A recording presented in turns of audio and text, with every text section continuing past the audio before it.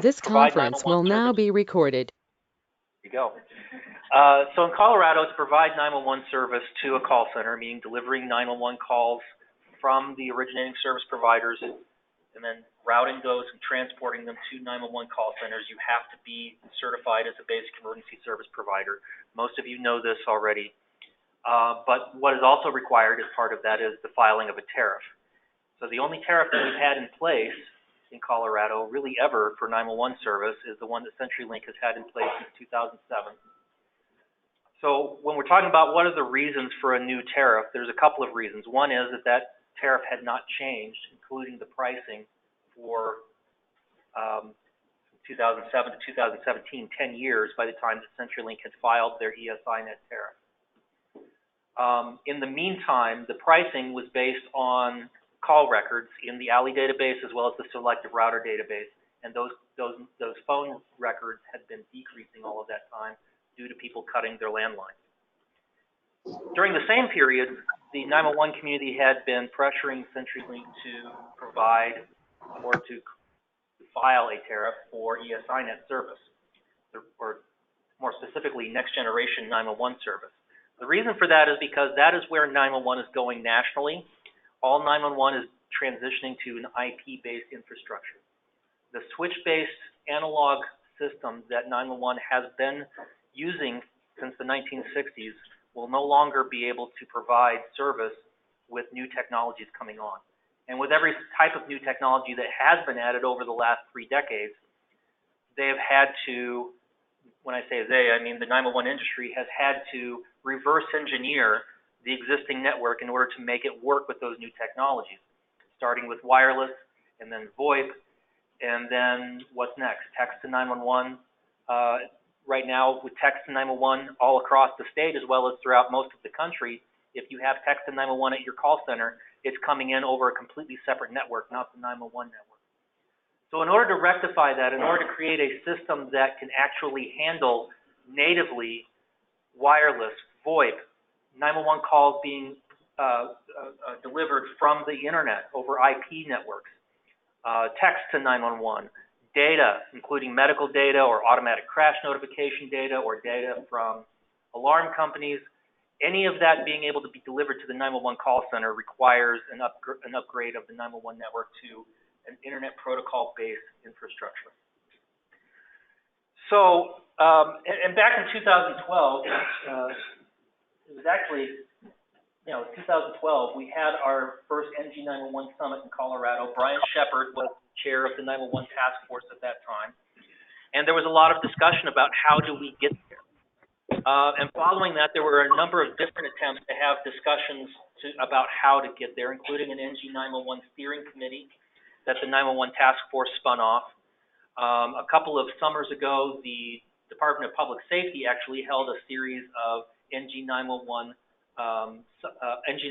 task force discussions, which resulted in a bill that didn't actually end up passing that would have created an NG911 board over at the Department of Public Safety. And it was after that, or it was actually during that time, that CenturyLink filed its ESInet tariff. Now, I make the distinction between the two. You might hear me go back and forth between NG911 and ESInet. NG911 is a lot more than what we're getting with this tariff. This tariff is an emergency services IP network tariff. It says NG911 in the title, but if you read what it's actually providing, it's just the ESInet. You're not getting geospatial routing. You're not getting text to 911 delivered over the IP network. All you're getting is delivery of 911 calls in IP format to the public safety answering points. So that's an important distinction, but it is the first step towards next generation 911. Until we have that IP network in place, we cannot make any further steps to next generation 911. So what happens when a tariff gets filed? Most tariffs that get filed with the commission are over non-controversial things, and they just go into effect automatically because nobody contests them. CenturyLink told us when they filed it, they knew that somebody would contest it because this is something important that needs to be discussed. So when they filed the tariff, the next thing that happened is there were a number of local 911 governing bodies that intervened. Larimer County was one, Arapahoe County, a consortium of 911 authorities on the western slope, working with Montrose County, Adams County, El Paso Teller. So there were a number of 911 authorities that intervened. And what happens when there's an intervention is then those interveners become parties to the discussion, and they can actually enter into negotiations with the company that filed the tariff. So over the course of about, I want to say about 14 months, it was over a year, all of those parties met almost weekly, every Tuesday, for 2 to 3 hours, discussing the details of that tariff. And what they ended up with was a settlement that they proposed to the commission that was actually had lower pricing than what CenturyLink had originally included in their tariff in 2017, and included a number of other concessions as well, such as PSAP gateway modules to the call centers. So that's how we ended up with the tariff that the commission approved. Following that, we were trying to get a grant from the federal government. There's a 911 grant program that the timing just worked out well on to pay for the non-recurring costs for the migration to the ESInet. What our original proposal was from the commission was to pay for those non-recurring costs plus a certain number of months of the increase in the monthly recurring costs. The grant program replied that they would not pay for any recurring costs whatsoever. CenturyLink was good enough to work with us to actually change the pricing on that tariff then to build in a 6-month moratorium on the monthly recurring costs. That increases the non-recurring costs, but all of that will be now paid through the grant program. So that's essentially the process. Now, when a tariff is contested like this one was, what happens at the commission is that the commission breaks up into a trial staff and an advisory staff. I was on the advisory staff side, so I was not allowed to talk to any of the participants in those negotiations. So all of that went on behind closed doors. There were trial staff from the commission involved in those negotiations, and they were essentially there to help basically move the discussions along, but they were not allowed to tell me what they thought of the settlement or the results that came out of that. There was a hearing where the hearing commissioner actually cross-examined witnesses both from CenturyLink as well as the trial staff members of the commission. And in the end, the commission, with some stipulations, approved the settlement, which includes the tariff that we have today.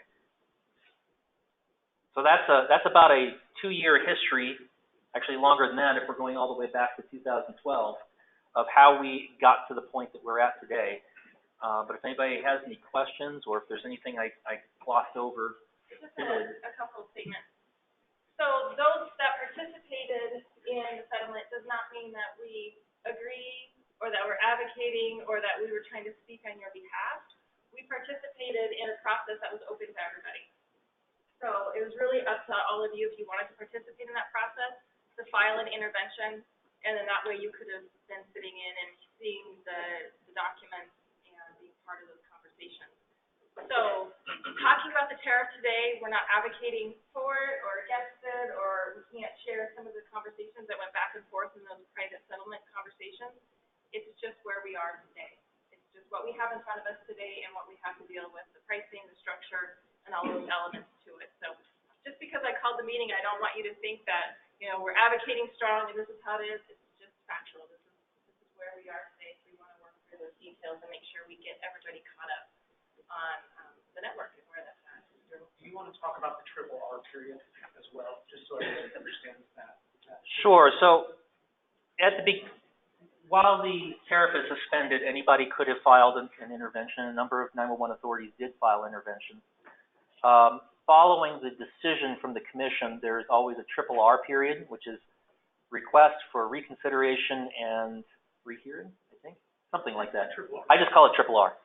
But it's basically a rehearing. During, I'm sorry? Yes, rehearing. Yeah, anyway, rehearing, something. Retrial. Thank you for that clarification. Yeah, no, I thought I had it when I started talking, and then I realized I should have stayed Uh, quiet. Anyway, during that period, whatever it's called, additional parties can essentially petition the commission for reconsideration. Given that this was back in December that this decision was made, that period is long past. I have had some people ask me, why is this mandatory, and how is this not considered an unfunded mandate? The reason why it's mandatory is not because the commission is saying you have to do this. The commission is saying this is the only path that's currently approved.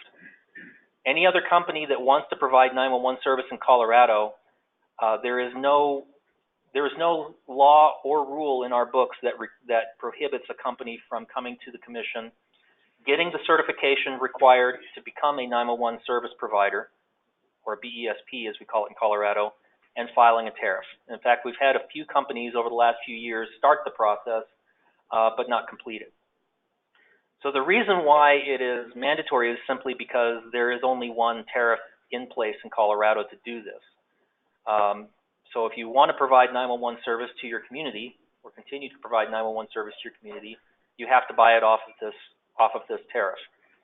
Now the trade-off for that is the fact that because they're essentially a monopoly, they also get regulated like a monopoly. One of the requirements that's in our rules is that 911 service tariffs are cost-based. And so one of the things that the parties did behind the scenes and actually filed confidentially in the proceeding were all of CenturyLink's costs of providing 911 service. And the settlement that they finally proposed to the commission actually called out a 10.5% profit margin for CenturyLink. So unlike in other states where there's an RFP and you have companies competing for a lowest bid of a highest quality service, what we have in Colorado is we have them a requirement that they provide it at cost with a set profit margin. The other question, why is this not an unfunded mandate? Again, the commission is not saying to anyone that they have to do this. Unfortunately, it's the practicality of the situation that says you have to do this, because if you're providing 911 service now, you want to continue to provide 911 service to your citizens. There's currently only one company in Colorado that has the correct certification and the tariff on file to do it. I realize that may not be enough to ease the sting of feeling like you're being forced to do something, but it's really no different than if any other company that is sole source changed the pricing on their goods, and you have to find a way to match that pricing or forego the service. So I think those are excellent points. I've received a couple of questions about, well, do I have to do this? Can I just choose not to do the upgrade and not go forward with the NE911 tariff? So just to restate that, if there was a carrier that went through the process and they were certificated BESP and they also filed a tariff that was approved, then you would have a choice. Right now you don't. If you choose not to go on the upgrade schedule, there's a period of time when CenturyLink will start charging you for the new tariff, and they're going to eventually sunset that equipment. So it's not, you really don't have an option to say, I'm just going to opt out of the new tariff. You're going to have to comply with the schedule or request a formal request to amend this. So again, something that you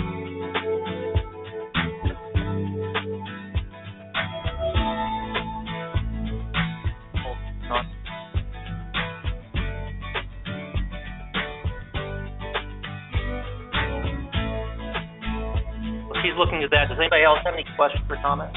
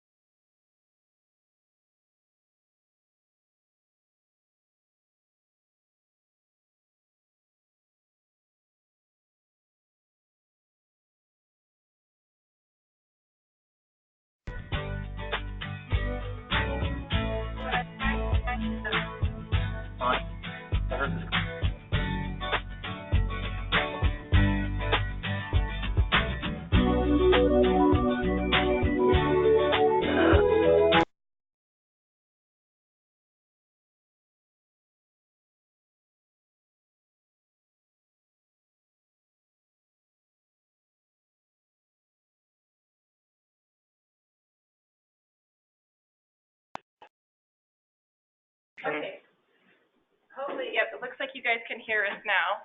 If somebody can hear us, please type in the chat box. Okay, good. Okay. We were trying to get rid of the hold music. So, how many of you wish you would have known about the process or about the tariff during the process? So, there's ways to receive notice about these activities happening at PUC. So, do you want to talk about how they can get on the list for the PUC, the task force list, all the mailing lists? Because that way you at least make sure the right person in the organization receives notice for these types of tariff rules, all of the stuff that goes on at the state level. Sure. Is it this computer that's controlling that? It is. Yeah. So just recently, Do you want me to go somewhere? no, you're good. So just recently, I created this website to help provide a little bit more of a online space for the task force, which includes all of the committees. But one of the items that I have added is this button right here that says email links, or email lists rather. You click that, there's an online form that will allow you to sign up for a number of different email lists, including the task force and a number of the subcommittees or committees of the task force, as well as the ESInet users group. So if you are not on some of those that you want to be on, I would encourage you to take a look at that email list and sign up for any of the email lists that interest you. Certainly the 911 task force and the ESInet users group, if you are in that position within your agency. But any of the other committees that interest you as well. There's an outage committee, there is a legislative committee, and we encourage participation on all of those. In addition to that, Kimberly was talking about a way to get notification from the commission when there are items of interest coming before the commission that you would like to be notified about. That can be done through the e-filing system of the PUC. Let me see if I can get to it real quick. If you're not sure how to navigate that website, you can just do a search, Colorado PUC, go to where it says telecommunications, it'll have all the numbers listed, go more, click on 911, and then you're taken to that website, and then you can click on 911 task force, and you're taken to all those sub-web pages that Daryl built. So you can just Google Colorado PUC, go to telecommunications, go to 911, 911 task force, and then you'll have all of that web page that we've been displaying. That's what I just did, is Google Colorado PUC, because I don't remember my own address. But another way to get notifications from the commission on some of these things is if you go to the PUC website, so Google Colorado PUC, right under the first column, or the second column here, it says online services. The first item says e-filings. On this page, you can do a filer registration or non-filer registration. Either one of those will allow you to create an account that will allow you to set up a search parameter to be notified of certain types of filings at the PUC. You probably don't want to be notified of every energy-related or transportation-related filing at the Public Utilities Commission, but you can set it up for any telecom-related filing. And it's been so long since I've done it, I don't remember the other parameters, but you may be able to narrow it down even further than that. So yeah, there are a number of ways to be notified of these things going forward. Really the best way, though, is to sign up for the email list for the 911 task force. Attend the task force meetings if you can. There's always remote participation options available, and we also record them and put them up on YouTube after the fact. So if there's a schedule conflict, you can still watch them afterwards. And certainly for anything related to the ESInet users group is going to be the place to participate. Then one other point about in the future going forward, I don't know how many of you have staff that can be dedicated, or if you're not wearing multiple hats, or you have attorneys that can be engaged in some of these issues. But I encourage you to work together, find somebody who could represent your interests, and then bring it back to you and summarize. So if you don't have time to allocate a dedicated person or somebody who can share the responsibility of watching all this information, I highly recommend that your agency, your authority, consider collaborating with somebody else in the region who can, and then you guys can have a point person that can then bring that back to your agency and give updates and talk about it. So the Resource Center does, they try to do all the networking piece of it as it relates to shared information, but really when you're talking about the PUC, you're talking about rules, tariff, interventions, that really needs to come from you and your agency. So one other piece, if you haven't thought about it, maybe before you leave today, from a region perspective, you can talk about how you can collaborate and work together on identifying that point person. And even if it's somebody outside of the region that you want to reach out to, so maybe you feel really comfortable with the way that somebody in southern Colorado is representing your interests in northeastern Colorado, great. You just need to work and communicate together on that. And Matt, are you on the call? Matt Gage? He is Well, you're probably muted. I can unmute him. Hey, how's it going? Oh, there you go. He must have unmuted himself. Matt, I just wanted to call out Matt because he, essentially, there were several 911 authorities in the southwestern part of the state that essentially did that. Matt is the executive director for Montrose Emergency Telephone Authority, but Matt, you were representing how many different authorities when you were at those negotiation meetings? 5. 5. So that is one way you can do it, because we know that a lot of the smaller 911 authorities, particularly out in the rural areas, you're wearing a lot of hats. So going to a meeting for 2 or 3 hours a week every week is probably not in your list of things that are doable. But if you can work out something with somebody to represent you from a consortium level of 911 authorities, that's also very effective. Yeah, for the legal proceedings, we file jointly and then have one representative and a proxy as needed. And that worked out, do you feel like that worked out pretty well for the agencies that you were representing? Yeah, I think it did. I think a lot of them were, well, as you spoke to earlier, they don't have the staffing to, well, I really there, but it was necessary. They don't have the staffing for 2-hour meetings once or twice a week for 18 months. But it can be reminders. No. It can be reminders. And Jill's perspective, Matt, was a huge benefit to be able to attend all those meetings and have that knowledge. Great. For those of you on the call, the comment in the room was that from San Miguel's perspective, it was very effective to have you represent them, Matt. Daryl, this is Connie from Delta, and I would echo San Miguel's remark. Thank you, Connie.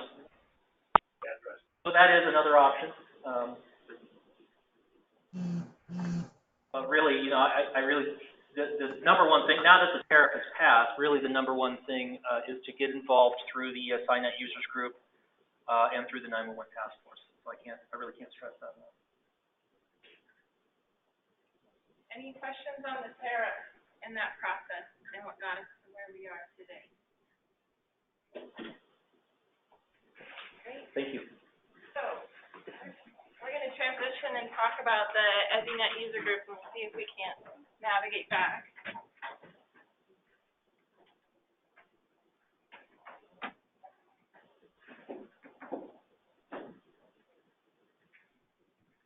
All right, so we're going to transition to the ESInet project, and we're going to probably need a little bit of help from CenturyLink on this too. So all of you are voting members on the ESInet, so 1 vote per agency. So if you haven't been attending, you need to start attending. We meet, we talk about the project, we talk about the project schedule, and we go through discussion items. So we're going to move in to talk about the deployment of the project and what it looks like. And Can we navigate? yeah, if you want to navigate, that would be great. So Bruce is the chair. I'm tag teaming with him on a lot of these items, and then Daryl's been great on keeping us straight and organized. So if we want to pull up the schedule, we have a schedule of your deployment. So that schedule was provided in the tariff in the filing to the PUC. The PUC approved it. CenturyLink revised the schedule, and that revised schedule was then filed in the tariff, and the PUC approved the revised schedule. So this is our revised schedule of your cut date.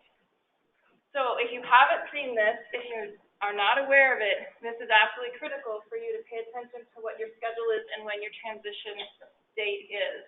We were going to start the project in October, Thank goodness we're not. I don't think any of us feel ready for that.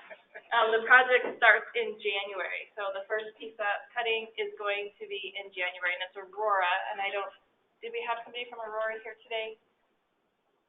Scott, are you on the phone? I'm still not sure why Aurora volunteered, but they did volunteer to go first, so they may be a little bit crazy. Wes, do you have any info on that? Because there were factors involved. Besides crazy. Well, yeah, it was, Scott wanted to step up, he's doing a lot of innovative things, and it's a direct auto customer as well, and, Viper, and just all parties thought that might be a good idea, so that's, they're scheduled to go January 7th. So summary for those on the phone, Aurora's crazy. So this is the schedule. Again, it's critical that you know your cut date and you know what's be expected of you for your cut date. So that's what we're going to get into is your responsibility. If you need to do a schedule change, I'm not going to say you're kind of tough luck, but you need to talk to Wes before you leave today, or you need to email Wes if you're on the phone, because it's going to be very difficult to move your schedule. Everything is dependent on the big picture of the deployment piece of it. So moving one agency is going to be difficult for them to manage. You're going to have to find an open spot, talk to CenturyLink about ordering, et cetera. So. And also look at your revised migration date. If there's a requirement in the tariff or in the settlement agreement that says to change that date, if CenturyLink moved your date because of the late kickoff for this project, that had to have been agreed upon by you as well. So I'm sure CenturyLink went through that process and has all of those agreements in place. But if you don't recognize that date and have not agreed upon a change of date, then you need to get with CenturyLink on that. And I think CenturyLink's process was through email notification. It was kind of one of those, review this, speak now, or it's being filed. So, again, there was a period of time that you could have spoke up to say, hey, we disagree with this date. If you have serious concerns about it, you definitely you can't wait. You've got to talk about it ASAP. Go ahead. So what the tariff says regarding changes of date is that both CenturyLink and the customer, meaning you, the 911 authorities, have to agree on a change of date. When they published this updated list, it was my understanding that they had not yet contacted all of the 911 authorities yet, which means that for those that they hadn't contacted yet, it was somewhat tentative. Wes, do you know if that contact has happened to all of the ones that changed, Nobody complained about it moving back for 2 or 3 months. Okay. We did have somebody volunteer to move up. Okay. But a couple of them, so. Well, technically, what the tariff says is that both parties have to agree. So if you don't agree, that is a completely different issue. But I don't know that very many people are going to complain about it getting pushed back as opposed to being pushed forward. But if there's a different date, if they've scheduled it on a week that you've got a big festival going on in your community, for instance, you need to contact CenturyLink and say, we want to move this date and work that out. And if both parties agree, then that date can change. If agreement cannot be made regarding a date change, the tariff also says that one or both of the parties can come to the commission and ask the commission to resolve the issue. So far, nobody's had to do that yet because everybody's been working well together. Wes? So, yeah, I'd like to just to point out. Wes, you may want to come up here just so people on the phone, because I think a lot of this piece is going to be yours, or. Yep. Yeah. At this point, it's scheduled to start off on January 7th with Aurora, and then in February 11th with San Juan.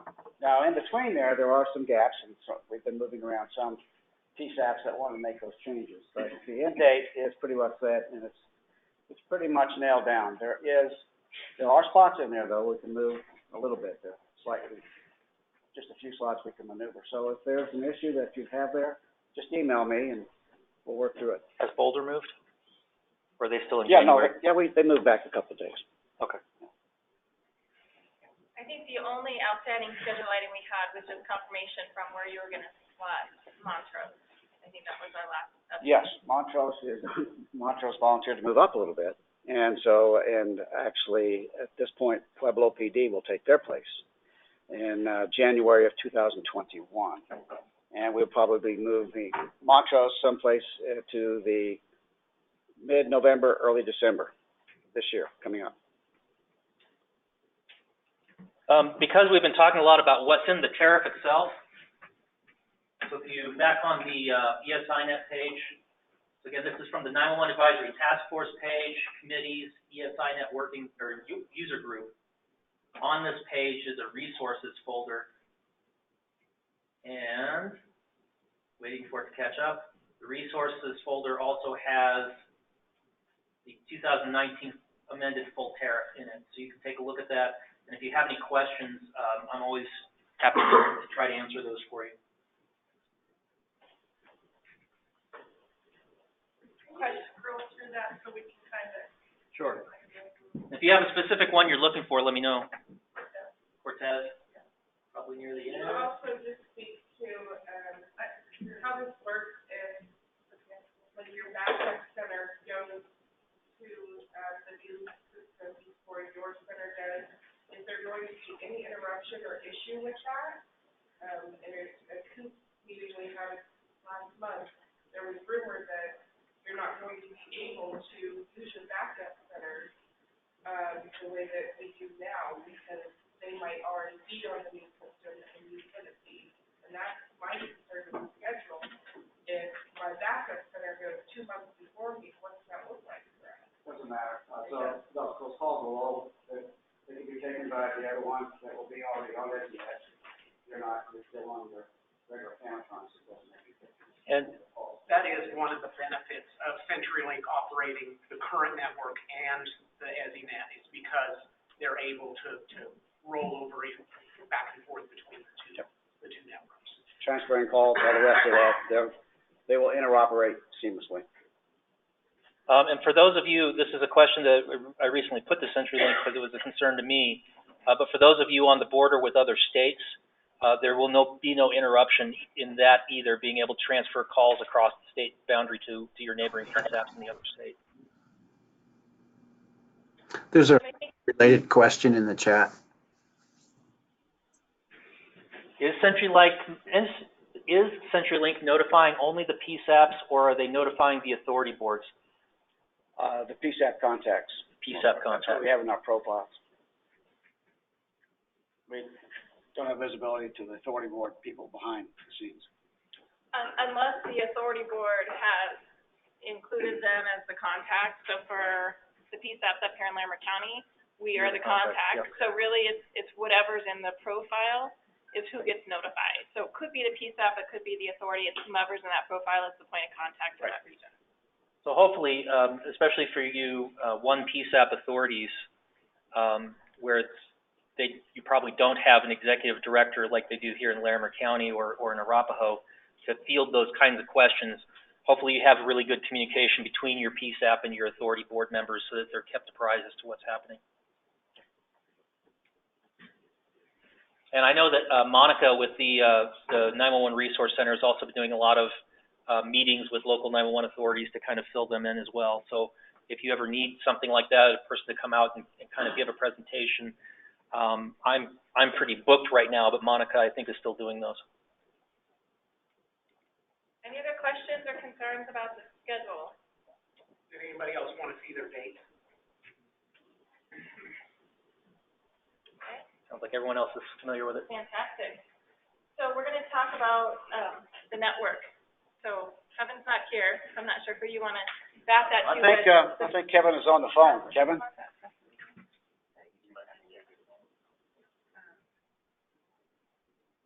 So this is a resource I thought would be good as you guys talk through it, which is that, and it's the big.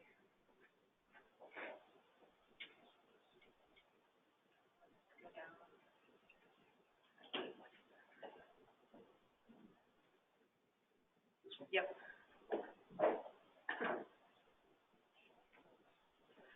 All right, so technical pieces, but the goal here is to walk through end to end of the network and what the ESInet is. So this is something provided by CenturyLink. Really, when you're talking about the tariff, the network, you're looking at the dotted line here over to the dotted line on this end. So Wes, I'm not sure if you or Kevin want to do that deep dive into this. I can do it. Kevin, are you on? Might be muted. Kevin, unmute. I thought I saw him up there. Was the code done mute again? I'm here. Yeah. Okay, there you go. All right, Kevin, we're going to walk through the diagram that we normally present, talking about the ingress points, going through the cloud and all the rest, and then the different kinds of handoffs that we do, be it either a direct SIP interface or PGM or multi-site, what have you. So I can do this, but that's what we pay you for. Why don't you go ahead, Kevin? Is there a certain part that you want me to emphasize on here? Why don't you take it from the get-go? I think we've got a pretty big room full here, and let's walk from the left side to the right side. Just cover the whole call flow. Okay, so I just switched headset. Can you hear me all right? Yeah. Okay. So starting from the left, all the different providers. We have go right to this. They're connected already to the legacy selective routers. And as soon as I learn how to talk, I can do this better. So all the offices, all the providers connect to our legacy selective routers. Then we aggregate it at a point of interface. Then we convert it to SIP. The LNG functionality is a GSX's. We use a Sonos GSX gateway. Then it goes to the cloud, ultimately connects to the next gen core services. There's a lot of pieces in this, border control functions and stuff like that, but at this point, unless someone really wants to drive into that, we have a border control function connecting to Intrado. It's no longer called West. And then from the egress, so that's the complete ingress, leaving the next gen core services, we write on the ESInet, connecting to the PSAPs. So if you look at, I'll start at the bottom because that's what I'm looking at right now. At a legacy PSAP, if someone doesn't have the ability or doesn't want to upgrade to a direct SIP, they can opt to have a PGM. The PGM converts it to an analog CAMA type connection. So it would essentially be a lift and lay, or they could add facilities, but it's a CAMA type connection. In the middle, for a geodiverse type multi-host system, there's a few in the state, we would have the connections go into each host. It's up to their CPE to if they have remotes, if they have anything beyond the host, that is through the customer's CPE. In the very top, we have a standalone I3. This says I3, but it's RFAI, but it's a direct SIP connection to the PSAP. Every connection going to the PSAPs, this is fairly high level in the sense we don't show 2 connections per system. There is actually 2 connections per system.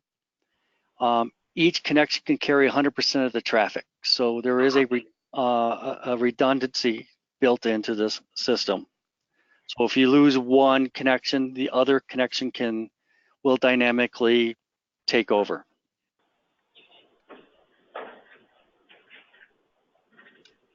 And I'm not sure if that's everything you want, but that's a high level.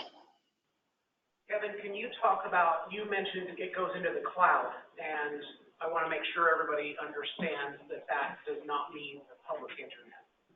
It is not the public internet. We do use VPNs. We do IQ private network. So if you were to look at the IP address, it looks like a public IP address, but it's not. So these circuits are going through our private network. So just in case folks aren't familiar with some of the terminology, SIP is a session-initiated protocol. This is the IP world delivery of that phone call. So essentially, if your equipment, if your on-premise equipment cannot handle IP delivery of the call, then CenturyLink will provide the PGM or a legacy gateway to convert that traffic back to analog so your system can understand it. And that's part of the tariff. There is no extra cost for that legacy gateway. And that's an important point too. That's a very important point, and the Resource Center recently sent out a survey asking about your on-premise equipment. And one of the things that they asked was whether or not your phone system was NG911 ready. Could you accept SIP call delivery? A number of folks answered, I don't know. Now is really the time to get a hold of your vendor and find out what you need to do to move to the system. Do you need that legacy gateway, or are you all set and ready to go to receive that SIP call delivery?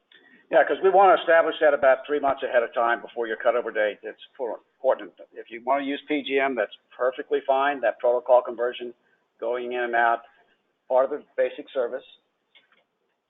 If you're about ready to change out your phone system in the next year or two, you may not want to pay for the SIP interface if your vendor says that this is what it will cost extra with licensing and, you know, other things that they have to do. So that PGM is a very viable way to go for a number of PSAPs. That's totally your decision. But we do want to know that about 3 months ahead of time. Our partner Entrado, we have to provision that rack, be it either PGM or SIP, well ahead of time. I think somebody was asking a question on the chat. Yeah, I was trying to get it on my laptop. Let's see.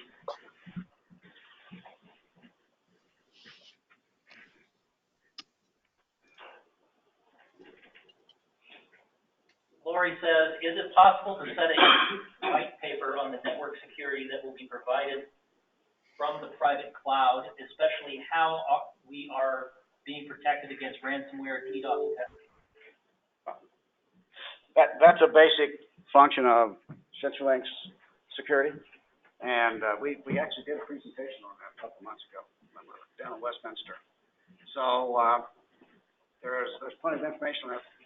CenturyLink, as a provider, does a lot of this throughout the country and works with the Defense Department. So the layer of security within this cloud here is top notch. And with our partner in trial, that hasn't been an issue before. So. And because that presentation was done at the task force meeting, a recording of it is available on YouTube. Yeah, okay. If you are going to accept SIP, notice here it says A911 firewall.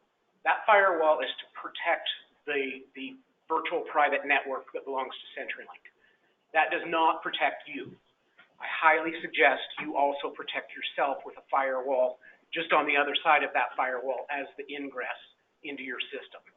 They are only there to protect their own network, not yours. So if you're going to accept SIP, you really should have a firewall. It's not required, but you should have one. I couldn't have said it better myself.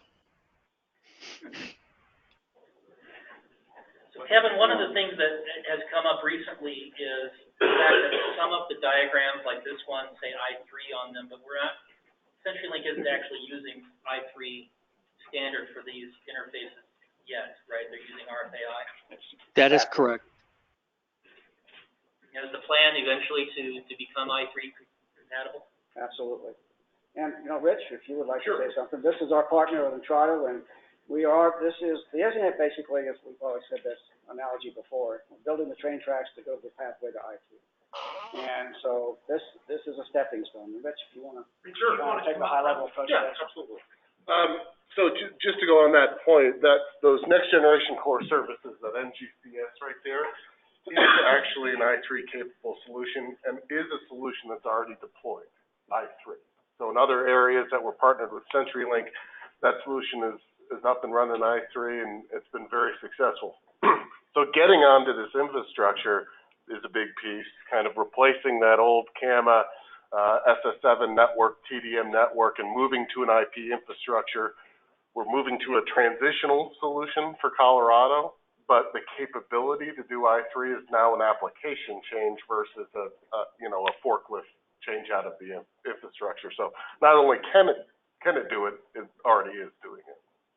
How many places do you have this solution already deployed? A dozen, a half a dozen? The solution, like Colorado, you mean? Yep. Sure. No, we have statewide deployments. So North Dakota is deployed right now, Minnesota, Arizona. South Dakota is going through that transition, right? Minnesota, right? Yep. Arizona, yeah. And, Utah is also deployed. So yeah, we've done a ton of, I don't have PSAT numbers, No, but I that's think it's probably somewhere in the 700 to 1,000 PSAT range on this system. But it's the same kind of core services that's used to that other little bitty company. They use the same type of technology. So as far as across the country, this is what is mostly deployed elsewhere. So. Brian, did you have a question? Yeah, I'd just like some clarification on who's responsible for installing the PGM or the SIP hardware, whichever choice the PSAT makes. Sure, so it'll be CenturyLink. Yep. Yeah, again, so that PGM is just in essence, a converter. So it converts back from IP into CAMA for those systems that can't accept IP. Obviously, I think technically it's a preference to go IP all the way to the call handling equipment if it's capable. If it's not, it's fine to hand off CAMA. It's just another piece of equipment in the call flow. We have two more questions.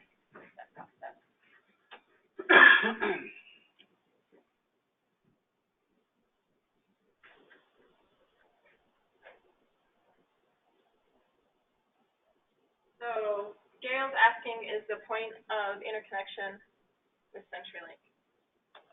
Not sure.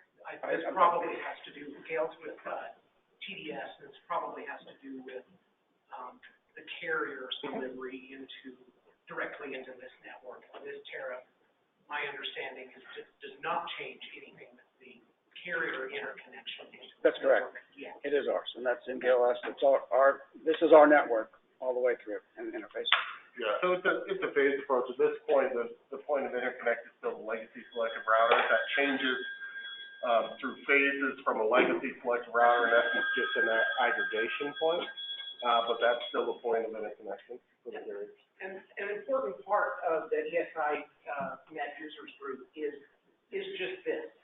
So we want to get through the deployment of the network statewide, but the users group is there to talk about and decide what's next. What are we going to then ask for text 911 delivery on the network? Is it important for us to work with the carriers and get direct interconnection into the ESInet for delivery of the calls? What's next? What features and functions do we want to build on this network? So we're building the train tracks right now. What are we going to put on the trains?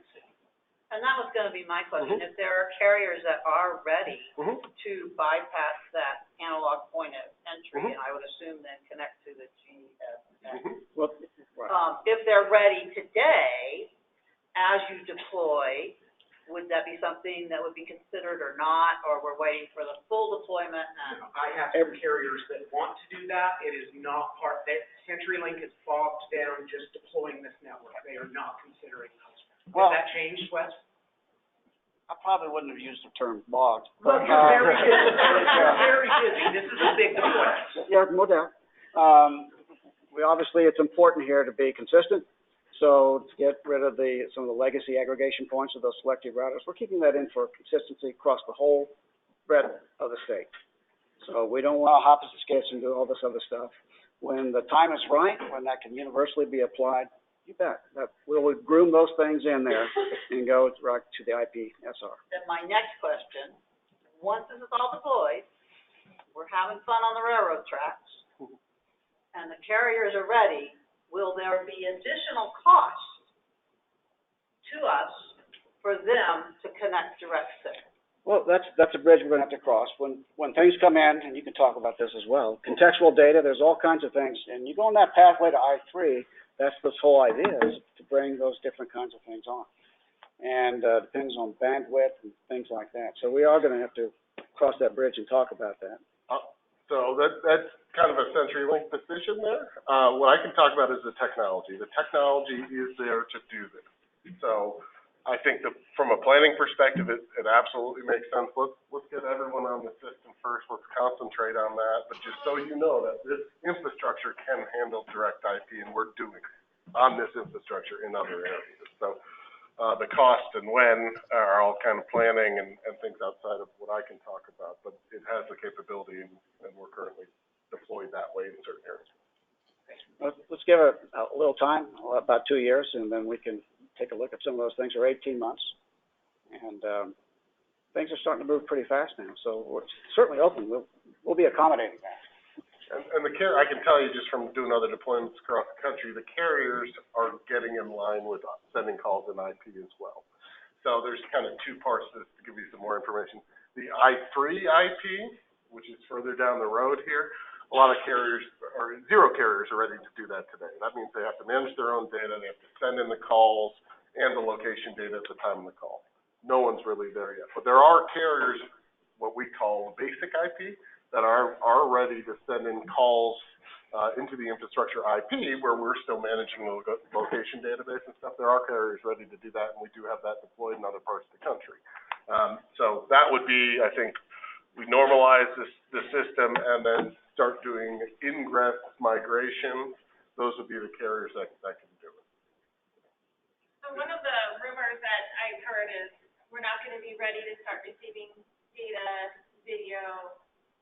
So the message from CenturyLink is that's not part of this network deployment. You don't need to worry operationally to start receiving more data onto the network into your comm center, because that's not part of it. You're looking at 18 to 24 months after deployment to possibly consider where the carrier is connected and also the data connection. I just want to make sure I'm hearing that correctly. Yes. That everyone heard that. Okay. Yes. And even when that does come and it's capable of the system, that doesn't mean you have to take it. Right. They're not gonna start dumping it to your call takers without you giving them permission. Right, that's a big change, and I think when I3 and NextGen first came out 10 years ago, that was the big worry. Oh, I'm just gonna start getting information, I don't know what to do with. That'll never happen in this solution.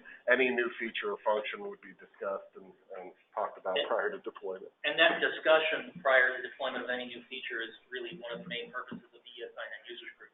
That's where we'll be discussing those things. I think we have Two questions. Could you define I3? So I3 is really what it's defined as is iteration 3.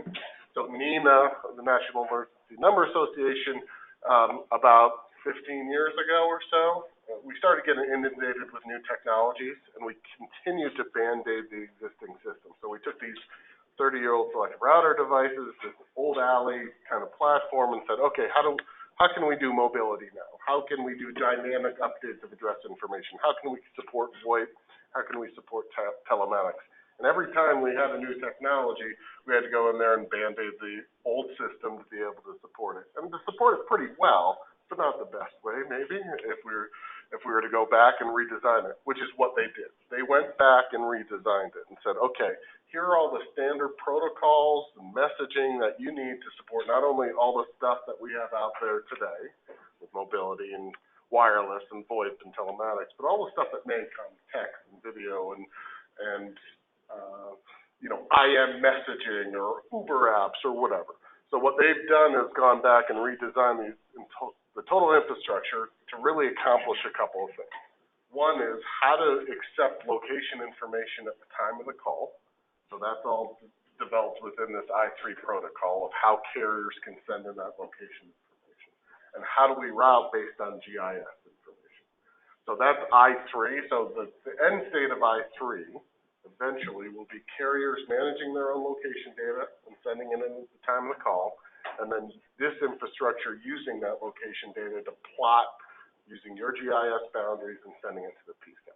But it was really a new iteration. They wanted to start from the ground up to say, okay, let's not band-aid this old legacy 40-year-old system anymore. Let's start from scratch, and that's what CenturyLink's providing here. Second question. Yep. How are the number of required concurrent sessions calculated? Mm-hmm. And how does that relate to the number of simultaneous calls? Sure. So typically, and we'll work with your PSAP on this, usually in the first stage what we look at is the existing CAMA trunk. So if you have 12 CAMA trunks going into your PSAP, that's what we start with. Now we can do things and look at it in our environment, and you can help us by looking in your MIS environment to say, is that the right number? Is it too little? Is it too many? And then we can go and augment those circuits if we need to handle more concurrent call sessions. But the first stage we do is we say, what do you have today? And let's at least support to that level of concurrent calls. And then we'll watch it on both sides. And if we need to modify the number of concurrent call sessions, we can relatively easily. Yeah, real easy. Being SIP, We can move it up or down very, very quickly, unlike the old days. I just have a question about that report gathering. So a lot of the reporting tools, unless you've moved over to an ECAT in the Viper environment, and the legacy MIS, and maybe some of the other CPE equipment, they don't have a robust system to be able to look at simultaneous 911 calls coming in.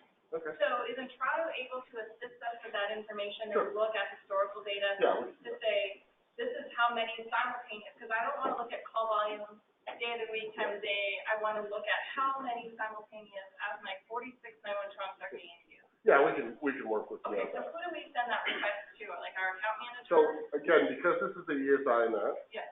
once we're on the ESInet, we can do that more. So we can't do it now? Can't do it now, and the reason being is because it's not going through our next-gen systems right now. It's going through selective router. So I don't know, Wes, if there can be some sort of investigation being done through the legacy systems today. I can tell you, once it's on the ESInet, not only do we have tools that can do that, I think this is, we have a tool that we can provide to the PSAPs to look at their own records as well, a real-time kind of like data tool. It's the Clearview. There's Clearview reporting, which is kind of historical reporting, and there's something called the customer management portal, which is actually allows to go in there and look at all detail records.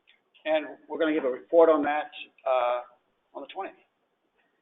Yeah, so for the ESInet user group, the next meeting is next week, and we will have a presentation, and we'll talk a little bit about that as well. Right. But right now, we can't get it through Entrado. When you're on the ESInet, we will be able to possibly some additional reporting functionality from CenturyLink. Is that something you'll take, Wes?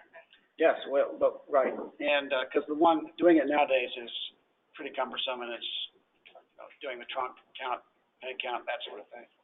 Probably isn't as accurate as what you'd like to see, so.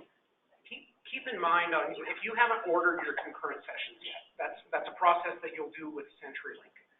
Really take a look at that, a good hard look at it, because in our current system, we pay our tariff fees based on the number of alley records.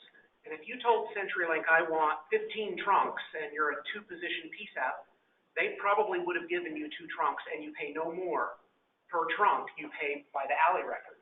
So you really need to take into consideration, do you really need 15 concurrent sessions? And analyze that, because in the new system, you are paying per concurrent session. Okay, so just to clarify, the number of concurrent sessions means the number of simultaneous 911 calls. Correct. That is correct. In the trunk world, it's how many trunks do you have? And if a additional party calls 911, are they gonna get rolled over if you have that set up, or get a busy just like they rolled over? So within this next generation core services platform, there's a whole bunch of, although we're doing a transitional solution, there's a bunch of I3 terminology of functions in there. One of them is called the policy routing function, which determines the alternate and default route. So in an IP world, what we do is we send a call to you. We keep sending calls to you. Let's assume that your call handling equipment is IP. It's not using one of these PGMs. Then once you get to your limit, so let's say that's 10 calls, your call handling equipment will then respond to say, I'm busy. So we get this IP response saying, I'm busy. So then we look into our infrastructure, and we have a whole bunch of different ways to do alternate routing, but in essence, different PSAPs to route that call if we get different error scenarios or busy scenarios. So, yep. While I'm on a roll. Yeah. At what point, when you are converted to ESInet, at what point do calls from CenturyLink local COs roll over into this? Are there still trunks from each CO into a regional switch tandem? You mean the camera trunks? Yes. No, we will stop those when we do the switch. We will keep them there for 30 days or so. But, when you switch over to this, you're on this system. Okay, I'm sorry, Wes, I'm talking about right at the originating CO. So the originating COs will still go into the aggregation point, which is what we used to call legacy selective router, but is now an aggregation point to send in there. Because those hard trunks are still in there. It would take CenturyLink, wireline CenturyLink, a while to change out their entire circuit switch infrastructure to support IP traffic. So at this point, they're still going to send their calls into the legacy selective router. Now, it won't be doing selective routing at that point. It'll basically just be passing calls into the infrastructure. Got it, thank you. And CenturyLink is doing that a bit at a time, upgrading your infrastructure on the wireline side to IP, correct? Yeah, it's happening all the time. It's I mean, that's, evolved. but that's all outside of the basic emergency service Right. that you're paying a tariff for. Right. Any other questions on some of the terminology that was mentioned? Anybody, if you have a burning desire to know what a BCF or a GSX is, ask. Some of the terminology is a little bit difficult to keep up with, so, we're happy to dive into it if you have Wes, can I any questions. run a question by you about concurrent sessions and ACD? So if you're considering how many concurrent sessions you need, would it be correct to say that centers that use automatic call distribution and may have calls in queue occasionally might want to consider more concurrent sessions than a center that doesn't? Because each one of those calls in queue is using up a concurrent session while it's in queue, is that right? That's correct. Yeah. It's basically being held at the PSAP. So, yeah, whatever that concurrent call session count is, it's the total amount you want to be able to handle for. You know, and even a smaller center, if you have a need to put a lower priority call on hold to answer another incoming 911 call, that's another concurrent session, so you have to consider those scenarios. But, well, maybe another question. We are having dual entrances sessions going into every PSAP at a minimum. Right. And we balance those calls. We do balance them, but we want to keep in mind too, is this is a common question that comes up. Well, let's say I want 20 calls, does that mean 10 on this link and 10 on this link? And it doesn't. Because we want to be able to, if that link goes completely down, be able to handle all 20 calls on one link. So mine's more a comment. So on the technical side, I just want to, if there's a way to make sure that CenturyLink can provide their technical specs to vendors that are helping PSAPs, because I know that sometimes when I'm in the world of trying to think, oh, we just need this stuff, and the vendor's going, what stuff? And I'm going, stuff, IP stuff. And they're going, what IP stuff? I just want to make sure that the comment is out there as you're moving forward, to make sure that you work with CenturyLink and your vendor to make sure that they know what stuff is being talked about, because I can't wrap my brain around some of the very technical details of the equipment and that kind of thing. Yeah, and we should have all that documentation ready. I mean, the good point is with all those state deployments we've talked about, we've deployed a whole bunch of different call handling equipment there. And we've established all those process and procedures, how to hand off those calls. We can't necessarily tell you how to configure your call handling, but we can tell you what we're going to send so they know what to configure. So that'll be part of our project management process, and our project managers will work with the CP vendors. So I got this question yesterday from one of the PSAPs. If they are getting ready to upgrade their phone system and they want to make sure that it's going to be compatible with what you guys are going to install, even if they're not getting it installed until the end of the 14 months, how would they work to find out how would they work to get an RFP out there that's going to get them proposals from phone vendors that are going to be compatible with them? Well, all of them would be compatible if they went PGM. If it's SIP compatible, I think is probably their question. Right. And there's paperwork we've got with our partner in Toronto that we can send out to them. Okay. They can bump that up against any hardware vendor they're looking at for that phone system to see if that is compatible. So basically just contact you to get those specifications. Well, I can send those out. Okay. So, Right. Yeah, I think, Daryl, my response to that too would be, folks need to realize that you can have a SIP-ready system, but it's not SIP-enabled. that's correct. So, a Viper Vesta system is based on SIP protocol, but there are licensing and configuration work on the controller side that needs to be done in order for that piece of equipment to talk SIP to the network. So just point of clarification for people, you can have a SIP-ready system, but doesn't mean it's SIP-enabled and ready to communicate as such. Just real quick, just to kind of piggyback on Jackie's statement or question, is there like a site readiness document that can be shared with vendors such as myself that I feel have a firm understanding of what needs to be done on the controller side to accept the SIP or the PGM, But I'd like to document, it'd be nice if we had a document just to make sure that I'm checking off all the boxes and that, there's no gotchas in the 11th hour.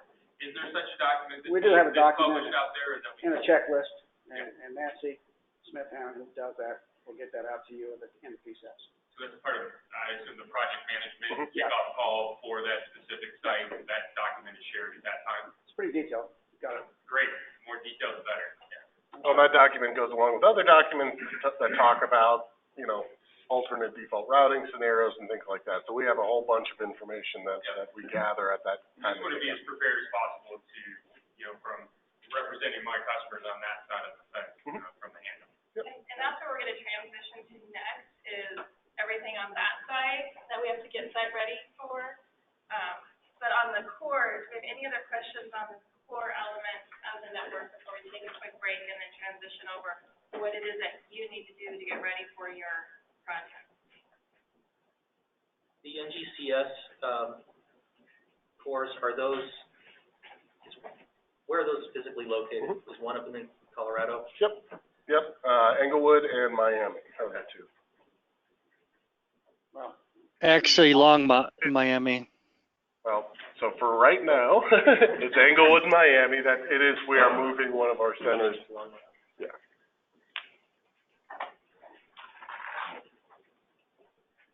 All right, any other questions right now on this part? Clear cloud boxes, it's always fun to try and interpret, but, all right, we're gonna go ahead and take a 10-minute break now, and then we're gonna transition to what do you do on this side to get site ready, and we'll go through that checklist that we created for the step readiness, talk about electrical, rack space, SIP licensing, all of that stuff. So, take 10 minutes.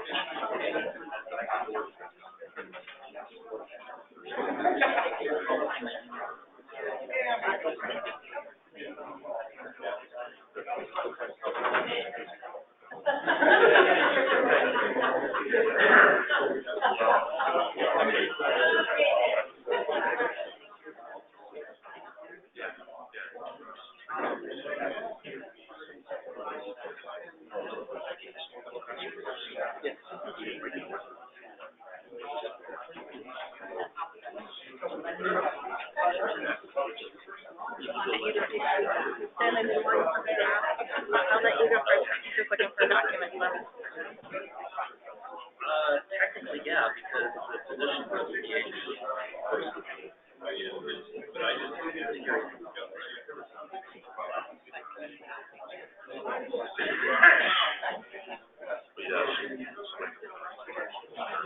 Gotcha.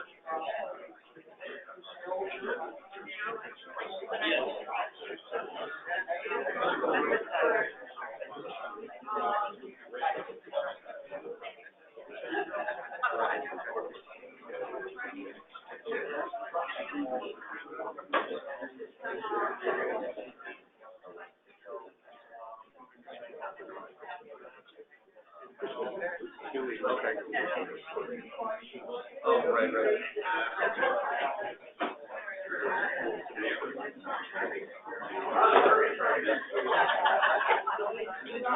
Right.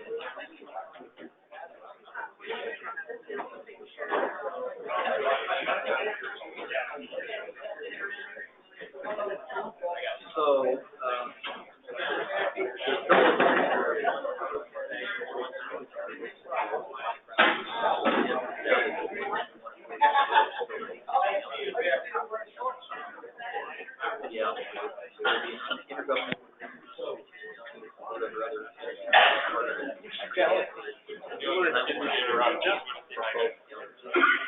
The other way is,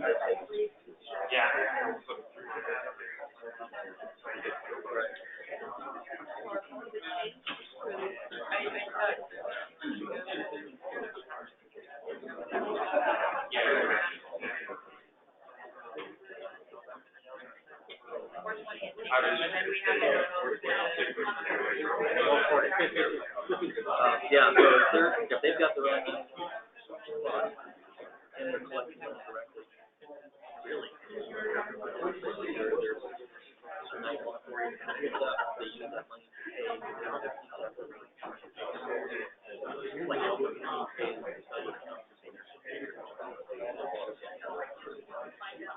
I would think so, I would see how that would play, because that's cheaper.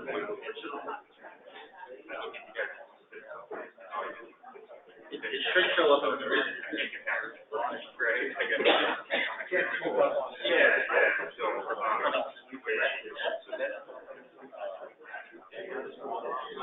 And when you get it directly,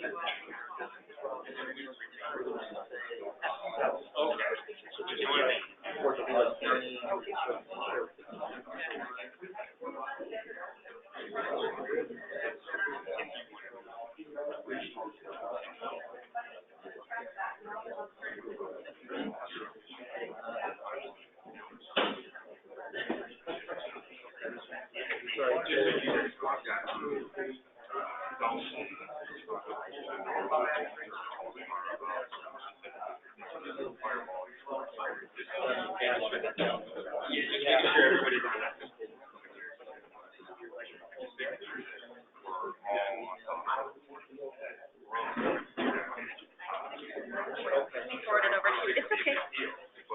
I could have drained it too.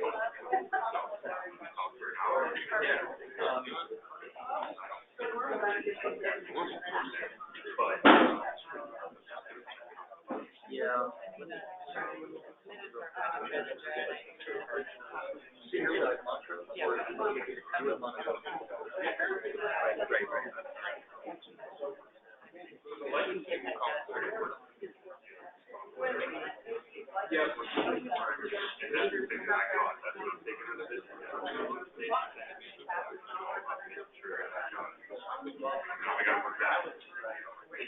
Yeah, so if you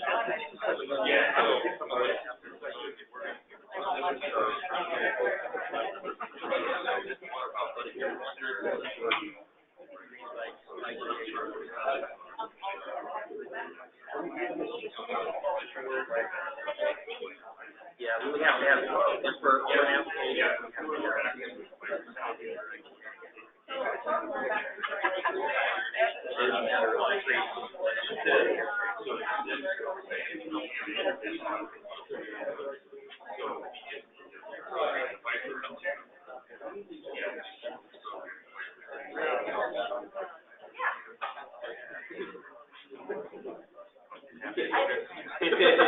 Yeah, I've had that.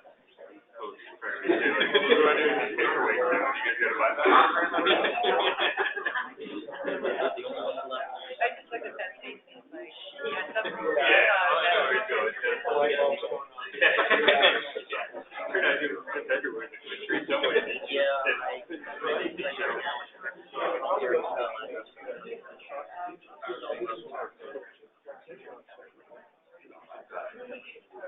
They do. They all have project managers. But the way they're doing it is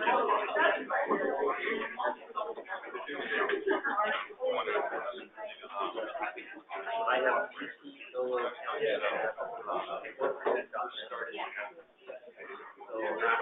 yeah, if it's just going into the general fund, money collected from them, have it says on it.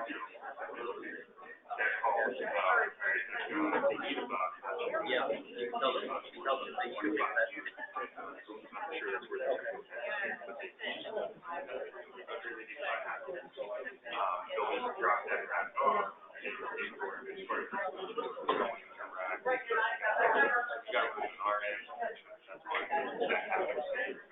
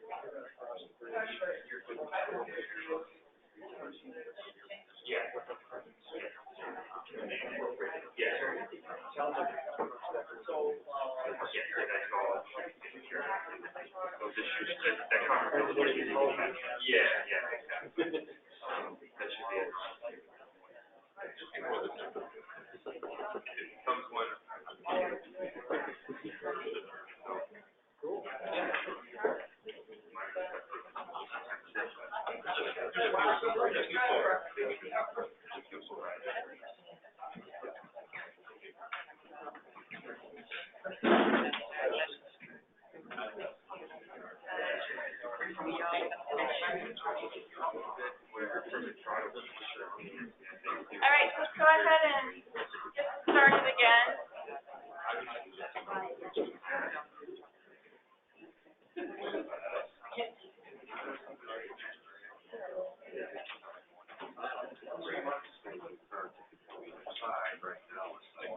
So the intent of what I want to transition to and talk about now has to do with what happens when the network is coming into your PSAP. So it's that handoff and then your responsibility as PSAP demarcation, the equipment that's going to be installed, electrical requirements, network, rack space, all of those pieces. So I'm going to actually have Intrado, I'm not sure where Rich went, so we'll have Wes talk through this, but this is in that folder on that website as well. And this is a picture that CenturyLink provided us that goes through what the equipment is that's going to be going into your back room. And the estimate is 20 U's of rack space per demarcation point. So if you have multiple demarcations, you have to think about 20 U's of rack space in each one, which is a good size of rack space that you're going to need. So Wes, did you want to talk through each of these and what they are and talk about the PSAP requirements? Yeah, Kevin is going to cover that, the whole PGM and the racks, the 20 years. Kevin? Yeah, I'm here. Let me switch to my headset so you can hear me better.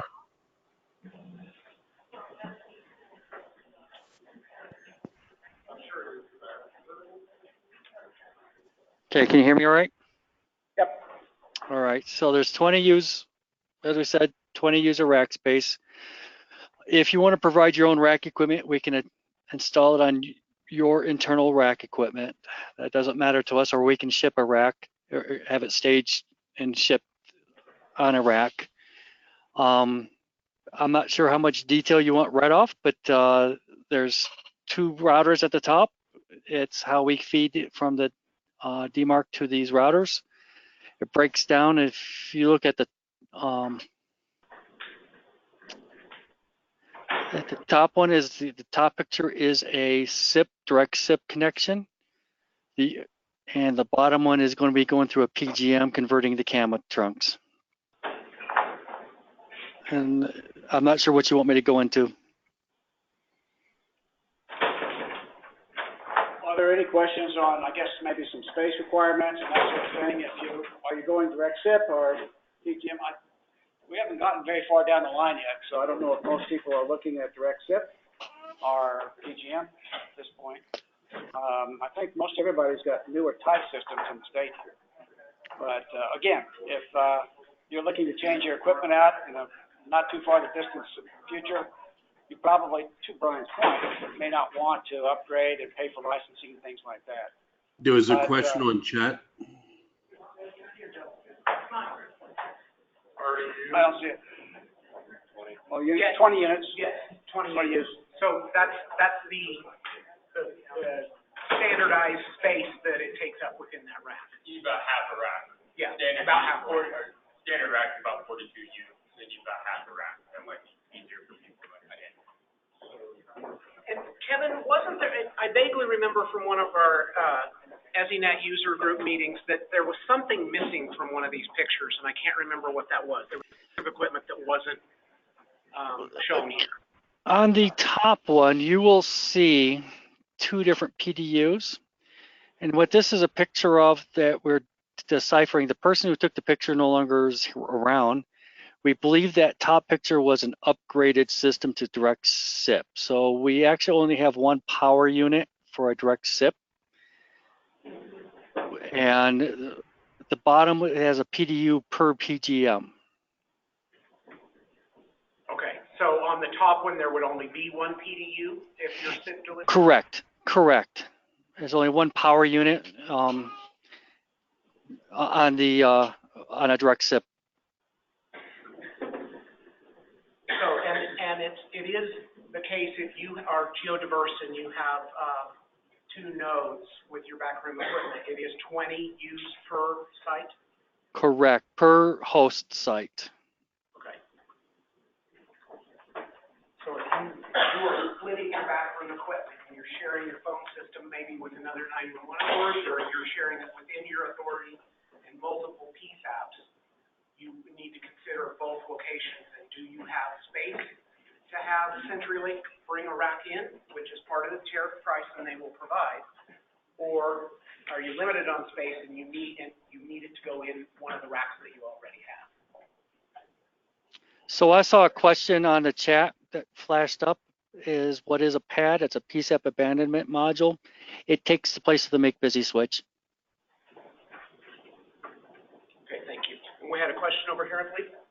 Yeah, I've got 2 actually.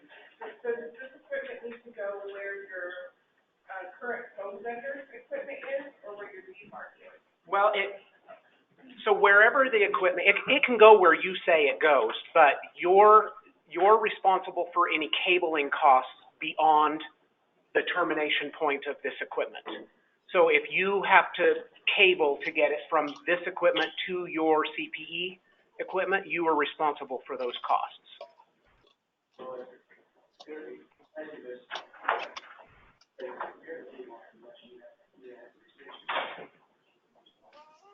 There's one thing to keep in mind for that. Can you 2 stand on this side so the phone can hear both of you? Yeah.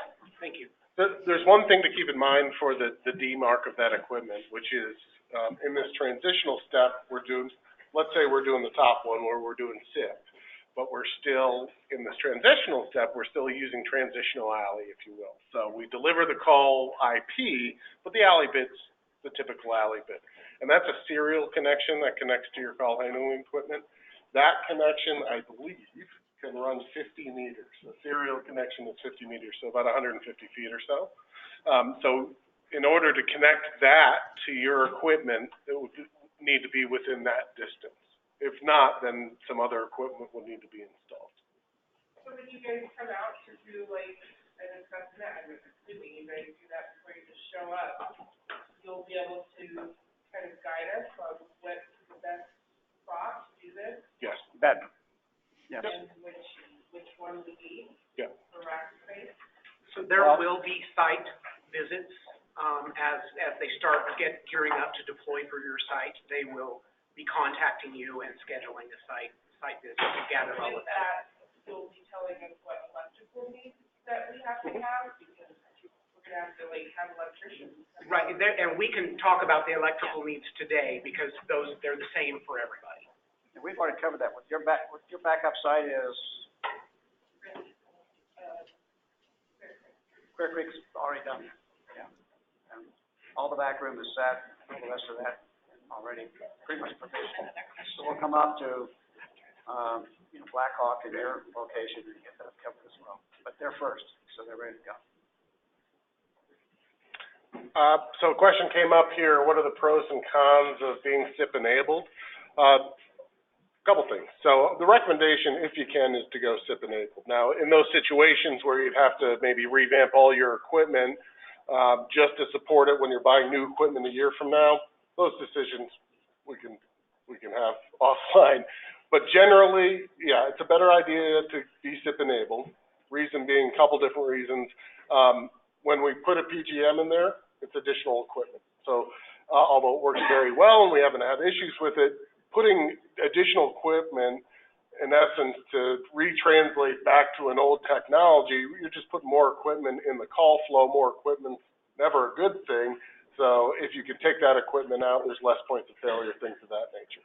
Other things that are helpful is when, in the future, when we do go to I3, at that point you already are SIP enabled. It's just changing, in essence, some configurations. So down the line, when we go to I3, there'll be a lot less reconfigurations and migration steps to get to I3. But in essence, it's just a clear, more direct path.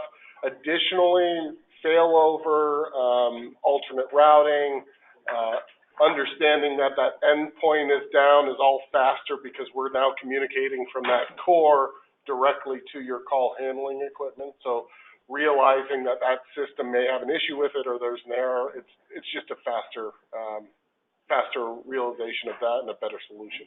Again, PGMs are fine. They work very well. We've been very successful with them, but there's definitely advantages to being SIP initially. Do you have as much insight on the monitoring piece if they're using PGM? We do, because we monitor all that equipment. It's different types of monitoring. So now you're monitoring in a CAMA trunk. You're monitoring out to a router that then connects to this PGM device that then connects via CAMA to the call handling equipment. So there's different levels. It's different, but we can still see whether those trunks are available or not. Again, looking towards the future, putting a router there, communicating IP directly to call handling device is a cleaner solution, but we're able to monitor either way. Yeah. Nicole. They've been hanging out in the IP bowl through serial connections. Oh, is it 50 feet? Oh, okay. Sorry, thank you. So clarification on the phone, serial connection can run 50 feet, not 50 Thank you. meters.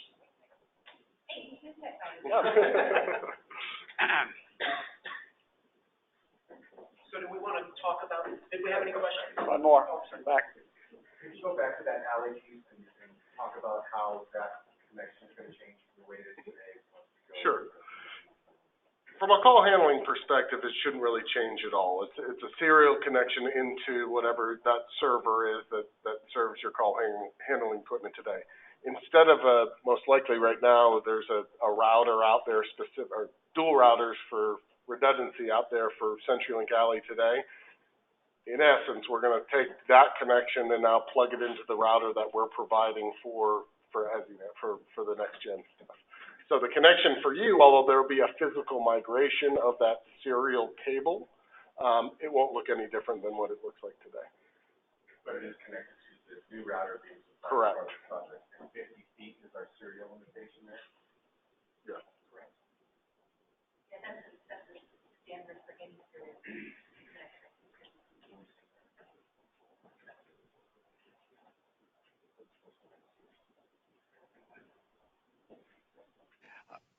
So which would, in essence, if it's anywhere close to where your alley routers today, if we're putting this equipment, we're okay. If not, we'll have to reevaluate where we're putting this equipment. So on the alley, this is Kevin, on the alley today, you are using modems to connect the alley. You would remove the connection from the modem and connect it directly to the router. There's an aux port on the router. That'll all be part of our migration steps when we turn it up live and do testing. Is there a requirement for that router to be physically located near one of the other components of the stack?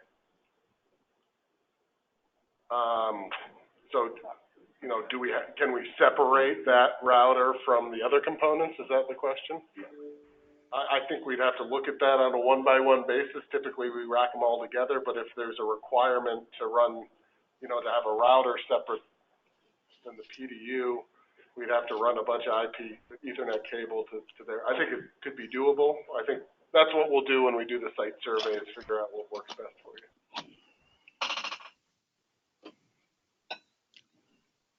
I got a question about the site survey. So are you looking at roughly 90 days ahead of?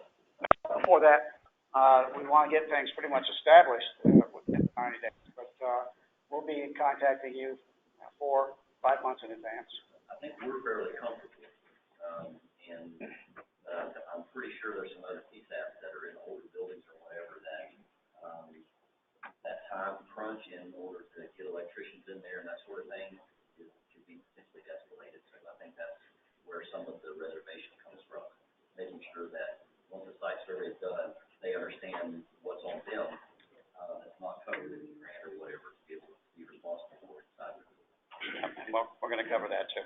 If you have the ability in your budget process, and you're still in your budget process, and you're migrating that in 2020, I highly suggest you put a little contingency money in there for electrical work and those sorts of things that may fall off. So I pulled up the electrical requirements, but I want to talk real quick about the demarcation. So they come out, they do a site survey, what CenturyLink has it done in all pieces, all PSAP day is to then really outline this is where the rack space is needed, or this is the rack we're going to use, and that impacts the electrical. So Wes and Nancy, who's the project manager for this project with CenturyLink, they know they need to go back and really dial in, here's the demarcation coming into your building, and here's where the equipment's going to go. So if that hasn't been decided in your January, February, March, I would start joining our ESInet user group and having those conversations. That cable, again, to restate, the cable that if their demarcation is in one location, but your CPE is somewhere else, that cable run is your responsibility. So that's a cost that you may not have factored in. It's contractors that you're gonna have to maybe bring in from the outside. So, for example, in this building, our demarcation with CenturyLink is in the basement. Our PSAP is upstairs. We don't know yet if they're going to put their equipment in the basement or if they're gonna put it upstairs in the PSAP bathroom that is just down the hall from where the PSAP is. So, big, huge difference of projects, and we're not sure what they're gonna do there. So, that piece of it is, everything is dependent on knowing where CenturyLink is going to install their equipment. So, 90 days from installation, we should know these answers. We want those answers pretty much firmed up 90 days ahead of it. So, let's see, November, January. Well, actually, we just covered that with yours in this building here. We talked about that this morning, I think.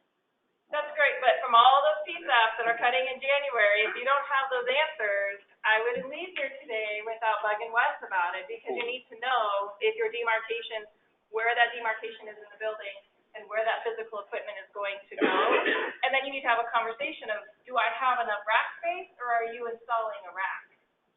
And do you have space for them to bring in? Right, if you have space for them to bring in a rack, because again, it's a lot of equipment.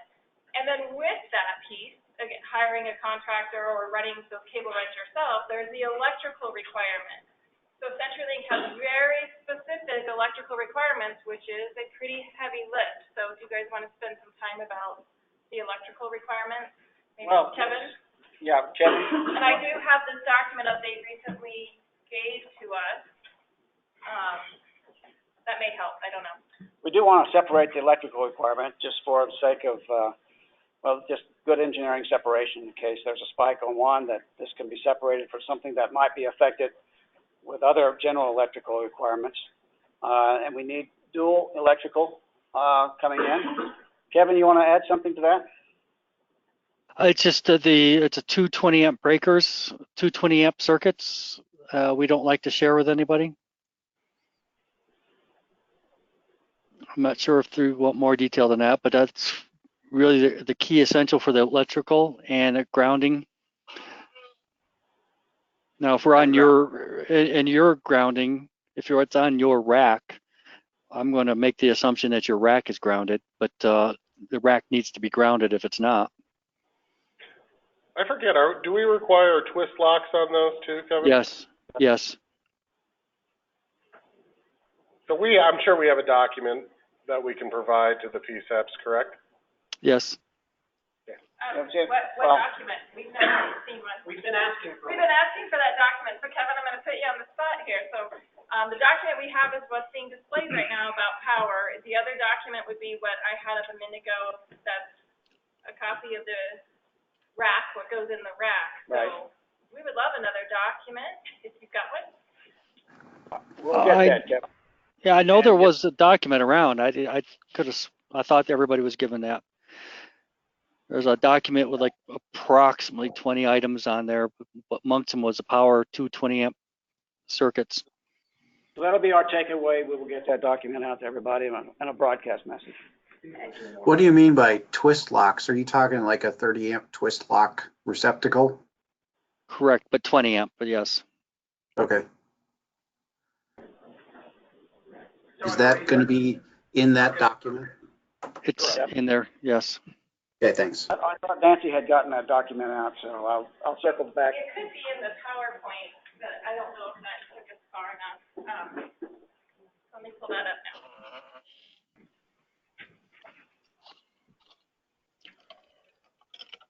This one you're thinking of, Ed? No, we have another document of the customer. Is it when you come out and do the site survey? I know Nancy, our project manager, was distributing them, so I don't know how that's being sent to the customer. Kimberly, I'll circle back with Nancy and we'll get that broadcast out. Make sure it's covering all the grounds that everybody needs to be looking at. So if you want that ahead of time, become part of any ESInet users group. Otherwise, you're not going to know about it unless you directly contact CenturyLink or you wait until your site survey time. So I highly suggest you become part of the ESInet users group so you get all of this information. As others are rolling out, you also will get to hear the experiences of any issues that came up with the implementation of a particular PSAP so you can avoid those pitfalls of yours. Yes, sir. How many site surveys are you going to do? On one? How many site surveys will there be per site? We've already had some tonight. But you know what? We're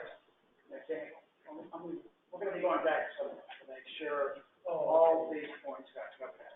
I think there were some site surveys that happened that maybe were kind of a little bit premature that. I agree, and that's why we're going back. Right. We've been working with Kimberly as well. I think we probably should have been a little bit more thorough on some of those, so we're circling the wagons back to get that covered. I think that's when he said we just need one right-hand dedicated survey, and a static plan. They're coming back out this week too. It's a little different for our job too. Okay.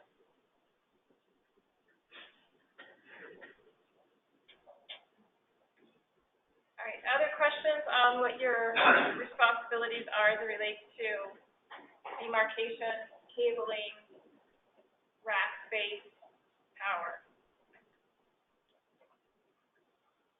Internal firewall, I know we already touched on that, but do we want to talk a little bit about that firewall recommendation? Again, just to make sure you understand that if you're going to take a SIP direct in, you're probably going to want to provision a firewall. So I can go Please. through that from a high level. So we provide a router at the PSAP location. We're doing a SIP handoff to your infrastructure. We need to either connect to a router or we need to connect to a firewall. And obviously firewalls are beneficial for a whole bunch of different ways. If you're using your call handling equipment to do other things and to contact other networks, it probably makes sense to have a firewall in there to control your traffic. What's really important, and we learned this through through years of deployment, is initially we used to take our router and connect directly to the switch stack of the CPE. And then we had a lot of issues because then we became the default, in IP terminology, the default gateway for all traffic coming in and out of that call handling equipment. So after that was done years ago, we said no longer. We need to at least, again, connect to a router or a firewall on the PSAP side so they become the default gateway, which means if you have other traffic, if you're doing web queries or if you have, let's say, a text service that uses the web or anything like that, then you're in control of, in essence, directing that traffic rather than us. We want our routers and our equipment dedicated to 911 traffic and not to anything else. So it's a requirement that we at least hand off to a router in your infrastructure, but recommended that we would hand off to a firewall so you guys have more control over your own local network.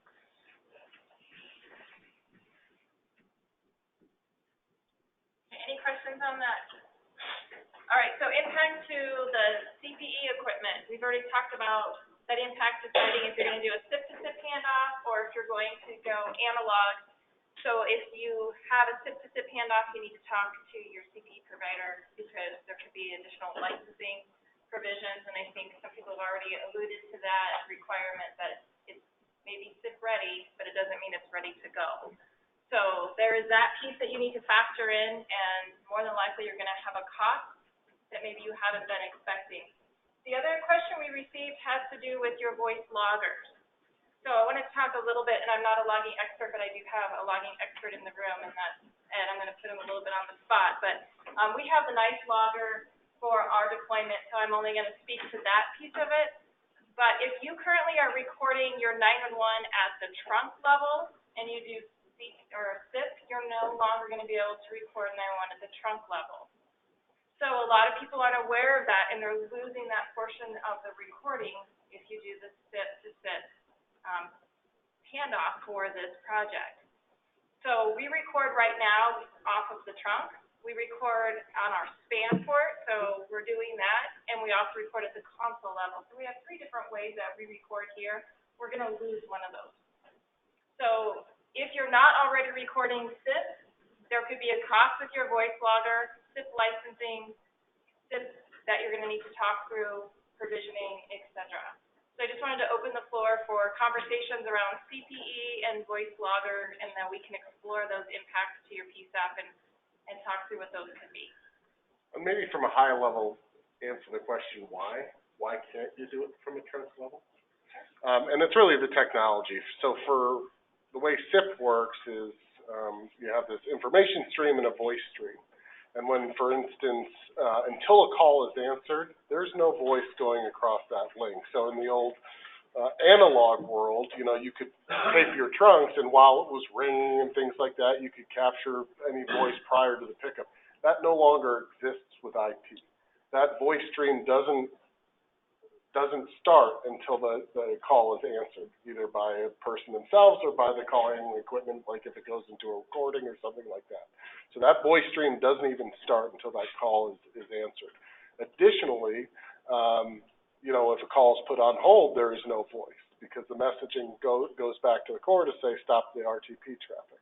So people say, well, why can't you do it? It's not a why can't we do it, it's just that the IP technology, the way it works, doesn't support that sort.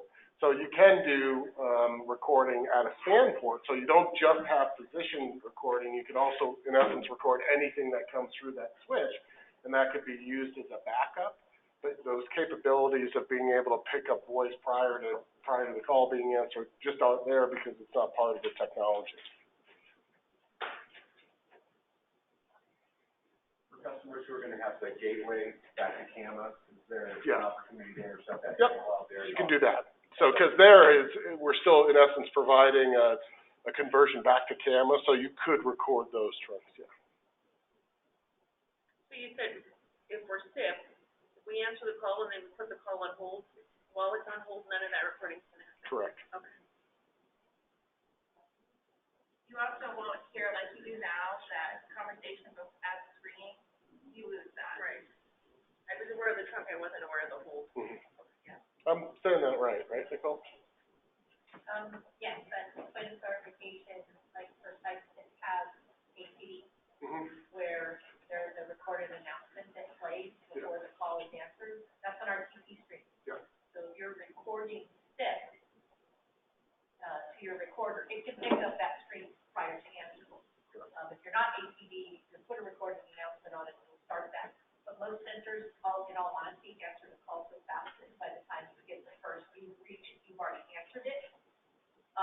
And the second part of that is that if you are currently recording logs in the position today, and that's it, that does not need to change.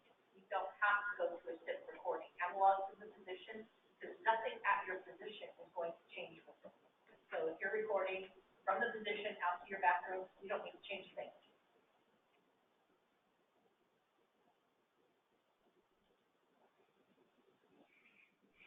All right, any other questions on CPE or voice logger?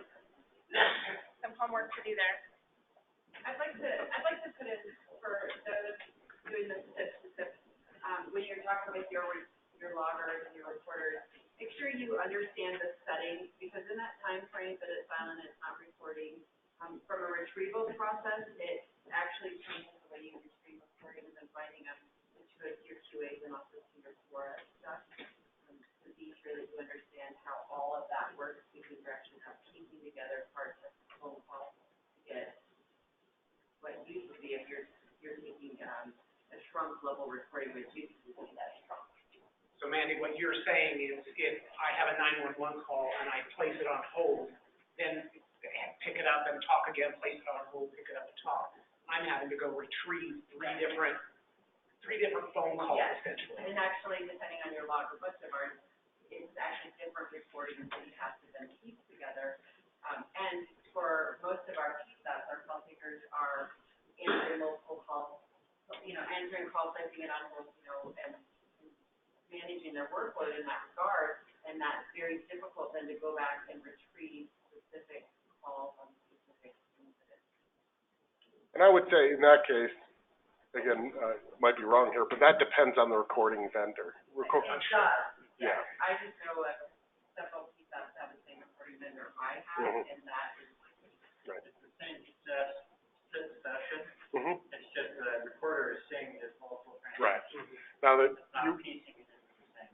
And there's a threshold, you can put it like an 8-second threshold of silence, but finding that good balance is right. So we have a comment in the chat just to remind everyone, people on the phone can't hear the ones out in the room, so we'll need to repeat what they say. So that particular comment was talking about recording vendors and working with them to properly piece together a call. Now that a call may be divided up into different segments, figuring out the right configurations with your vendor to, in essence, see it as one concurrent call versus 3. For example, if it was put on hold 3 times, seeing it as 4 different calls. So work with your vendors to see what best works for you. Okay, so. Fantastic. Anything else on voice loggers? So your takeaway is to have the conversation internally, talk to your logger vendor, talk about how you're recording today, understand what you may be losing, understanding additional license and configuration that you may need to prepare for prior to those cuts in January. So if you're going in January, hopefully those conversations are already underway. We'll transition now over to costs and grant stuff. So if you have questions, again, we're here all day, so just don't forget them. We can always circle back to some of these items. So if you didn't see where I went to get this, this is in that folder for working documents on that task force webpage, ESInet user group, and this is how you can determine your financial impact. So Darrell, do you want to come up and talk about the calculator you built? And I wasn't sure if I opened it with Sheets if it was going to ruin it, but I was going to just plug in my information. Will Sheets mess it up at all? I don't think so. Okay. So I won't save it. So.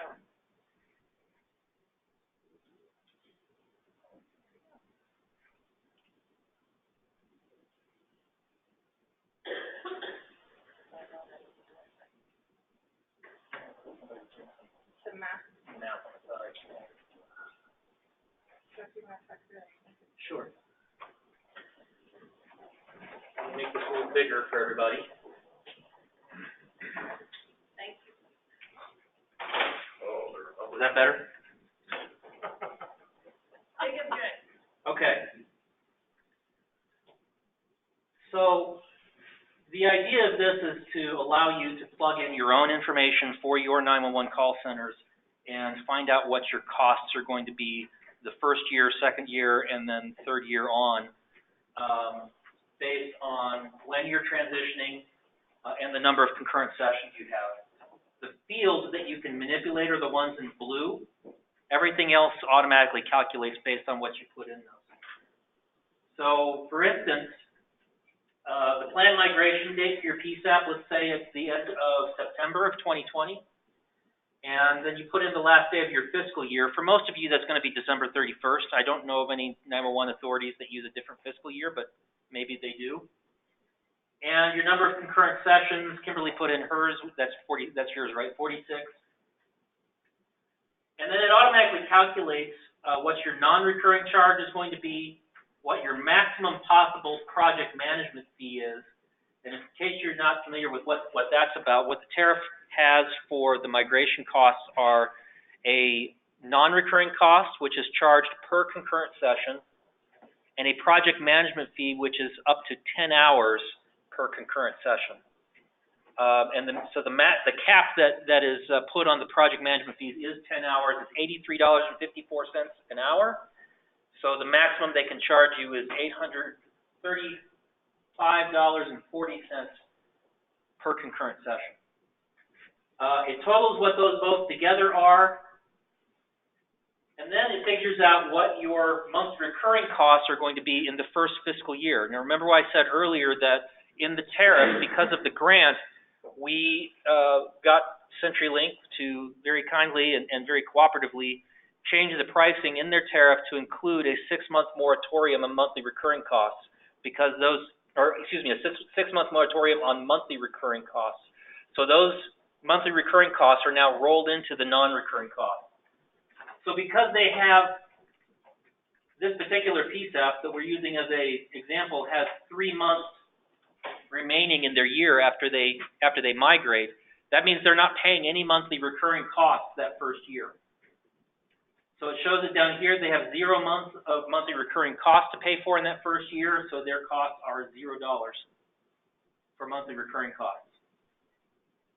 Down here is a little worksheet area where you can put in estimates for your incidental costs. So the things we have in there now are electrical requirements, additional space, cable runs from the demarcation to the CPE, SIP licensing, new CPE costs, and other costs not listed here. So you can put in whatever you think your costs are going to be. If you've talked to any of your vendors and know what those costs are going to be, you'll know what to put in there. So it gives you an idea of what to estimate for your incidental costs.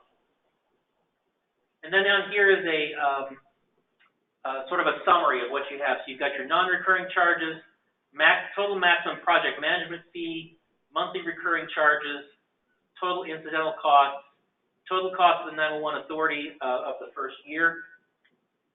Then you have the portion that's reimbursable by grant. So the federal grant and matching funds that the PUC has set aside will pay a 100% reimbursement for your non-recurring charges and your project management fees. It is a reimbursement grant. We will be able to give you the matching funds up front, which is about 40% of the cost. You're going to have to come up with the other 60% yourself, pay that bill, submit it to us, and then we can get to the remaining 60% that the feds are going to give us. But all of that together, 100% of the non-recurring costs and the project management fees for this PSAP leaves only the incidental costs. That's your electrical requirements, your additional space, everything else. Then it shows for your second year. Remember that first year, the PSAP only used up 3 months of their 6-month moratorium. So their second year, they're only going to be paying 9 months of the monthly recurring costs. So that's reflected here. For 46 concurrent sessions, which is a lot compared to what most of you are going to have, LEDA's monthly recurring costs are $34,602.12. For 9 months, that comes to $311,419.08. For the third year, for everyone, you should be paying the full 12 months at that point. So the full 12 months of the new monthly recurring costs are $415,225.44.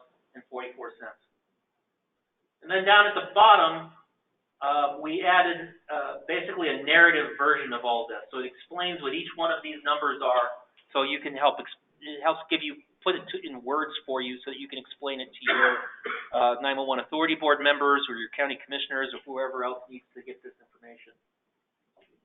Now, if you put in different numbers, you get different results. So let's say that they go at the end of March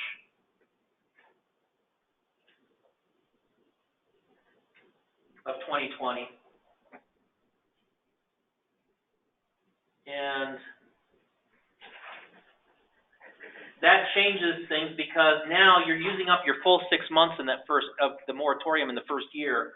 So now you do have 3 months to pay for the monthly recurring cost in that first year, and it shows that here $103,806.36, and that's reflected down here, adding together both the monthly recurring charges and the incidental costs. And then for the second year, you've already got the full 12 months because you've already used up your moratorium. This is just for the new network. Don't forget to budget for your current tariff fees. If you've got 6 months of the current network fees for your budgeting purposes, this is only taking into account the new network. So don't forget to account for that in your budgeting process. Right. Now, one question I have had, some people misunderstood, and they thought that the old fees continue, that these monthly recurring charges are on top of the old fees, and that's not the case. The old legacy 911 tariff charges go away when these new charges start.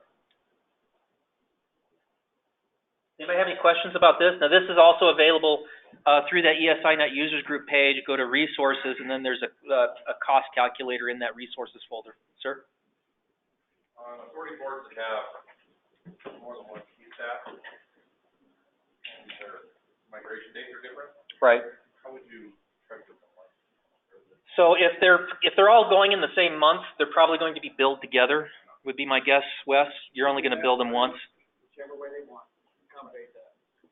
So the easiest way would be, if they're all going within like a couple weeks of each other, I would assume they're all coming on one bill, and you can work that out with CenturyLink. They are all coming on one bill, but they're not happening, they're happening 2 or 3 months apart.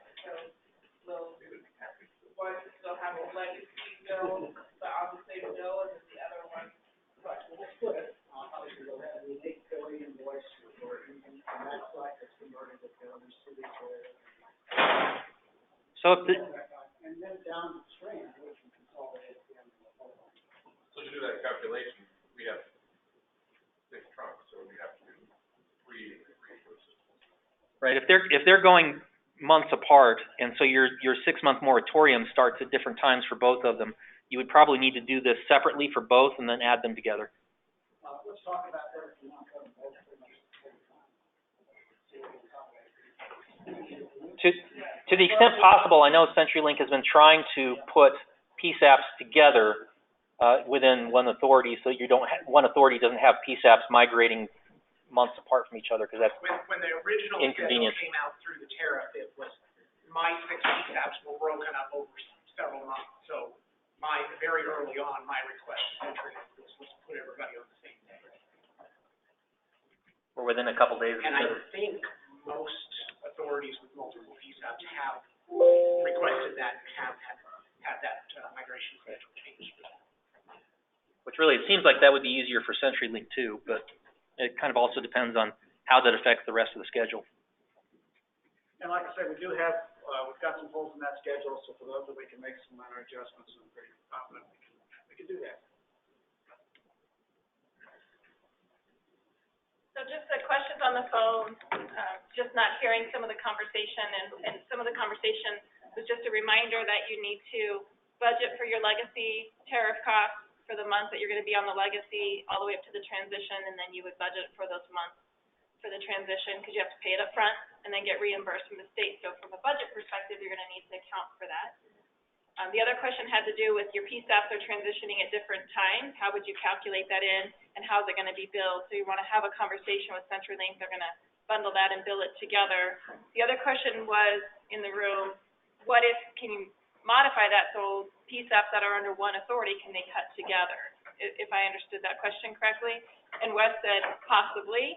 You need to talk. There could be some movement to allow you, if you have multiple PSAPs under one authority, to adjust that calendar to then cut those PSAPs at the same time, so it's one project versus multiple projects that you're dealing with. So if you have that desire, now's the time. Talk to Wes, make him commit. Don't let him leave the room without agreeing to what you want. In writing, in blood. In writing, yeah. So I just wanted to summarize some of that because of the conversation. Yeah, I didn't follow my own advice by repeating the questions and comments in the room. I apologize. It's hard to remember when you get up here. So do we want to go on to the grant process then? Yes, please. Unless there are any other questions about the cost calculator? It's not for anybody else. It's really just a tool for you to help you figure out what your costs are going to be. And for those of you that want to go forward and request a surcharge increase, or you're talking to a board, you're talking to your commissioners, this is a great tool to be able to have a worksheet and show what that impact is going to be, and being able to add in those additional pieces that we've talked about before, the CPE costs, the electrician, cable runs, SIP license on your Viper. Yeah, Sherry, where did she go? And I plan to ask Daryl for some Excel lessons, so I can do complicated spreadsheets like that. Okay, so there's a link on the PUC website. It's not on that task force website yet. I'm going to add the links right on the front page. But there is a link to a 911 grant page. And most of you got this in email a couple of days ago. I think it was Friday when I sent it out, actually. If you didn't. If you didn't, that means that someone else from your 911 authority probably did, because we only got one bounce back. But this is for people to get everything in place to receive that money that I was just talking about, to reimburse you for your costs for the non-recurring charges and the project management fees. And it spells out step by step what has to happen. And essentially it's just the accounting stuff that we have to do at the state level. I wish it wasn't so complicated, but being a state employee, I should know better, that it will be that complicated. But we have to get a quote from every 911 authority showing what your expected costs are meant to be. And to help you with that, you can provide your own quotes, but to help you with that, we also have an example quote that you can use, and that's really tiny, so let me blow that up. You have to put in your information up here, you put in the name of the person, and you'll sign it when you're done.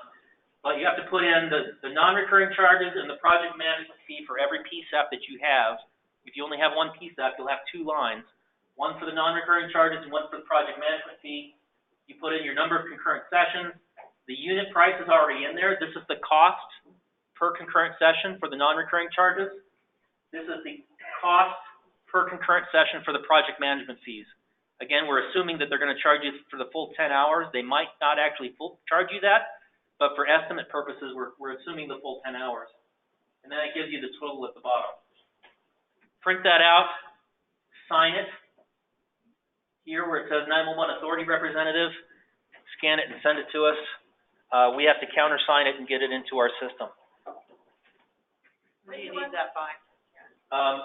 So we need them as soon as possible, but it's more urgent for those of you who are migrating in January and February than it is for those who are migrating in January of 2021, obviously. So the sooner you can get them to me, the better. I do want to talk about, please repeat this. I did not see a requirement that before any work begins, you have to have this process done, because if work is done before you get this done, that won't be paid. I think I have it on the webpage, but one important point is this all has to be in place. And this is only the first step. There's a couple more steps to talk about. This all has to be in place before any work gets done. If the work is done before you have a countersigned grant agreement in place, we will not be able to reimburse you for those costs, and we don't want that to happen to anybody. So that's why we sent out the email Friday. We're going to be following up with phone calls. We're going to be following up in the order that you are migrating. So you can expect calls very soon if you're in that January, February 2020 timeframe. If you're beyond that and you don't get a call right away, don't panic. It's just because we're working on a triage basis to get the ones done that are migrating first. Any questions about the quote? The next item is a completed W-9 on a. Does work done also mean the consultation that CenturyLink does before the migration? No. So if they're doing any project management before they're coming in and actually doing the work, that does not count as the work done. Basically, you cannot get what it really comes down to is you cannot get the invoice from CenturyLink before you get a grant agreement in place, because then the date on the invoice will show prior to the date on the grant agreement. You have to have a completed W-9 sent to us. There is a state-approved version. So a lot of you have W-9s that you send out to vendors or to whoever. You cannot send us just a regular W-9. It has to be this one that is linked to from the grant, from the 911 grant page. And you can tell it's the right one because it says State of Colorado Substitute up here at the top left. And there's all these check boxes down at the bottom that aren't on a normal W-9 form.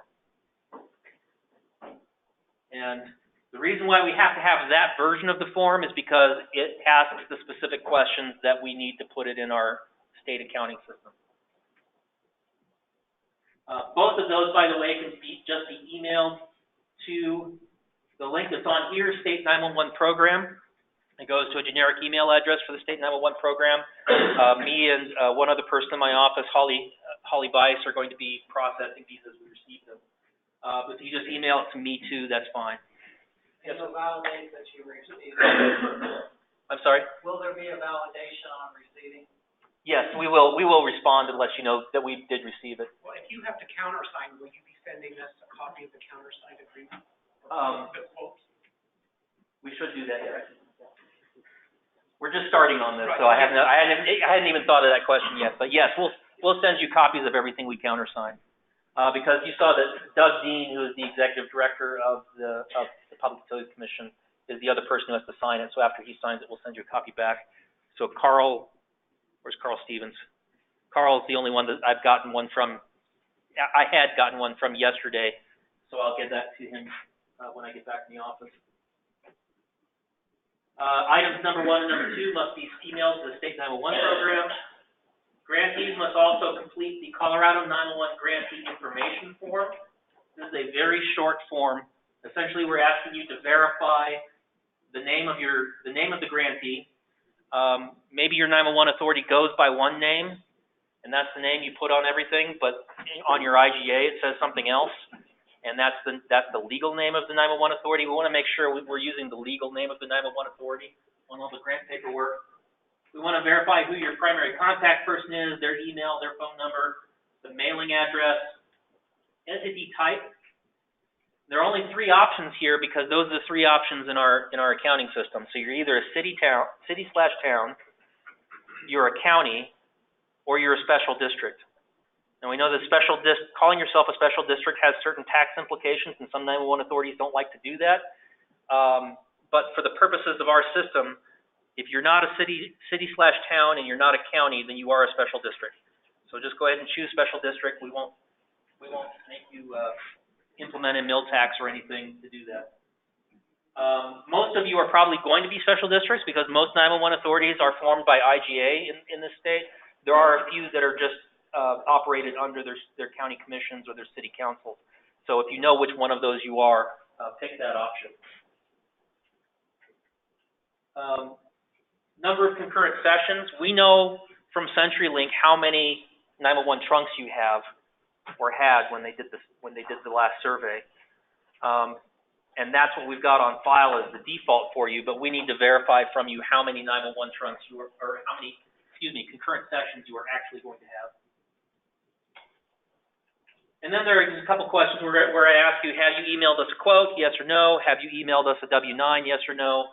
And then the last item on here, it says, please verify by placing your name below that you understand that no work can take place before the grant agreement is in place, and that any work that is completed prior to the grant agreement being in place will not be reimbursed. Really, for the purposes of this grant, the work that we're reimbursing you for is the invoice you receive from CenturyLink. So that invoice cannot be received from CenturyLink until the grant agreement is in place.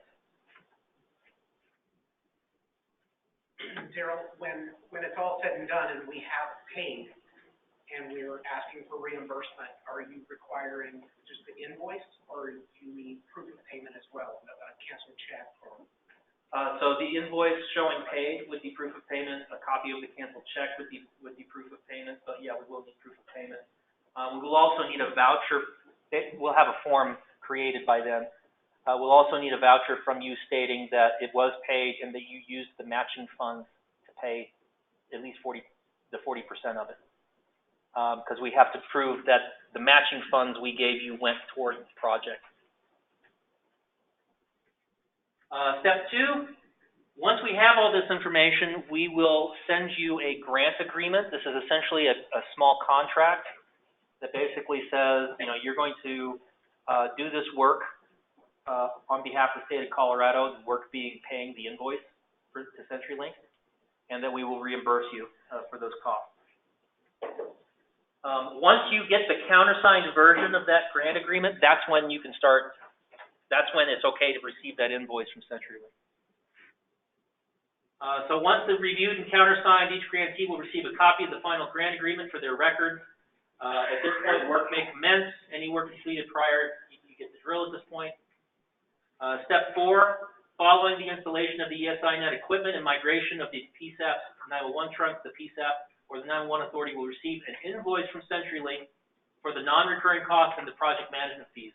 This may be on one invoice or separate invoices. To the extent you can get it on one invoice, we would prefer that because that's fewer transactions back and forth. But if you do get it on multiple invoices, we can still accommodate that. Prior to paying the invoice, you'll need to send us a copy of the unpaid invoice in order to get that 40% matching funds up front.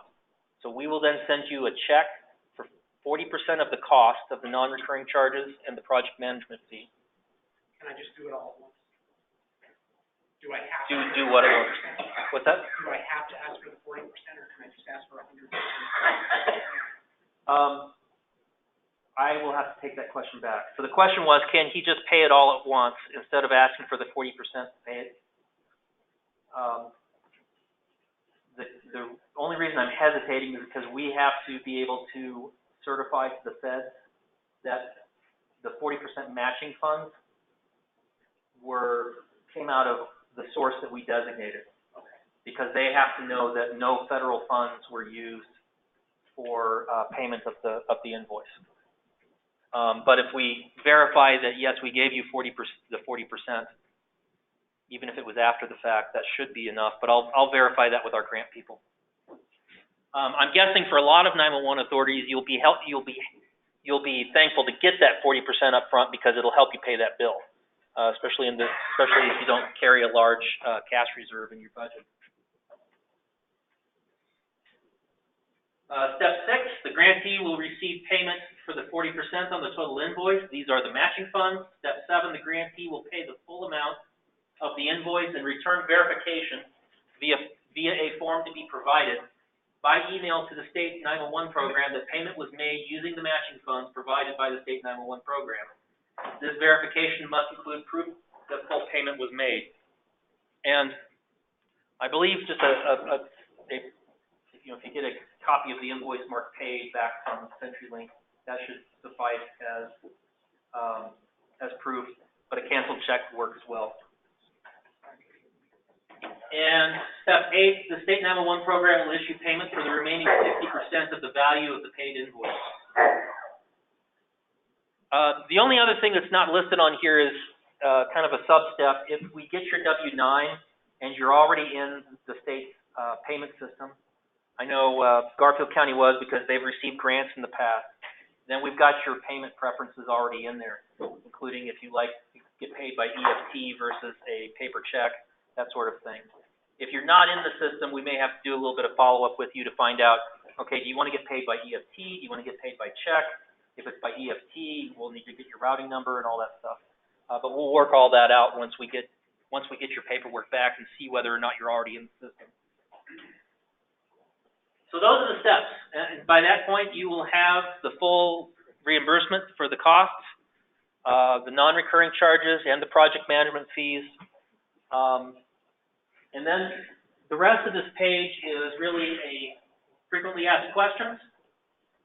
Because we're just getting started, these really aren't frequently asked questions. Nobody's asked these questions yet. These are anticipated, frequently anticipated questions. But if other questions get asked, I can add that to this list as we go along. You have to migrate to the ESInet. You heard my little spiel earlier that unfortunately, yes, because there's only one provider in Colorado that provides 911 service, and they are moving to an ESInet. You also have to move to an ESInet if you want to continue providing service. Why is CenturyLink migrating to the 911 network? Basically talked about some of the reasons we talked about earlier. Why can't we get the full 100% of the invoice prior to making payment? I explained that this is a reimbursement grant. The feds will not give us the 60% until we provide proof that it's been paid. And we cannot provide you state funds without knowing that we're going to get reimbursement from the feds. So we can only give you the 40% up front because that's coming out of a separate account. When do the new monthly recurring costs or monthly recurring charges or MRC start? That starts 6 months after the migration. Can PSAPs submit their paid invoices directly? So this is, if your PSAP wants to submit the invoice to us, not your 911 authority, that's fine. But the agreement, the grant agreement, is going to be between the state and the 911 authority. So the payment, the reimbursement, is going to go to the 911 authority. And this is simply because working with 50 55, 56, not every 911 authority has their own PSAP, so we don't have to do this for all of them. But 55 or 56 911 authorities is difficult enough for the grant people. To get them to set up for 90 PSAPs would be even harder, especially since in a lot of cases, payments are going to have to go through the 911 authority anyway. What costs can I expect, including NRC, PMF, and MRC? And then there's a link to that cost calculator I showed so that you can calculate what your expected costs are. Are there any other costs? And here we lay out some of the other things that we've talked about, the electrical work, that there has to be space for a server rack. Now, I think you guys, I don't know if you covered it, I was kind of multitasking, but if they don't have rack space, you will provide the rack space, correct? Provide the rack. Provide this rack, yeah, that's what I mean. They have to have space to put the rack in, though. Right. You built the building for them, so they have the space, right? Now, not doing any construction.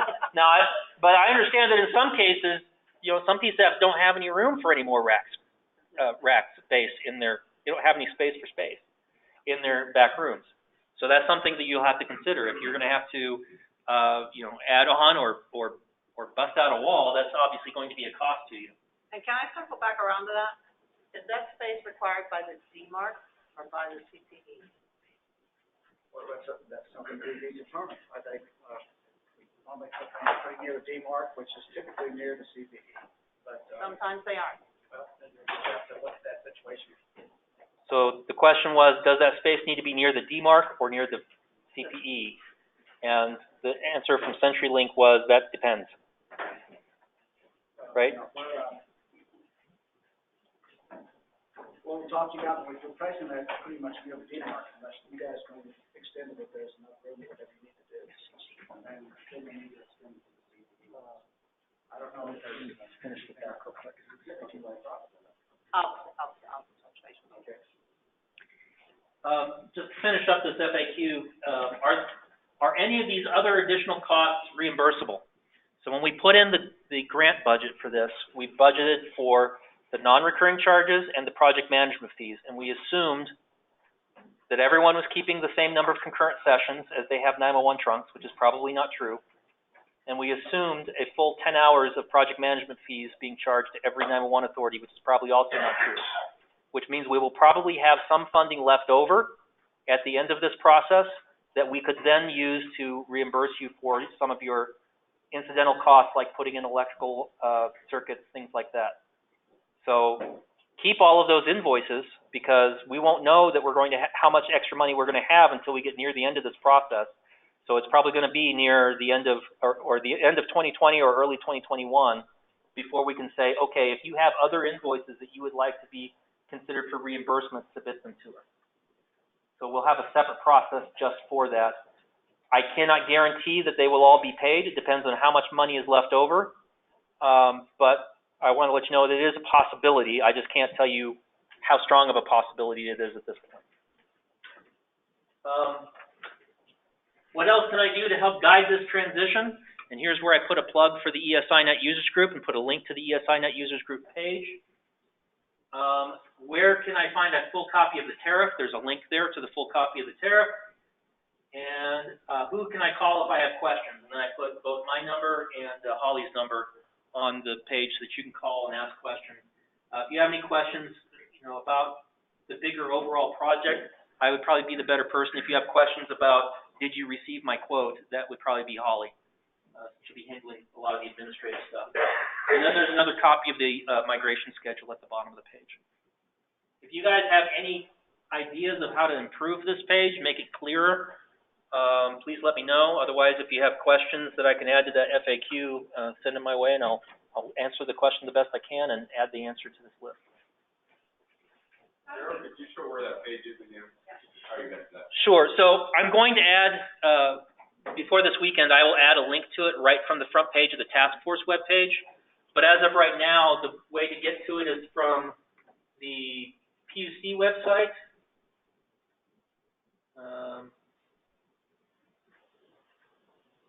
PUC website, then go to telecommunications, then go to 911, And then right here down at the bottom of this bullet point list, 911 grant page. But we're going to make it easier for you to get to it. And if you got the email that went out Friday, there was a link to it in that as well. And it said, the email I got from you on Tuesday, I don't see the link to the W. Okay. It was an attachment. I've got a Excel spreadsheet. Okay. If, I'm sorry, which agency are you with? San Miguel. Okay. If you send me an email to remind me, I'll make sure to get it to you. Maybe it just didn't get through the email server for some reason. But you can also go to this page and there's a link to it there as well. Anyone else? Thank you. Nice job. Thank you. Okay, so we're going to go through the discussion sheet for the ESInet user group, so technical hot seat again for just a little bit. But from the ESInet user group, we get together, we talk about what's going on in the project, and we post questions that we need answers to, and then we start to discuss them. So lunch will be here in about 30 minutes, so if we need to pause, get food, and carry this section over, that's great. If we get done early, that's fine too. But I'm going to go to where that information's at so you can follow along. So it's the task force, user group, and it's discussion items, spreadsheet. So let me get that pulled up. I have a filter right now that is showing just the action items that we're tracking. You can change the filter and see all of the items that we've discussed and tackled during the ESInet user group. You have tabs on the bottom, project contact information. And we also have the diagram from our logical understanding from our discussions with CenturyLink about the networks, a little bit different than the cloud view that we had before, then the racks, and then the other information. So a couple of items, and you'll see this on the discussion spreadsheet that we were tracking that we had requested, was some diversity or additional equipment outside of what was included as standard in the CenturyLink deployment. And the response we received back from CenturyLink was no, that there isn't any additional way or mechanism to purchase additional equipment outside of what they've already quoted as part of the tariff. So for example, all of these single power supplies, there's not dual power supply. So that was a concern of ours. As it relates to the PDU, there's one PDU, if I'm understanding it correctly, not two. So that's also a single point of failure in the deployment. Clarify that. Yes, if you could clarify that would be awesome. If you want to come up here too, so. For the PDU, and we could probably send out the spec for the PDU. The PDU is redundant within itself, so there's two power supplies serving that PDU, and it's configured if any of those loses power, that the other power source will take over. So it is a redundant piece of equipment internally. It's one physical device, but internally it's a redundant power source. Okay. So that's why. Okay. So that piece of equipment in itself is not redundant. So if it has a failure internally. Well, it has, there are redundancies within the piece of equipment itself, that if it has a failure internally, that will cut over to the other power source. So it's a redundant single piece of equipment, if you will.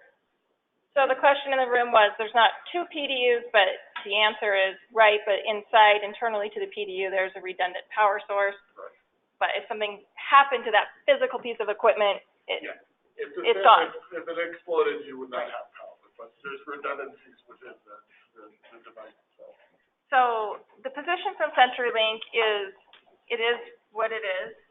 We can't change anything, and if I'm stating it too frankly, Wes can let me know, but the statement from CenturyLink is there's no mechanism to change this deployment. There's no way for them to bill it, invoice it, tag it to this project. So we're really limited on, this is the deployment, this is the equipment, this is what's going into our back rooms. If it introduces single points of failure or concern, we have to understand that risk, and we just have to be aware of it. But there's not an offer on the table for that to be different and changed. Wes, did you want to? Okay, so for the record, Wes just said that's correct. I know that was kind of a point of, yes. that I think that pretty much clarified that. Okay. So on the tab here, you'll see different resources. We just took it upon ourselves. We said, here's our desired deployment. We presented that to CenturyLink. Is there a way that you would consider doing some redundancy? And so we just kind of built out and drew this up of what it could look like. And again, we've gone full circle on this, and the answer was no, there's not a way for CenturyLink to add additional equipment. So from a discussion item, what I wanted to do is go through the items that we have presented and what the answers are, so we can talk through this. If you have items and you're going through this spreadsheet, everybody should have access to it. You can either enter in your questions right there, or you can email me or Bruce or even Daryl about what questions you want answered. We get them in front of CenturyLink, we get on the user group call, and we talk through these. So the intent is so you can see and go through what these items are. I just won't be able to do both at the same time. So.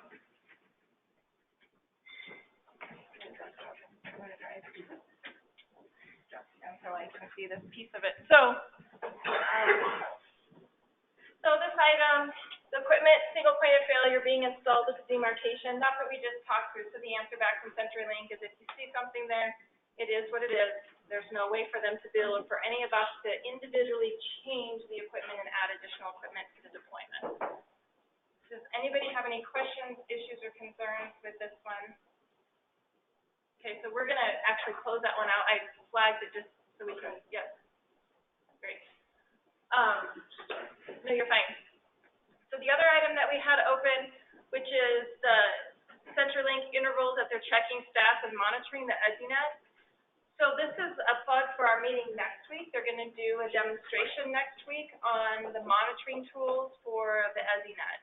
So we have an invite. If you haven't received that, you know how to go ahead and select being a part of that listserv, so you can see their demonstration of what the monitoring tools look like. And so that meeting is on the 20th at 10 a.m., if I remember correctly. So that's being tracked. The next one is a rollback plan. So we asked CenturyLink, how long will you keep the analog up in case we have an issue and we need to roll back? Is that possible? And so their response is yes, they will keep that analog intact for 30 days. So prior to or post your cut, you'll have analog as a rollback option for 30 days.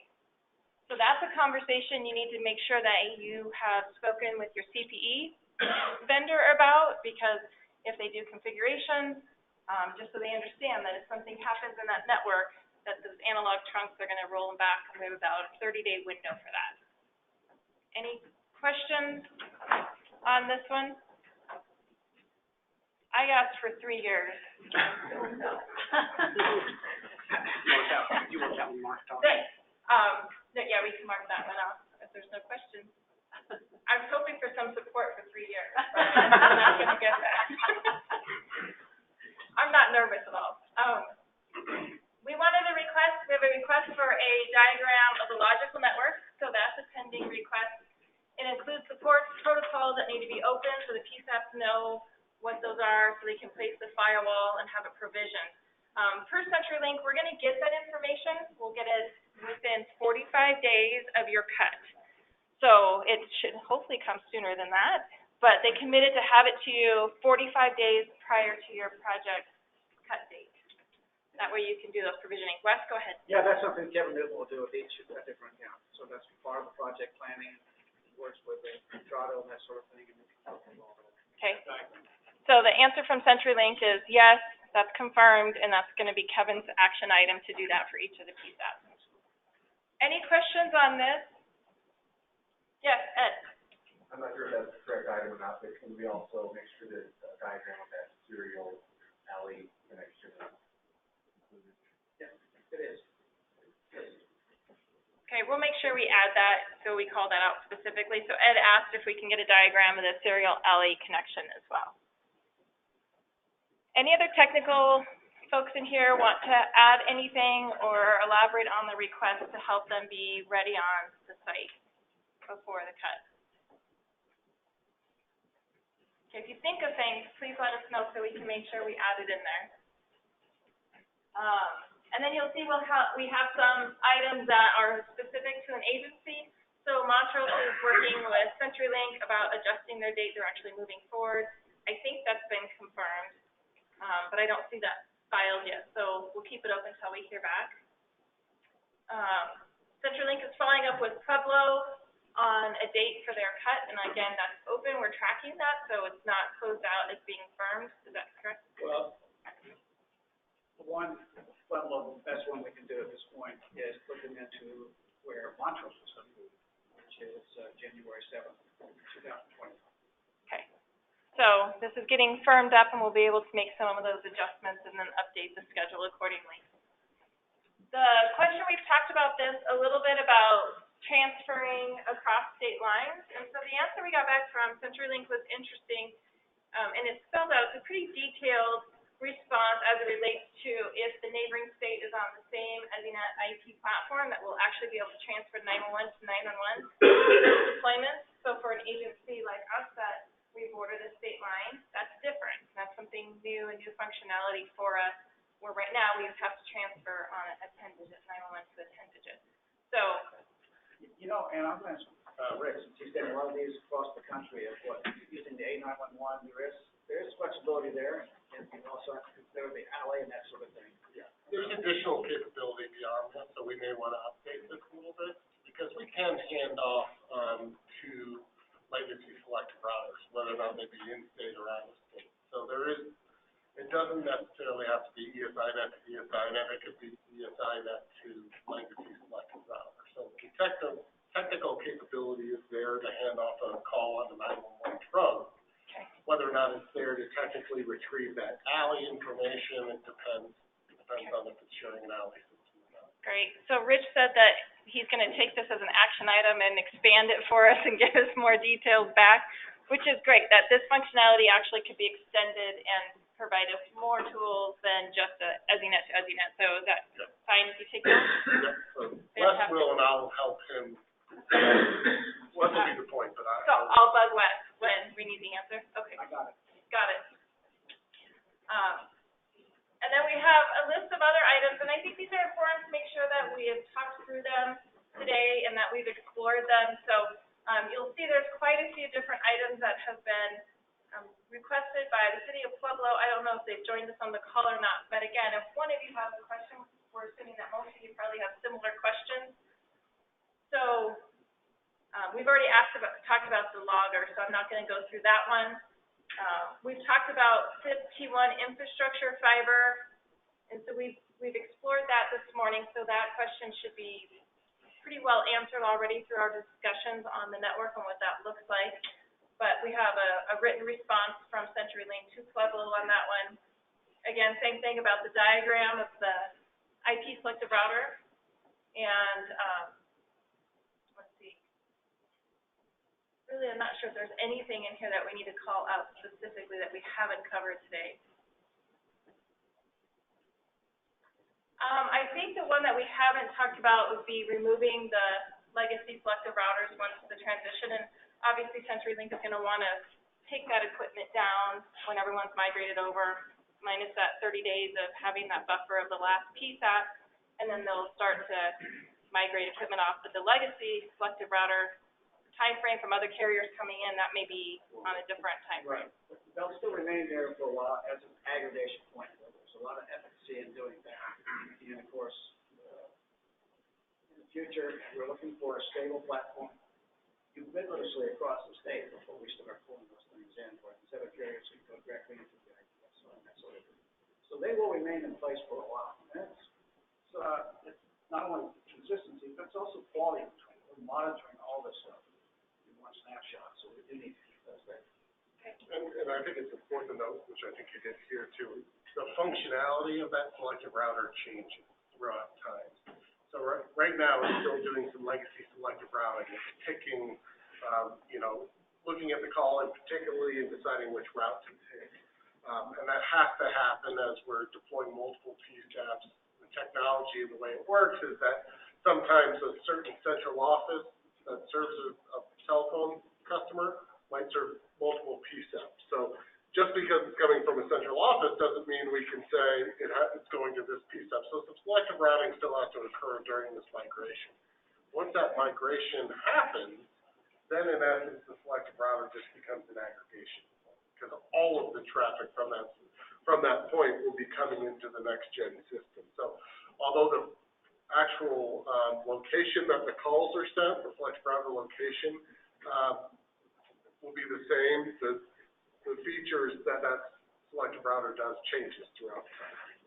It's a selective router for a while, then it changes just to an aggregation point.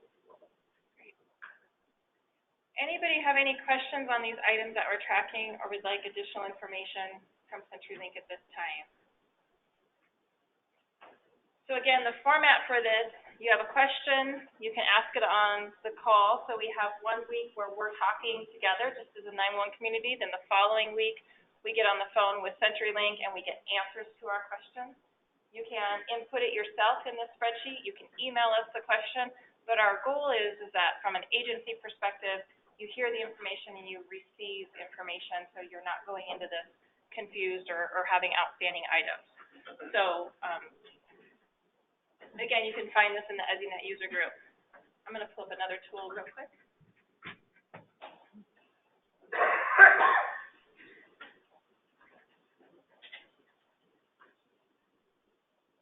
Okay. So if you haven't seen this yet, this is the tool that CenturyLink will be using with you to go through your dependent items, so the items that you need to take care of that we've already talked about today.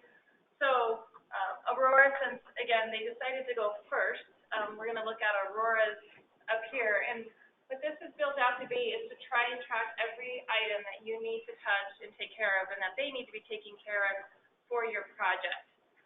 So it'll list everything out on a description. It'll go through the different information about the electrical, dedicated power, all the different pieces if you want to scroll down. And as you complete them, you'd be working with the CenturyLink project manager, her name is Nancy, and you'll just go through these different items as you're working through that project. So this is a tool. The one thing that hasn't happened yet is this is the old dates. They're not grouped again by the new dates. So I'm not sure if Nancy's going to move those over, but as you see, like the October, that's the PSEP that we're going to cut in October, so it hasn't been updated. Yeah, so we'll just need to get that changed. But this is that working document with the intent that you're able to go through and see all the dependent items that you need to update and change for the ESInet and then make that adjustment here on the document. And work with Nancy and the CenturyLink team to make sure that you're dotting those I's and working through all the dependencies. So does anybody have any questions on this document? Has anybody seen this before? Yeah. Oh, yeah? A few of you? Okay. Good. Hopefully you've seen it. Any questions on that at all? Okay. You have a new one in the chat. Oh, we have things, Matt. Matt's our QA guy watching for questions. Is fiber not an option at all? Is fiber not an option at all? CenturyLink? Not at this point. We monitor, that's part of we'll talk about that next week. Actually, we're doing some for one area, but this is, these are digital scans, and that's what's monitored in our network, that sort of thing. So, Please summarize it's not just putting a fiber in. Doesn't necessarily work. So the response was fiber is not currently an option. These are digital spans, but that may be a conversation in the future. Is that true? Not this time. Okay. Does that mean if the fiber wire is cut, then it's not going to affect? Well, if you're going way back into a network and a region, there might be some. There's outages that can occur. Wes, you're kind of hard to hear. You're looking just going into the building, we're putting those digital spans in. So the question in the room was, does that mean if there's a fiber cut, we won't lose connectivity to the network? And that is dependent on where that fiber cut is in the network. Correct? Right. We can talk about that maybe some more next week, but it can send a confusing signal if we just think of fiber. It's not fiber going everywhere. It's digital spam, which is extremely reliable, quite frankly. So. Wes is guaranteeing the reliability of the digital spam. For the record, yeah, we're recording this now. So there was a plug in there to be sure and call in on the ESInet users group meeting next week, because we will probably be touching on that a little bit. Okay. So other questions before we transition? I know we're waiting for food. I don't know. I think Sherry stepped out. So Intrato's providing us lunch today, which is great. So it's not here yet. It's Jason's Deli. But this is an open floor for anything that you still have questions about for the ESInet. So the morning was dedicated for this technical perspective. So the process that we talked about was the tariff, the rulemaking, the ESInet user group, and then all of your responsibilities on your side of demarcation. So floor is open for any items that you have questions about still on the ESInet. And if you have a question in your mind, somebody else probably has the same question.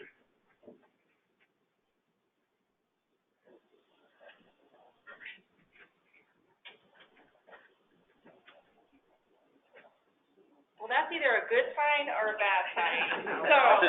So, Cody, is your message there, is that a question about, is the users group meeting recorded, or is that comment guaranteeing the reliability recorded?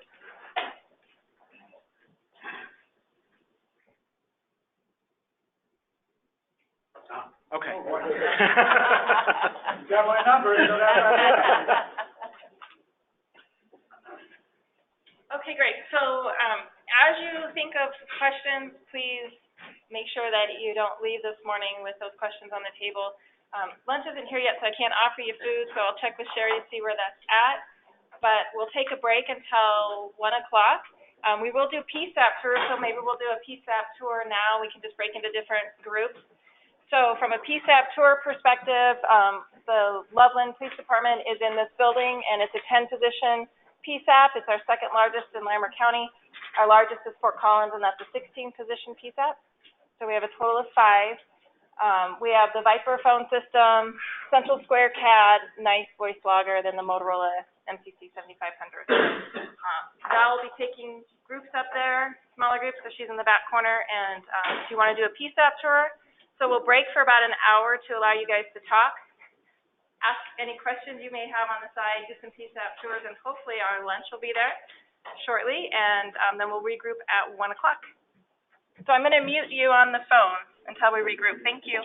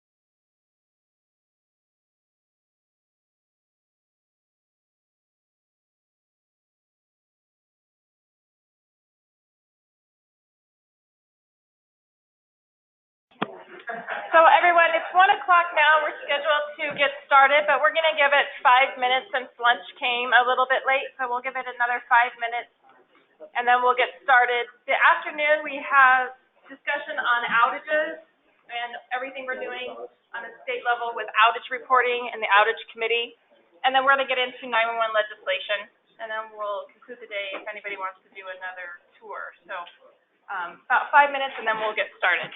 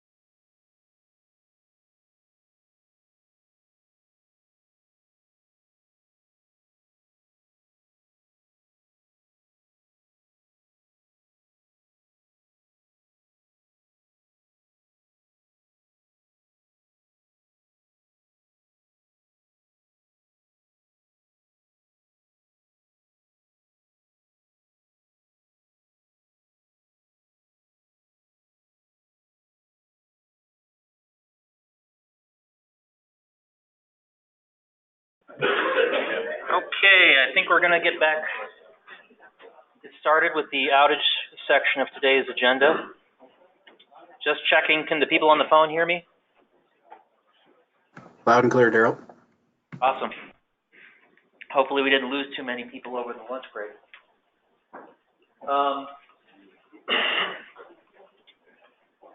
How long did we have scheduled for this? 3 hours. 3 hours? Okay, great. We'll get right into it. So there are several committees on the task force. One of the committees is an outage committee, which I chair. Kimberly does a lot of work on that committee as well, and we have several other members who are very active. We've really kind of increased the activity of this committee recently. One of the things in the past, well, first of all, let me talk about what's on the committee page. This is if you go to the task force website and then click on committees and then click on outage committee. On this page, you have the dashboard, which you might have seen in the past, and it's kind of hard to see the whole thing here.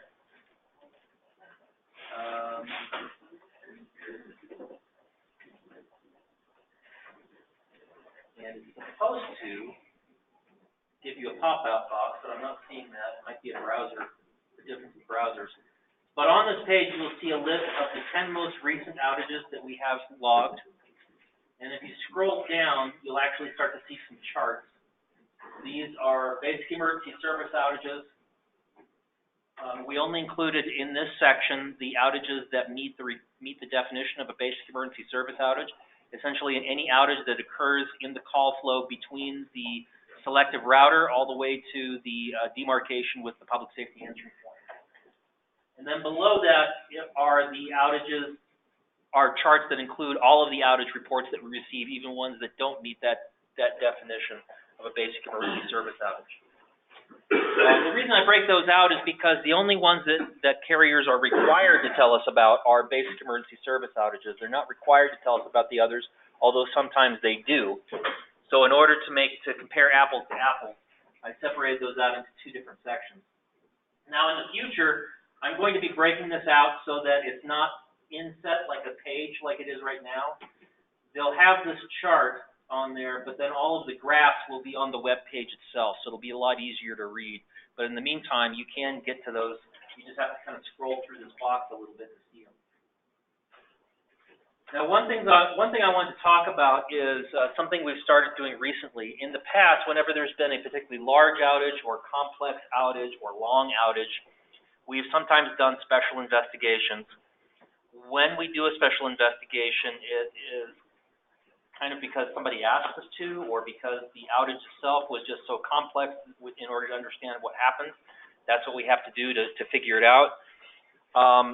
But we've never had a real process for doing that. So it's always been a matter of just getting the people in the room that were involved, including CenturyLink, and saying what happened, and let's try to put together a timeline or a narrative as to what actually occurred.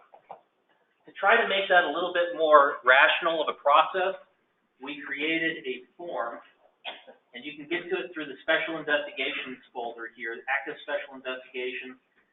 If there's one currently in process, it'll show up here. Right now we don't have any, but you can look at old ones by clicking on this archive folder.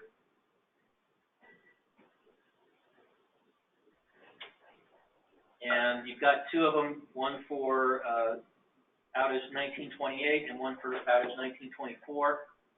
Just for an example, I'll pull up the one for 1924. This is the one that we did for the July 15th outage that caused a lot of notifications, not as much impact, but a lot of notifications all across the state. And there were two 911 centers that were impacted, Summit County and Vail. And by scrolling through here, you can see we've got it broken up into different sections, including the information. Let me zoom in on this a little bit so you can see it easier. Including the information we get from CenturyLink when they report the outage, as well as when they give us updates. A distribution section showing all of the 911 authorities that were affected, either actually affected or received a notification that they were affected. And there were quite a few because it sent out, the way the alarm triggered, it showed a lot of false positives. The reasons for the special investigation. So we will be using this form whenever one of these boxes is checked. So that's basic emergency service outage with multiple PSAPs affected. The vast majority of our outages only affect one PSAP, but if there are multiple PSAPs affected, that would trigger this. Details of the outage unclear from report. Basic emergency service outage over 4 hours in duration. Unusual pattern of impact. PSAP or 911 authority report differs from BESP report. Any report of poor communication between PSAP and BESP during outage. BESP failure to notify PSAP in a timely manner. Repeated outages of a similar nature or in the same area over a short period of time. At the request of one or more affected PSAPs or 911 authorities or at the request of commission staff. And have to find something wooden. I think this is wood. There we go. I don't think we're going to get a lot of these, but when we do, this form will be there to help us make sure we're collecting information in a consistent manner and doing the investigation in a consistent manner. And then have some sort of documentation to look back on and make sure that we are actually learning from our experiences. And then there's a verbal description of why we're doing the special investigation. So for instance, in this one we say, this was an outage with a widespread impact and several unusual features. The final report from the BESP shows 31 separate locations affected. The duration of the outage was nearly 12 hours and occurred in an area where, so this one had multiple, as you can see from up here, there were multiple boxes checked, right? And that's frequently what we see is, most outages are fairly simple, affect only one PSAP, last a couple hours, and then they're over. When there is a big impact, sometimes it's big in a number of different ways. And then this will go to the rest of the outage committee. And by the way, this committee is open to anybody who wants to participate. I showed you earlier how to get to that email list form to join any of the committees that you want to be part of. You can join this outage committee just by using that form. So it'll go out to the outage committee and we'll collect questions. Okay, do we have any, what did we not understand about this outage? Was there anything that was unclear, or were there discrepancies between what the PSAPs reported that they experienced and what the BESP said in their report that they thought happened? And we can put those questions in and try to get responses from the BESP. And since this one's already been done, you can see that there are several questions in here.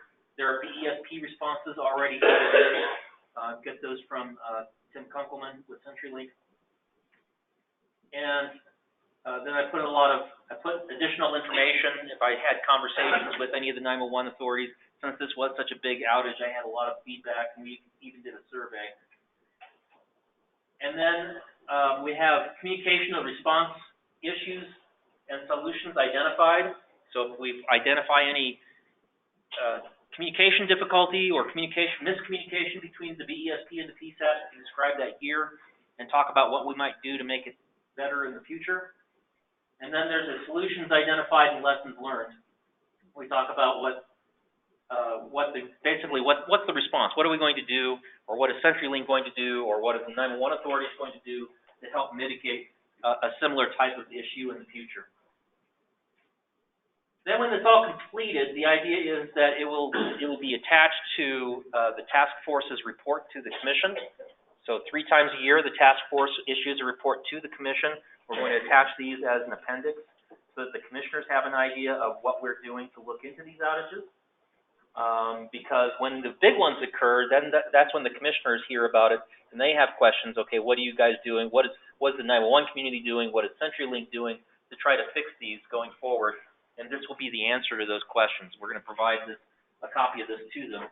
Plus, it gives us something that we can look back on and say, if an exact same outage happens a year from now, we'll look back and say, okay, what was the solution that we came to last time this happened, and was that action actually performed?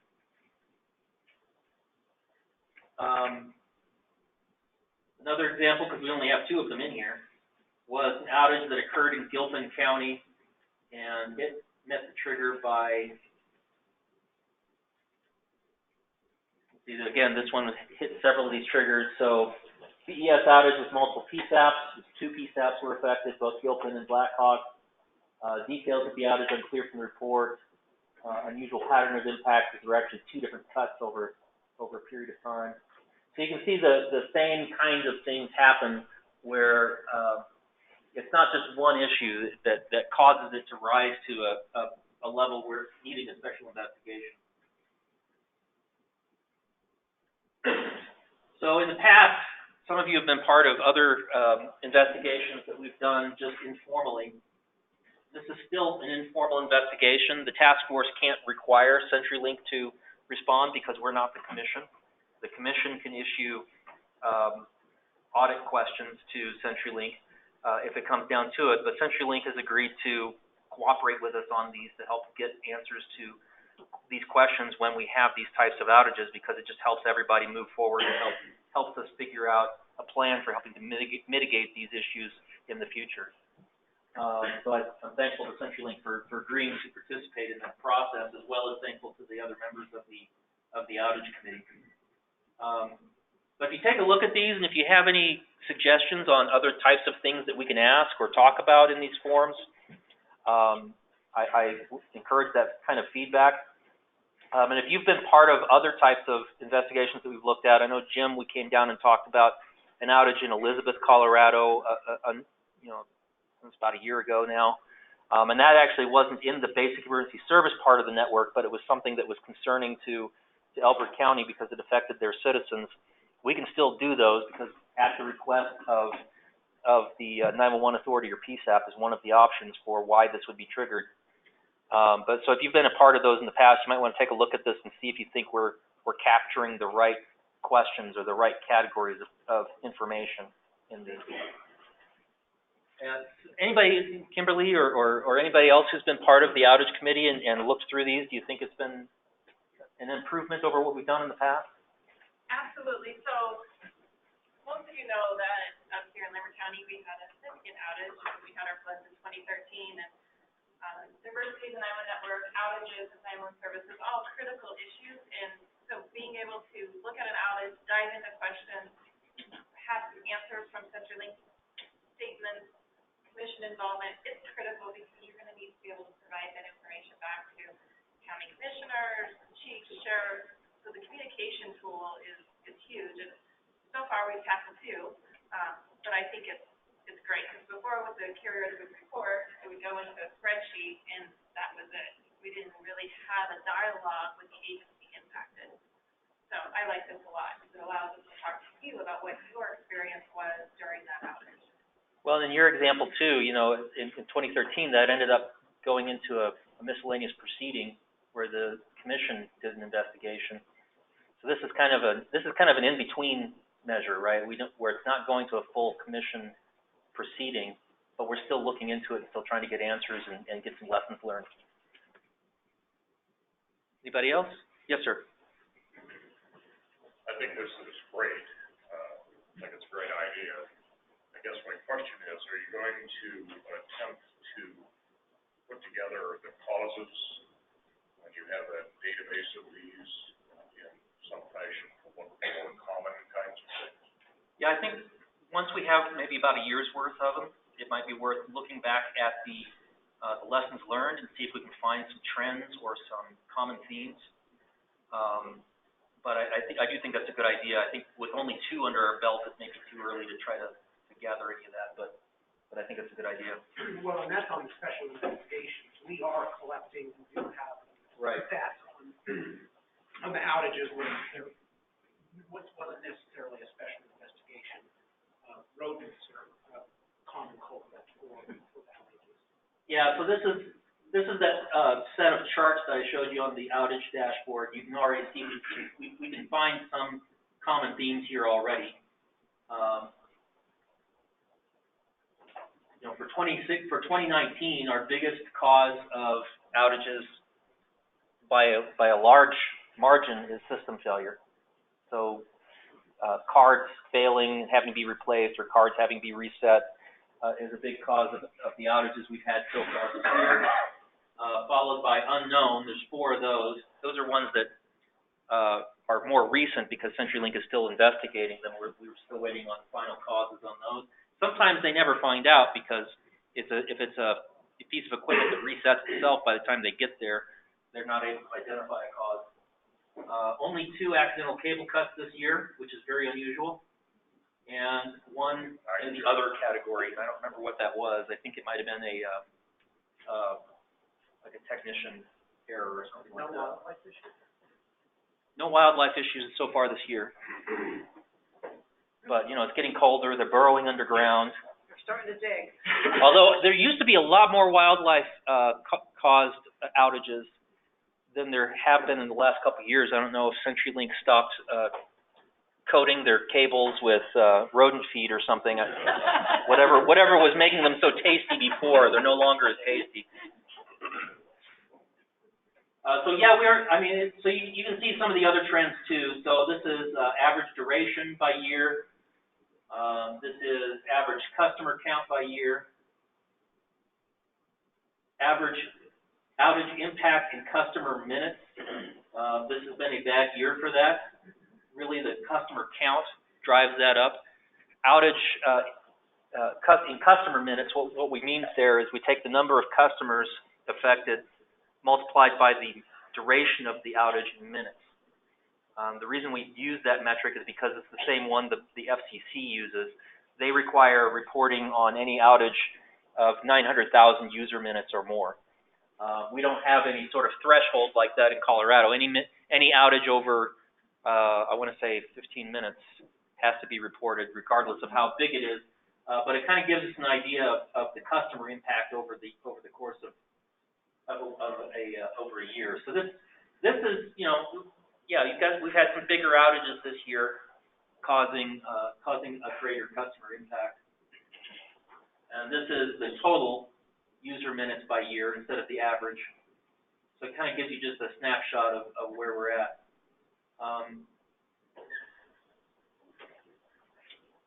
And if you look at, this is how many outages we've had as of today's date in each year. We're higher, as of today's date in 2019, we are higher than we were at the same point in the previous 3 years. But all of those came in May, July, 3 in August, and then you've got 1 in these months, 2 in March. But we didn't have any in, these are closed reports only, so it's not showing the most recent one. But we didn't have any in early October, because they would have shown up by now. So we have ways of kind of tracking this, and we do talk about this somewhat in a more abbreviated manner at each one of the task force meetings to make sure that everybody's up to date as to what's happening with our statistics.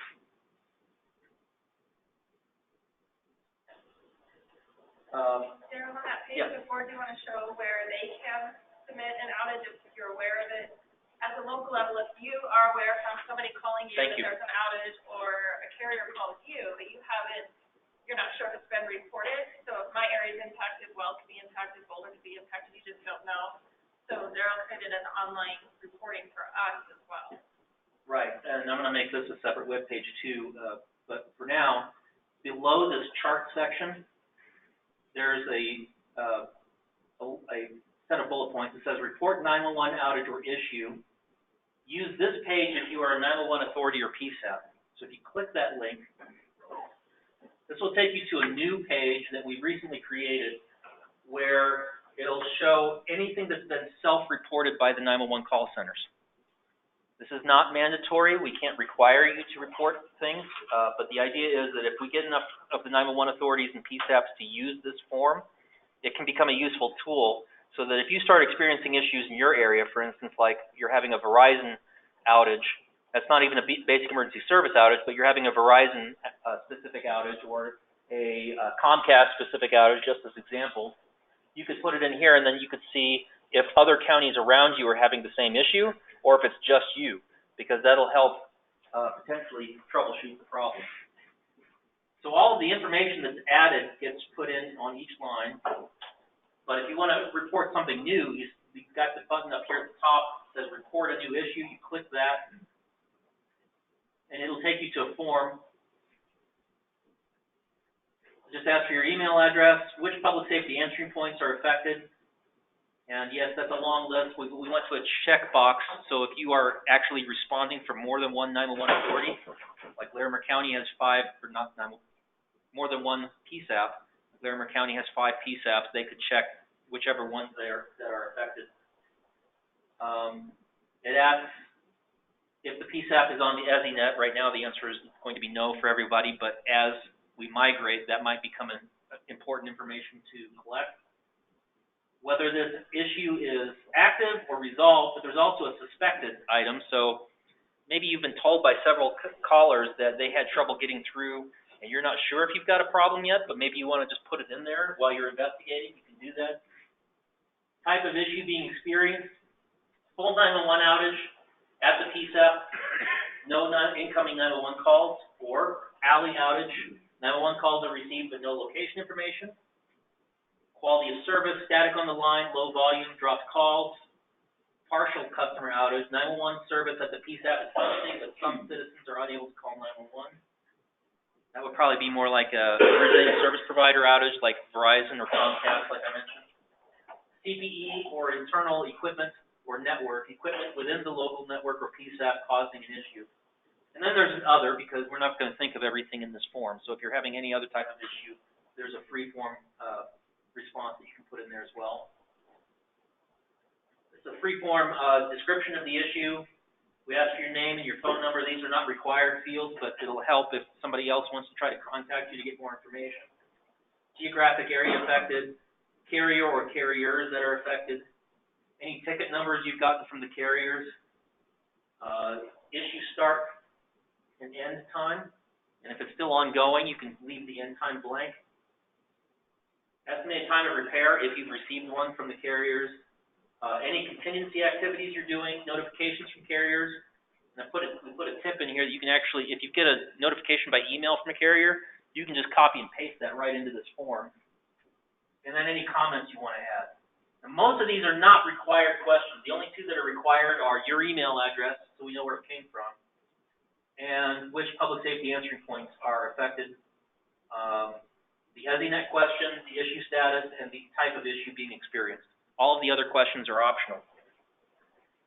And so far we haven't had a lot of activity with this, but that's probably because most people don't know it exists yet. Kimberly, who helped on the outage committee, helped put this together, has used it a couple of times. And Kimberly, how long did it take you to fill this out the couple times you've used it?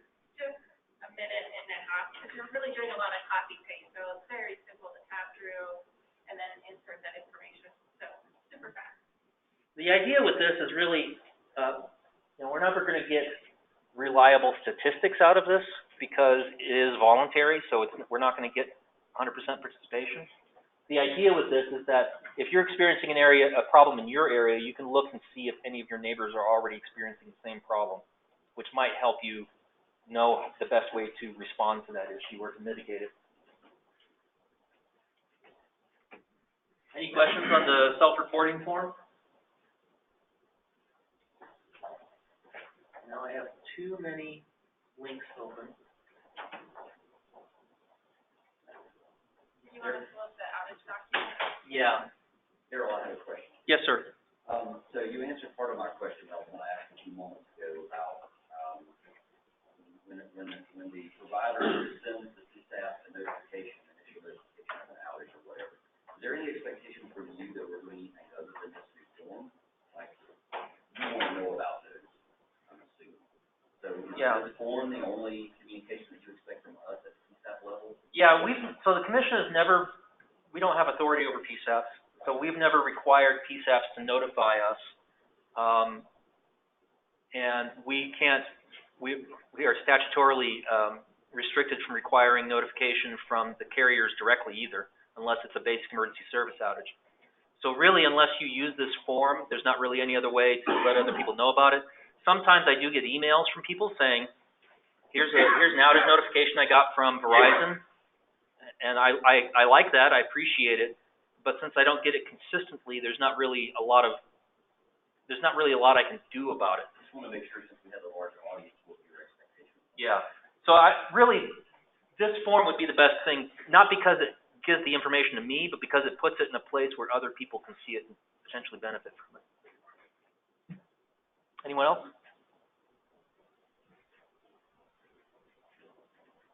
So the other big thing we've been working on is, this has mostly been Kimberly's effort, is a Colorado 911 outage guidelines for PSAPs and authorities. The idea was to create sort of a white paper. Let me blow that up a little bit so you can see it better. The idea was to create a white paper for PSAPs and 911 authorities, mostly PSAPs, to be able to respond when they have outages, but also to help plan for what to do when they have certain types of outages. Because if you've been through a few outages of different kinds, you know that the different kinds of outages, whether it's an alley outage, whether it's a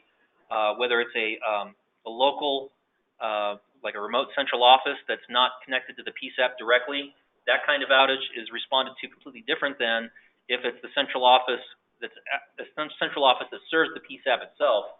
Those all require a different response from the public safety answering point. So it kind of goes through, first of all, how to prepare, including knowing your PSAP ID,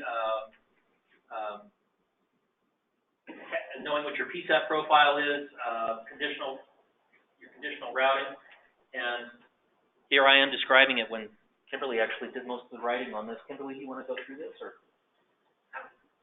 Sure. Putting you on the spot? If you want to scroll. Sure. So the big picture is education, and this is a working document. So even though it's in a final draft, we need your feedback, we need your input, and we need you to use it. So have a copy of it, download it, and if you have an outage, and ideally before an outage, please take a look at this, because it was drafted in a high-level intent for operation folks, for people in the PSAP, not diving deep into technology like all the technical experts can do, but it's for you on an operational level, so you could really take it into your PSAP and go, do I have these items?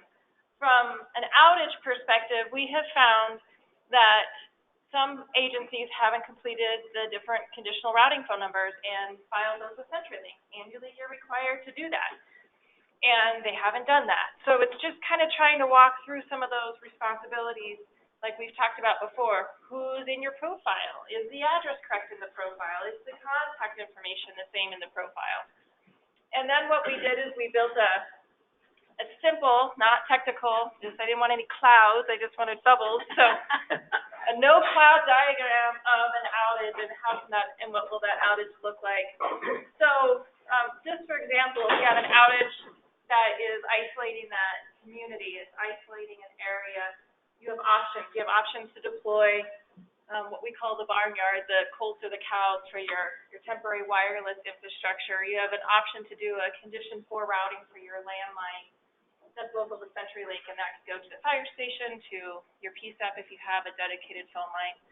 So really it's just walking through these different scenarios of an outage and what that means. So again, from an operational set of eyes, let me scroll down.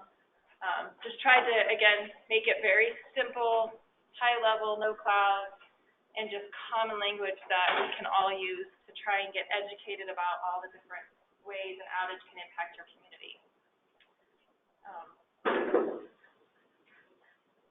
Any questions on the intent of the document? Okay. You know, for each one of these scenarios, you've got action items listed in bullet points. I know we've already gotten some feedback on this. I know Matt provided some for Montrose, but I think the more feedback and input we get on it, the better it will be. Right. It's a great start. And that's right. So drafting it from the task force outage subcommittee, getting feedback from the community, getting feedback from your eyes. If you've had an outage, think about your experience with an outage, and even look at this document at that point. We recently had an outage due to one of our wildfires, and the outage was caused because the electrical for the area was turned off to help the spread of the wildfire. The CO didn't have any backup power. Well, we didn't know that this CO wasn't going to have any backup power. We thought that all the COs had UPS and generators, and they don't. So we learned something different about what can cause an outage, and we need to, go back in and document some of our OEM material for that. And then we have an appendix, and we just went through some ideas for you for documentation in-house, and you can, this is a Word document, so you can download that, complete some of the numbers, build out your circuits, your circuit ID, so you have all those readily accessible if you don't already maintain that information in-house. You know, one thing that came up when we were doing the investigation on the 2 outages in Gilpin County was how useful it can be to have contact information for the local CenturyLink technician. So that's something that we may want to add to that sheet as well. Be a good place for them to write it down. And the escalation, the points of contact, so if you can't, you call the 1-800 number and you're not getting a response, use the field technician for the escalation, and so adding those folks in too. Yep. Wes's personal home phone would be good. That's right. So, I have that, I'll share it out. his address, he could send an officer by, wake him up. That's right. Get in line. Yeah. All that's good information. So from an outage perspective, this is obviously very dear to us because we lived through a significant event where our community could not reach 911 and the impact of that, and it took us several days to try and stand up infrastructure for them, restore the infrastructure, and then the long-term restoration of the infrastructure. So this is something that if you've had an experience in that or you want to talk through that, I'd be happy to talk through all that with you because this document is only going to be as good as many people that can review it with us together and build it out. So if you think, gosh, I really don't know what I would do in that situation if I lost phone service in this community and that community, the first place to start is to know what that infrastructure is, which is a hard conversation, but you need to have it.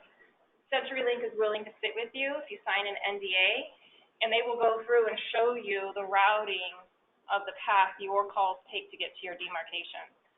So if you haven't had that meeting yet, that really is a critical piece that we call out in this document because your path isn't straight from your Cap Hill, Broomfield, straight to your demarcation. It hops and it jumps around, and then that last mile to your demarcation, there's probably not diversity there. In most cases, there's no diversity there, so what's your plan on these different single points of failure? So I encourage all of you to have those conversations, kind of do some of those dry runs. What if we lost it here? What if we lost it there? What if we were isolated? So you can look at this document and see if we've got gaps, an opportunity to improve it, or just further conversation at the task force.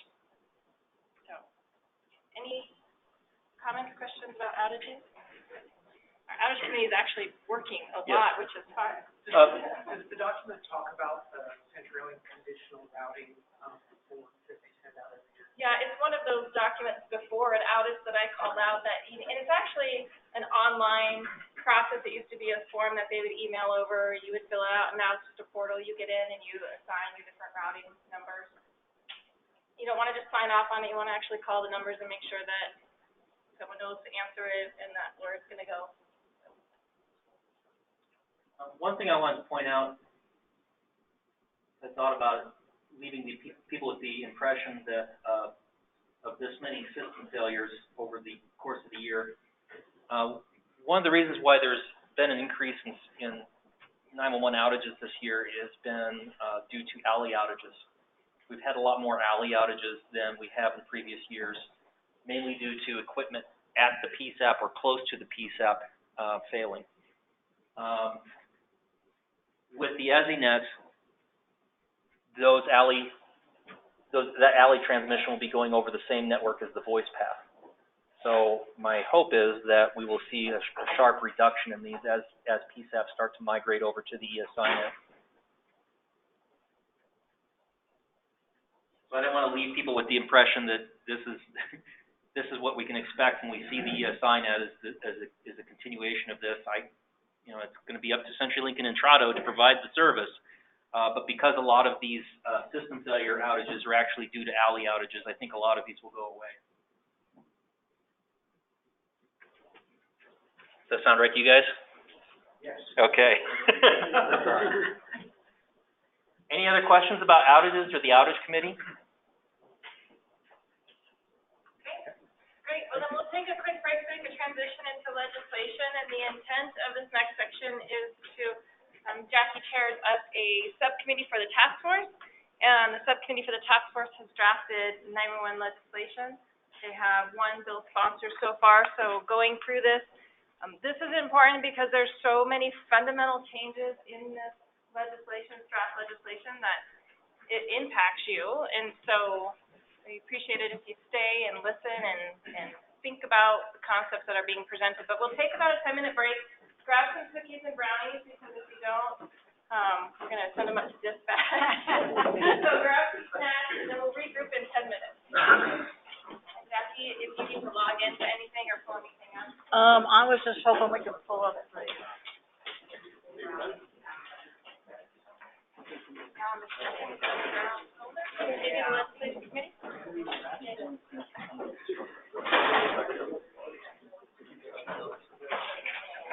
So that has the one that's already been approved by the task force. It doesn't have the most recent.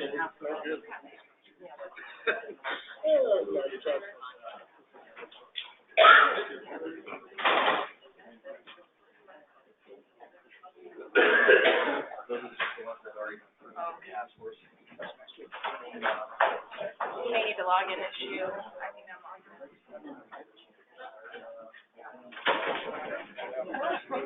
I didn't bring my computer.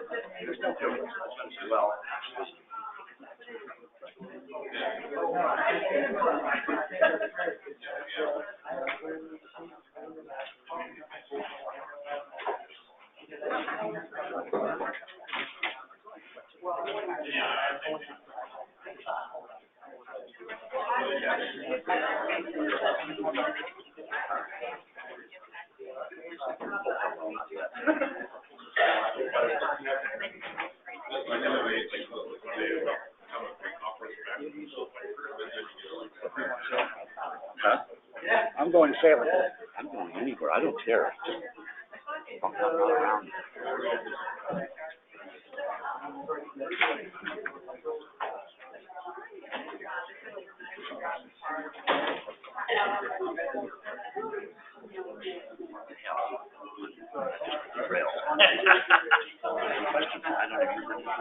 If it's important, it'll come back. Oh, I'm not recording.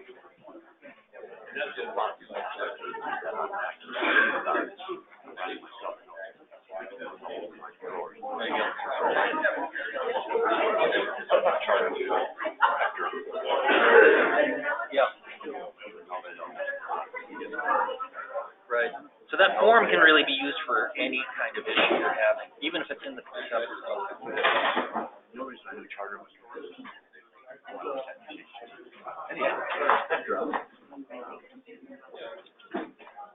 Are they not? Well, yeah, that's a cheap spectrum. It's about a year or so, maybe even longer. I thought that was the name of, CenturyLink's. But I think you're Okay. anyhow, at home. What I have.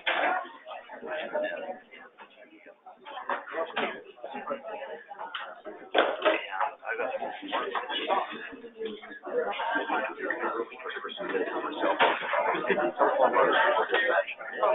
No problems there. Yes, I just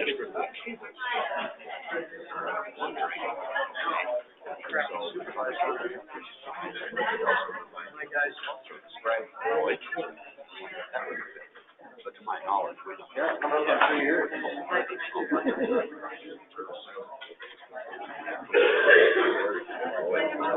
Yeah. But I never got notified. Yeah, that's interesting. And, you know, the FCC requires them to notify you guys whenever they're supposed to be noticed. Sometimes they're so small and isolated, I wonder what the threshold is before they call you. Well, exactly. Because if it's one house, they're not gonna call you. No. If it's one neighborhood, maybe. And they'll probably never tell you. They tried to find out anyhow. Right. No, actually,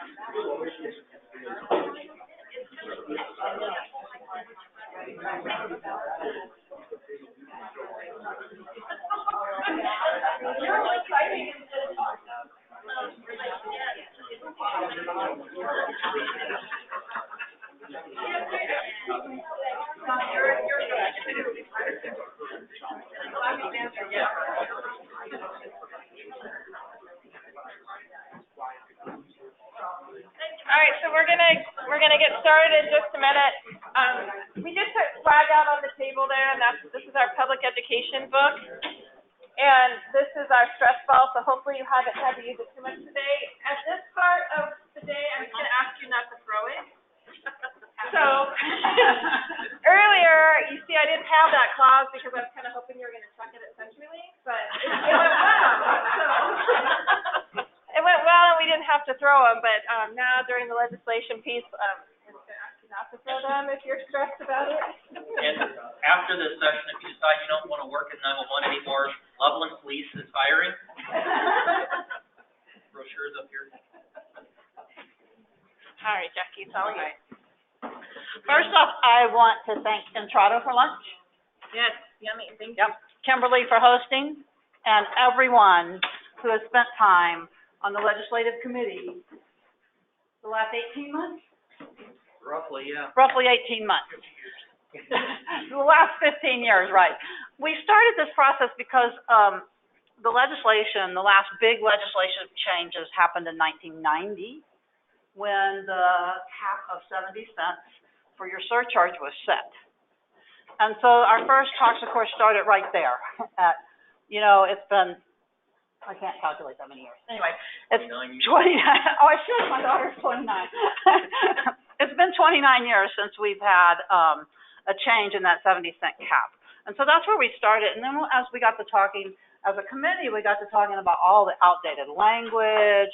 We got to talking about how do we get telephone companies to properly remit their surcharge.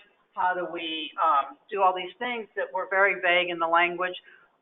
Some of the other things that were really vague in the language was what we can spend the money on. I mean, it's outlined in there, but it's pretty vague in some spots of what you can actually spend 911 funds on. And so we started from there and basically have revamped the entire section of the 911 legislation. It will come for a vote tomorrow at the PUC task force to move forward with this particular draft language. That doesn't mean this draft language will stay the same. It just means that it will be moved forward hopefully by the PUC task force so that we can move forward as a group. The other significant change that we have in this legislation is the possibility of creating and collecting a statewide 911 surcharge above and beyond the local surcharge. So it doesn't affect your surcharges, it doesn't affect anything locally. And there's been a lot of things that we have earmarked that money to help pay. So that's in the legislation, and if you haven't had an opportunity to read it, and you're on that task force listserv, I know it went out, please read it. We want comments, we want feedback, and we want support. We do currently have a Colorado representative who has pulled a title for this bill. So we are looking for support for the bill. We are trying to get it moved forward. We, as a committee, we've kind of splintered off into a little bit of a smaller committee so that we can kind of strategize and see what needs to happen from these points. But what we need from authority boards is we also have a executive summary that we've drafted.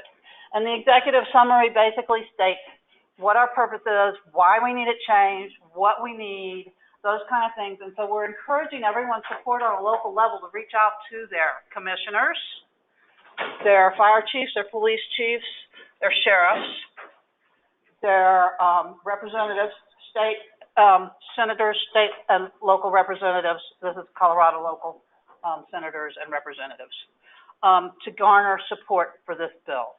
We are hoping that through the funding of, one, the cap increase of surcharges, the people that haven't gone above 70, how many people are not above 70 now? Just Two? I would say maybe 10 out of 58. Maybe 10 out of 58. So if you haven't raised above 70, hopefully we'll get a cap that you could just go to without having to fill out all the paperwork at the PUC. If you need anything above what ends up being approved, of course, you'll still have to go in front of the PUC. And in addition, the statewide surcharge would help benefit everyone. We've put things like helping pay for the ESInet. We've put things like helping pay for training, voluntary statewide training. And those kind of things are in that funding. Again, the big picture is these laws are really outdated, and they really do need your support. So, I don't know, any questions? What's your questions, I guess? Questions, feedback, what would you like to see happen? It's you know, like I said, it's imperative. Well, just a comment, it's a statewide concept, more rural, particularly mountain communities, tend to see a lot of transit or visitors in their jurisdiction, which is a large burden on our emergency services, so we don't have a population to have the authority board. So I don't know if that becomes a role in. Part of our process in the statewide funding was that, yes, first off, we were hoping to be able to pay for some of those increased ESInet costs, which then takes a little bit of that burden off the locals, because as you know, we have, you know, the mountain areas that sleep 250,000 have 15,000 population base. You know, so obviously you're not getting what's happening in your county. And then, of course, there's colleges, and then there's the rural areas that have highways that run through them. And, you know, they stack up on the internet. I'm sure Wycombe, they know that one. Everybody stacks up on the internet, on the interstate, and they're stuck dealing with all these extra people coming through. So, and we're hoping that we can also use that funding, the statewide, for things like training programs for statewide things, and help me out. So, yeah, what other statewide grant programs? So let's back up just a little. So the way the draft legislation is written, it does not say that the money has to be spent on any of the things that are listed as eligible expenses. It essentially allows the commission to spend money on a certain list of things with input from the 911 community. So the first thing that would happen if this bill passed is that we would have to have a rulemaking at the commission, try to get input and participation from as many people as we could to help create the structure around how the commission will determine how to spend that money every year. And the list of things that the commission can spend the money on are listed in the draft. Let me find the list here. The first item is payment of basic emergency service charges billed by a basic emergency service provider. There was some disagreement in the legislative committee as to whether we should pay the full BESP charges, or we should only pay the difference between what you paid before and what you paid on the new ESInet, or maybe 911 authorities would have to apply for it. We The way the legislation is written now, all of that will be decided through that rulemaking process. So it gives us maximum flexibility to make sure that we are doing this in a way that meets the needs of the majority of the 911 authorities in the state.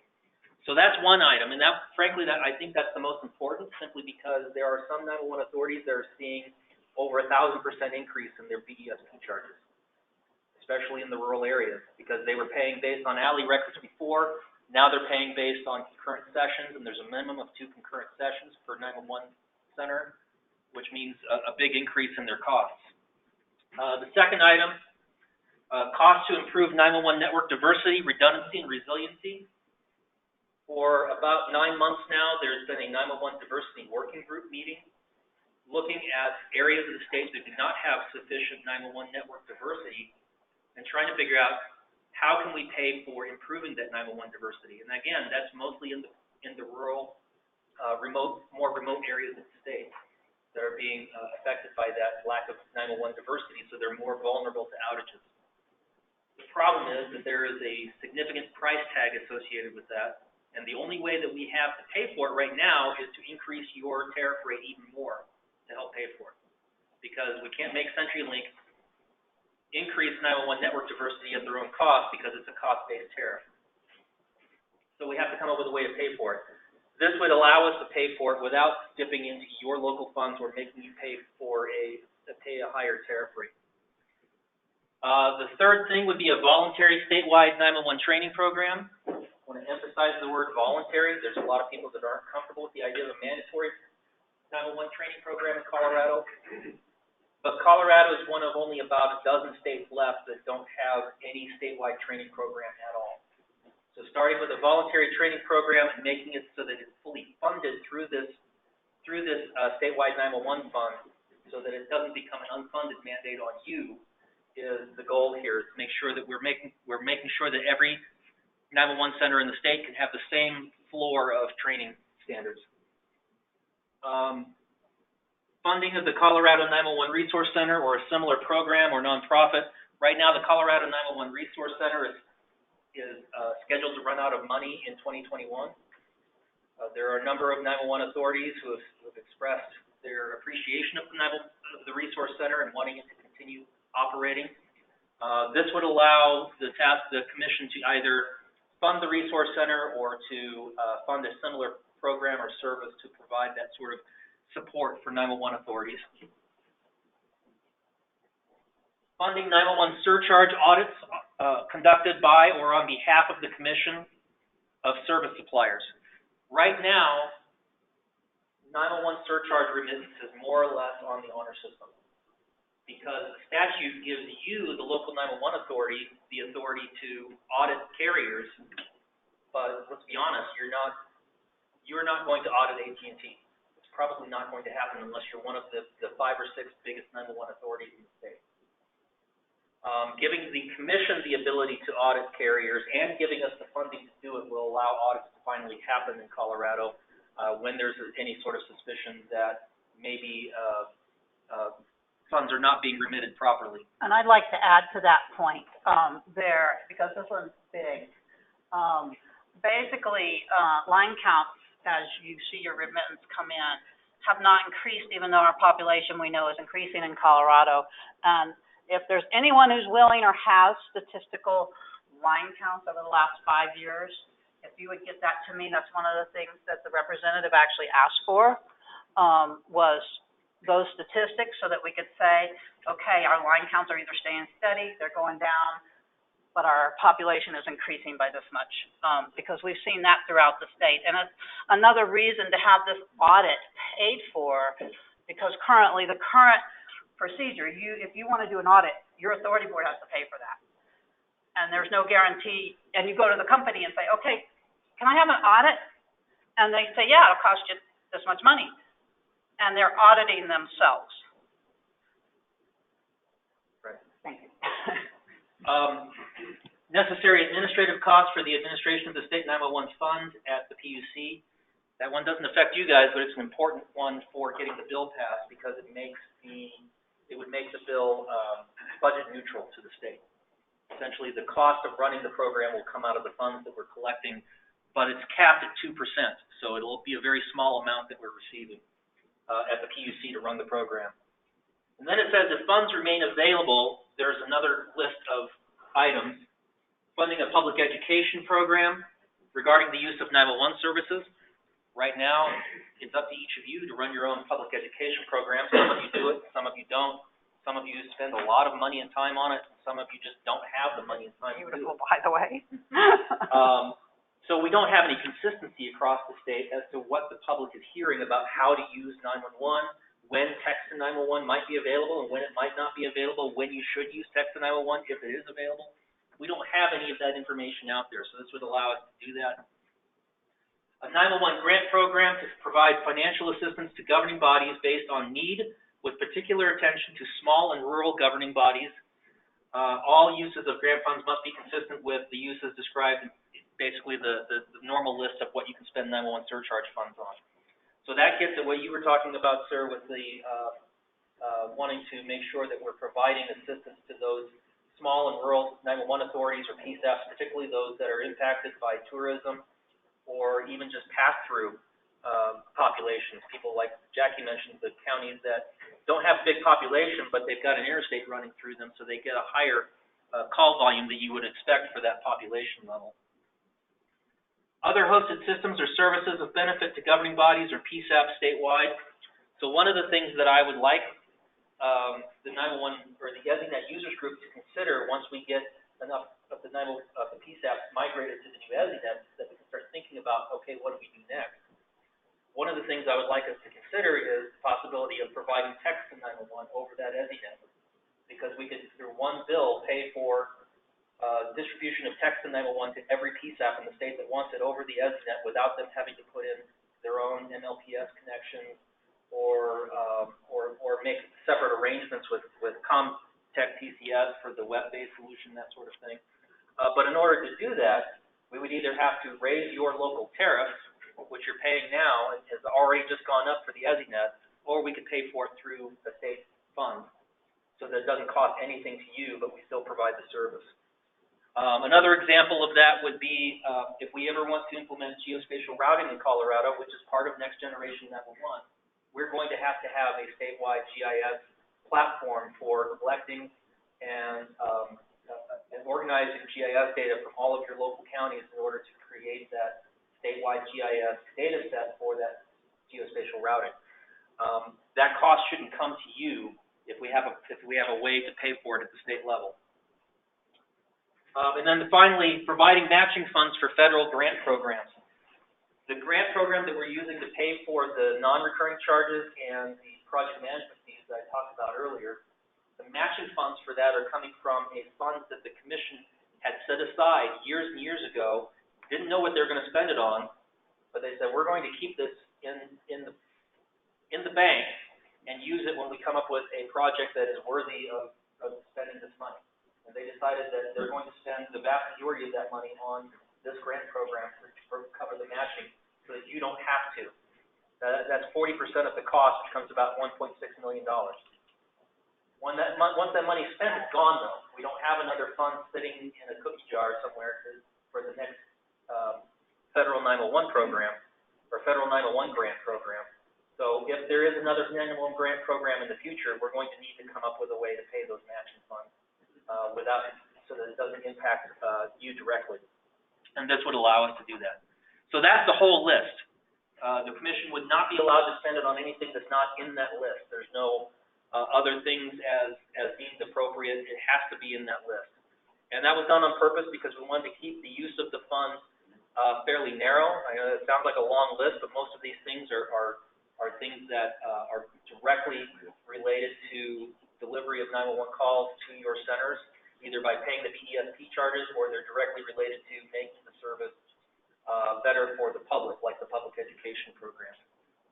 So sorry I kind of hijacked your presentation, but I wanted to make sure people knew what we were talking about when we were talking about. Daryl did a lot of secretarial work, so he's got all this in his head. and I'll tell you, so Jackie and Athena Butler from Denver are the co-chairs of the committee.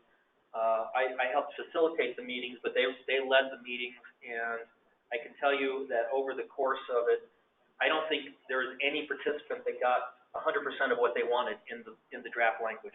And to me, that's a sign of successful negotiation, right? That nobody got everything they wanted, but everybody got something that they wanted. The Commission and the Department of Regulatory Agencies is not taking a position on this bill, because to do that, you have to go through a whole process that we kind of missed the boat on. It happened before we finalized the language on this. So this is not me speaking as a state employee, but it's me speaking as somebody who participated in these meetings, and there was an incredible amount of thought that went into every single change that was put in the language.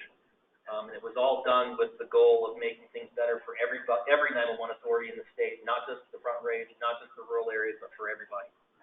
And I wanted to add to that, that we really did a lot of collaboration, and I am aware that there are things in this bill that there are people that are going to be opposed to. I just have a question. Being one of the 7 sinners, what are you looking at moving that cap at? We were going to do it at inflation, which was $1.40. Well, so we went through a couple of different iterations of that. What we ended up with was allowing the Commission to set the surcharge annually, not the surcharge, but the threshold annually, based on inflation and the needs of the state. We originally were looking at just doing it by inflation, which would put it at $1.40. We already have a number of 911 authorities that are already above $1.40. And the point that was made by I think it was Joe Benkert, who was part of a lot of these meetings, was the cost of 911 equipment has gone up faster than the rate of inflation. So instead, what we ended up with was allowing the Commission to set that surcharge threshold annually. Doesn't mean you can't go above that threshold. It just means that's the point at which you would have to ask for permission to set your surcharge higher. So the Commission could actually change that based on cost and those kind of things. Like I said, we really think we've come up with good draft language. Again, I know there's opposition for some of the things in this bill, and there's support for some of the things in this bill. Overall, what we're really asking is for your support, and if there's things that are that you can take maybe a neutral look at, some of the things that are more opposition to you or your local government. And I got Bruce. Go ahead. I just had a question about the fiscal note. So this bill's going to have a fiscal note tied to it specifically for this to be administered out of PUC. Do we know what that looks like? And can you remind me of what the percentage is, like an admin percentage or the amount? 2%. It's 2% to retain for the administration of it? Up to 2%. So if we don't use the whole 2%, we don't get to keep it. So the fiscal note's not going to be, hey, state, come find money out of your budget to help support this initiative. It's, hey, state, support this initiative, and the initiative will self-fund through the monies received. And that's huge. Correct. Because I know several of the legislators that that Athena and Jackie have reached out to so far, one of their first questions is, how much is this going to cost the state? And if we tell them it's budget neutral because we will recover our costs from the fund itself, that goes a long way towards getting their support. And do we know that 2% is going to be enough? So I came up with that 2% based on what other states retain for their 911 programs. That seems to be the standard. So it's my hope that is enough. If it's not, it's something we can address at some point in the future. But I believe it will be.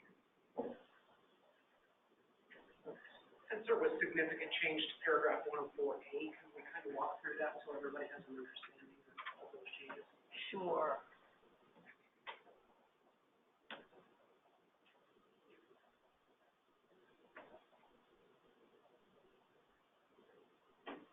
Section 29 is kind of long. Right. Let me actually go to the red line. It might be easier to see what the changes are.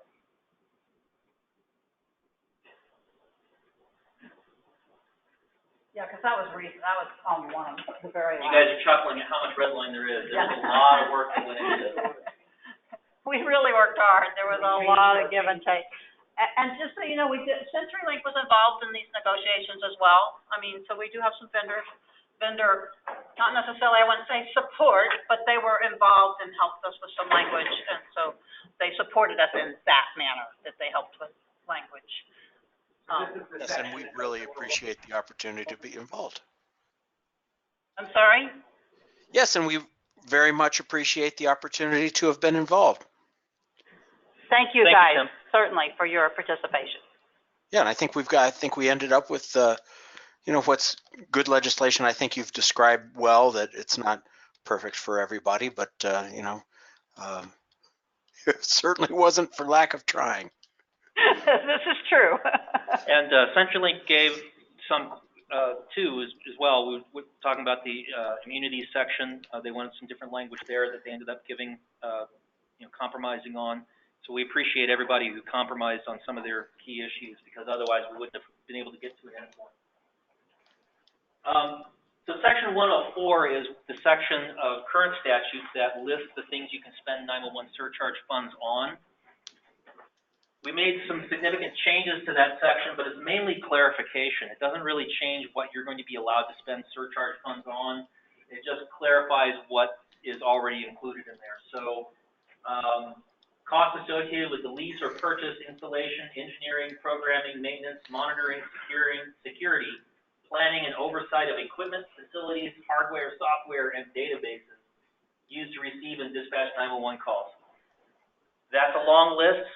The current language just says something along the lines of costs related to the delivery of an emergency telephone system. Yeah.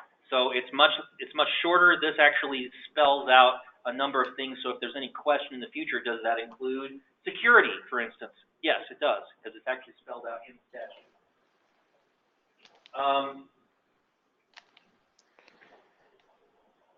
Right now, in section B, one of the items is that it includes, in current language, it includes radios and emergency training programs. Radios, what do we mean by radios has always been a question that comes up when people are applying for surcharge increases. And what is meant by emergency training programs? To spell that out a little bit, we said emergency medical services provided by telephone, radio equipment within the PSAP, and training for PSAP personnel. Now, a number of you spend money on radio equipment outside the PSAP as well. Don't panic, because that is still included. It's just included in a different paragraph. Costs associated with the operation of emergency telephone service and the emergency notification service, including record keeping, administrative, and facility costs, whether the facilities are leased or owned, and other costs directly related to the continued operation of the emergency telephone service and the emergency notification service. And then it says, if monies are still available after the costs and charges enumerated above, then you can spend it on these additional things. What it had there in the past was you could spend it on emergency medical dispatch. We've moved that up in the list. So it's no longer in the, well, if you still have money left over, you can spend it on emergency medical dispatch. The emergency medical dispatch is an important part of 911 service now, so it's now part of the main thing you can spend the money on. And the other item was personnel, but it specifically limited it to persons employed in taking emergency calls and dispatching them, and persons employed in maintaining the computer database. That leaves a lot of personnel types out that are important for running a 911 center or running a 911 authority. So now what it says is public safety radio equipment outside the PSAP, so that's where that is still included, and personnel expenses necessarily incurred for a public safety answering point or a governing body in the provision of emergency telephone service. And I'll give you an example because they're easy to come by. Is the larger 911 authorities now all have executive directors. Larimer County, Arapahoe, even Mesa, Jefferson County. If you want to be able to spend 911 surcharge funds on paying that person's salary, right now it's very iffy in the statute as to whether you can do that. With these changes, it clarifies that yes, you can spend money on that type of personnel. El Paso Teller, for instance, is a very full service 911 authority. They actually do all of their IT work at the authority level. They do training at the authority level. They do their QA at the authority level. This would make it clear that that type of personnel is allowed if that's something that the authority chooses to spend it on. I'm very much in favor of this one. I bet you are. And that's come up in several 911 surcharge increase applications. Like, well, the statute doesn't say we can spend it on, you can spend the money on, an executive director, so we're going to have to remove that executive director's salary from your budget for, purposes of determining whether or not you need the surcharge increase. That causes a big problem for some of the 911 authorities. But if we get this passed, then that won't be an issue anymore.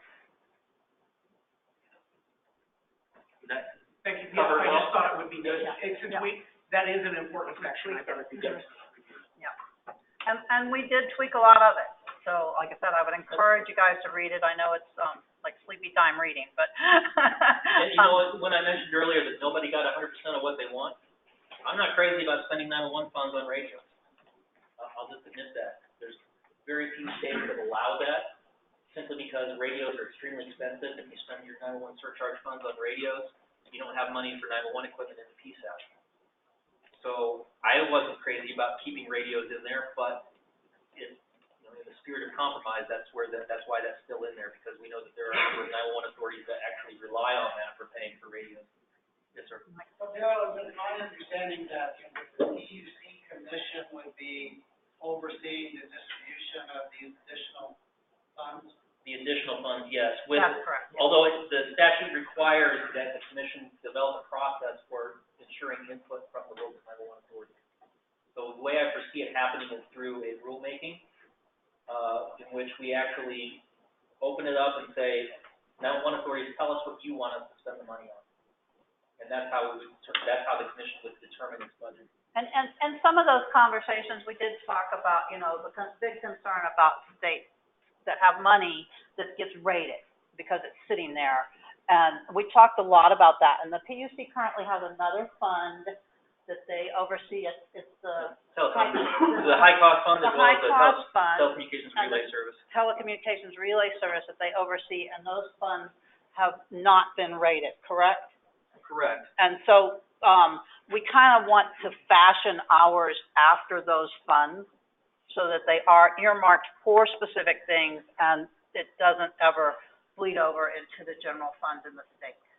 Is there language around those funds that has protected them from states, from Colorado wanting to use them to balance the budget? No fund is 100% rate proof.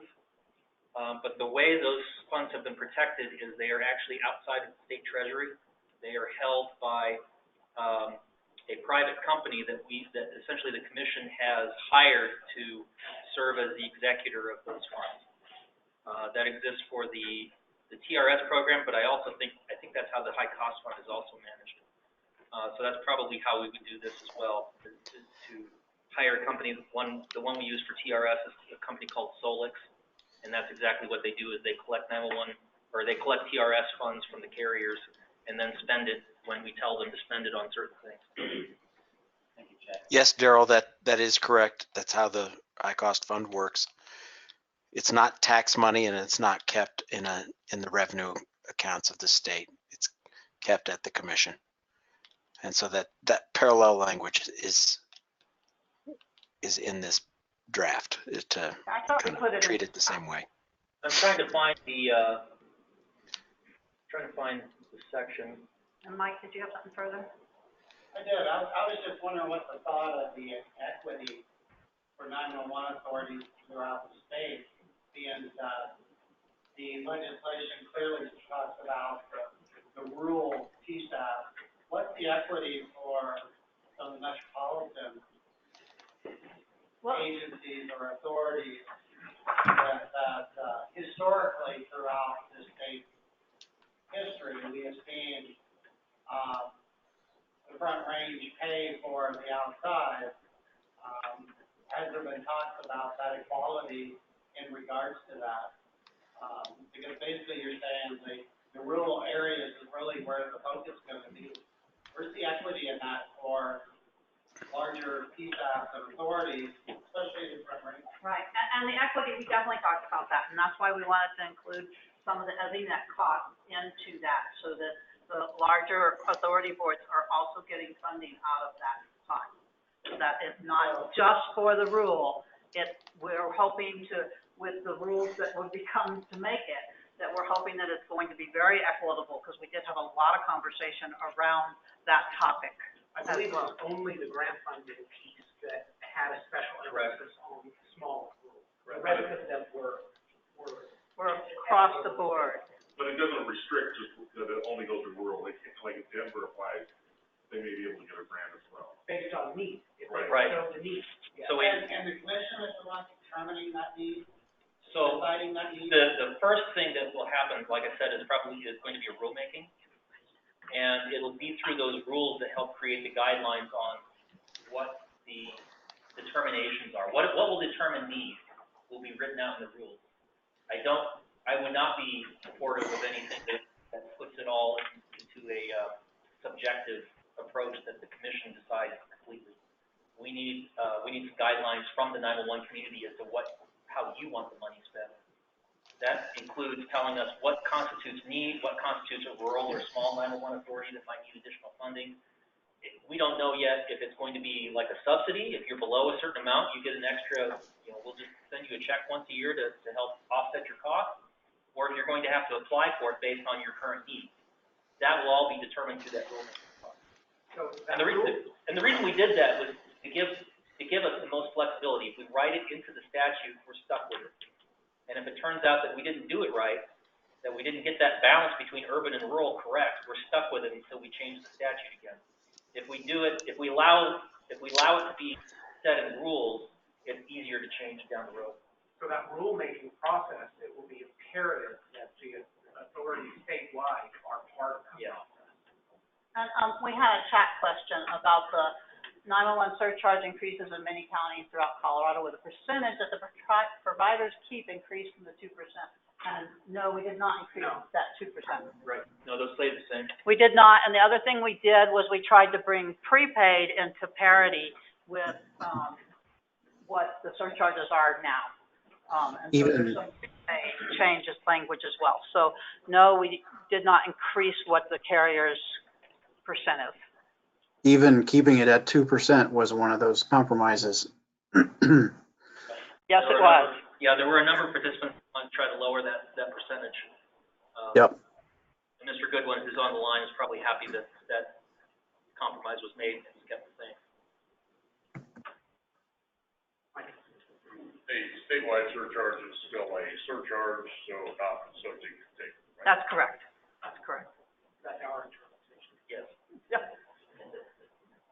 So, PCS has talked about legislation in regards of funding statewide PTRS, especially with this language being in there, utilizing radio. Public Utilities Commission being a state-run office, is there any thought of them distributing those costs to support the statewide PTRS system that actually, when you look at the population, is the less percentage overall statewide versus the independent system in the Front Range that house over 75% of the population? Is there a concern that could be distributed to support a statewide PTRS system that doesn't support the Front Range communities, basically, from an infrastructure perspective? Based on what it allows the statewide funds to be spent on, they know based on the language. Why is that? You have that in there, that the radio. That's local. That's your local surcharge. That's separate than what was defined for They're the completely independent. state. And PCS, or public safety radio channel, or whatever it is, we're working on they're looking at legislation at different funding sources, that if they have come up with anything presented next year, it's no part of this. Yeah, I know PSCS is working on their own legislation for 2021 instead of 2020, so they'll conflict with ours. And I don't think, 911 surcharge is one way to go, but they're also looking at other ways to go as well. And I think that's really where that question needs to be. Well, I agree, I don't want the state spending the statewide 911 surcharge, for radio systems. Right. So the things that, what I'm anticipating, so the way the draft language is written now, it allows the commission to set that statewide surcharge up to 50 cents. That is to give them the flexibility to do what they need to do to pay for what they need to pay for. However, I'm anticipating it being closer to maybe 20 cents the first year. about 10 cents of that, if we paid all the BESP charges at the state level, that's $5.9 million, that would take about 10 cents. That leaves another 10 cents to pay for, all of the other things that we're talking about, including, public education, the resource center, the training program, the audits, GIS program for geospatial routing, text and 911, anything else that we want as a group to try to include. Diversity. I don't think there's going to be any money left over for ETRS statewide. And I personally would oppose that, because you just heard my opinion about spending 911 funds on radio. It's not something that I think is good policy. But, the best part of it is that if that were to come up, it would all be done through a public rulemaking process where you could express your opinion about that as well as everyone else.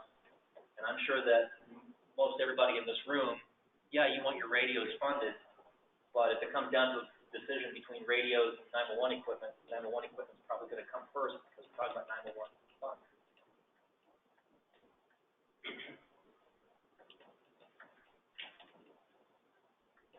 Any other thoughts, questions? I think that what's important here on supporting this is we're going to need support from the professional associations. CML, the Colorado Municipal League, that's the association that supports the cities. CPI is Colorado County. The Sheriff's Association, the Fire Chiefs Association, the Chiefs and Police Association. What we're hearing is from CPI and CML is they're not hearing about a need for more funding at the local level. So your city councils and your city manager and your county manager needs to be bumping CML and CCI and saying, we have a strategic deficit here with this increase in our ESInet charges. So we've got to have this legislative language change to fund this process. You need to take this back to your sheriff and your chief of police and your fire chief and tell them, hey, get this on the priority list of your association, because they have lobbyists that will support this bill if their membership wants to support it. We can't do this without the support of all of those associations. This will fail. And we can't do it alone. We really need your help. That's why we put out this executive summary, so that it would give you something to go talk to your city managers, your city council, your county commissioners, your county manager, your sheriffs, your police chief, your fire chiefs, your EMS board. All those people need to hear from the 911 community that we need changes in this legislation. Because if we don't get changes in the legislation, we're still stuck at 70 cents and no audits, bottom line. We're also not getting any help for the increased charges of ESInet, on and on and on. Somebody on the phone? Jim has hand up too. Oh. What's the title? They've pulled the title, and I have not gotten that title name yet. Or bill number. Or bill number. So as soon as I get that, that's gonna go out to everyone. I guess I have political strategy, question, concern. We don't know how the carriers are gonna respond. We don't know about CML, CCI, we don't know about the associations, we don't know about the other 911 authorities across the state, and just the temperature of everything. At what point,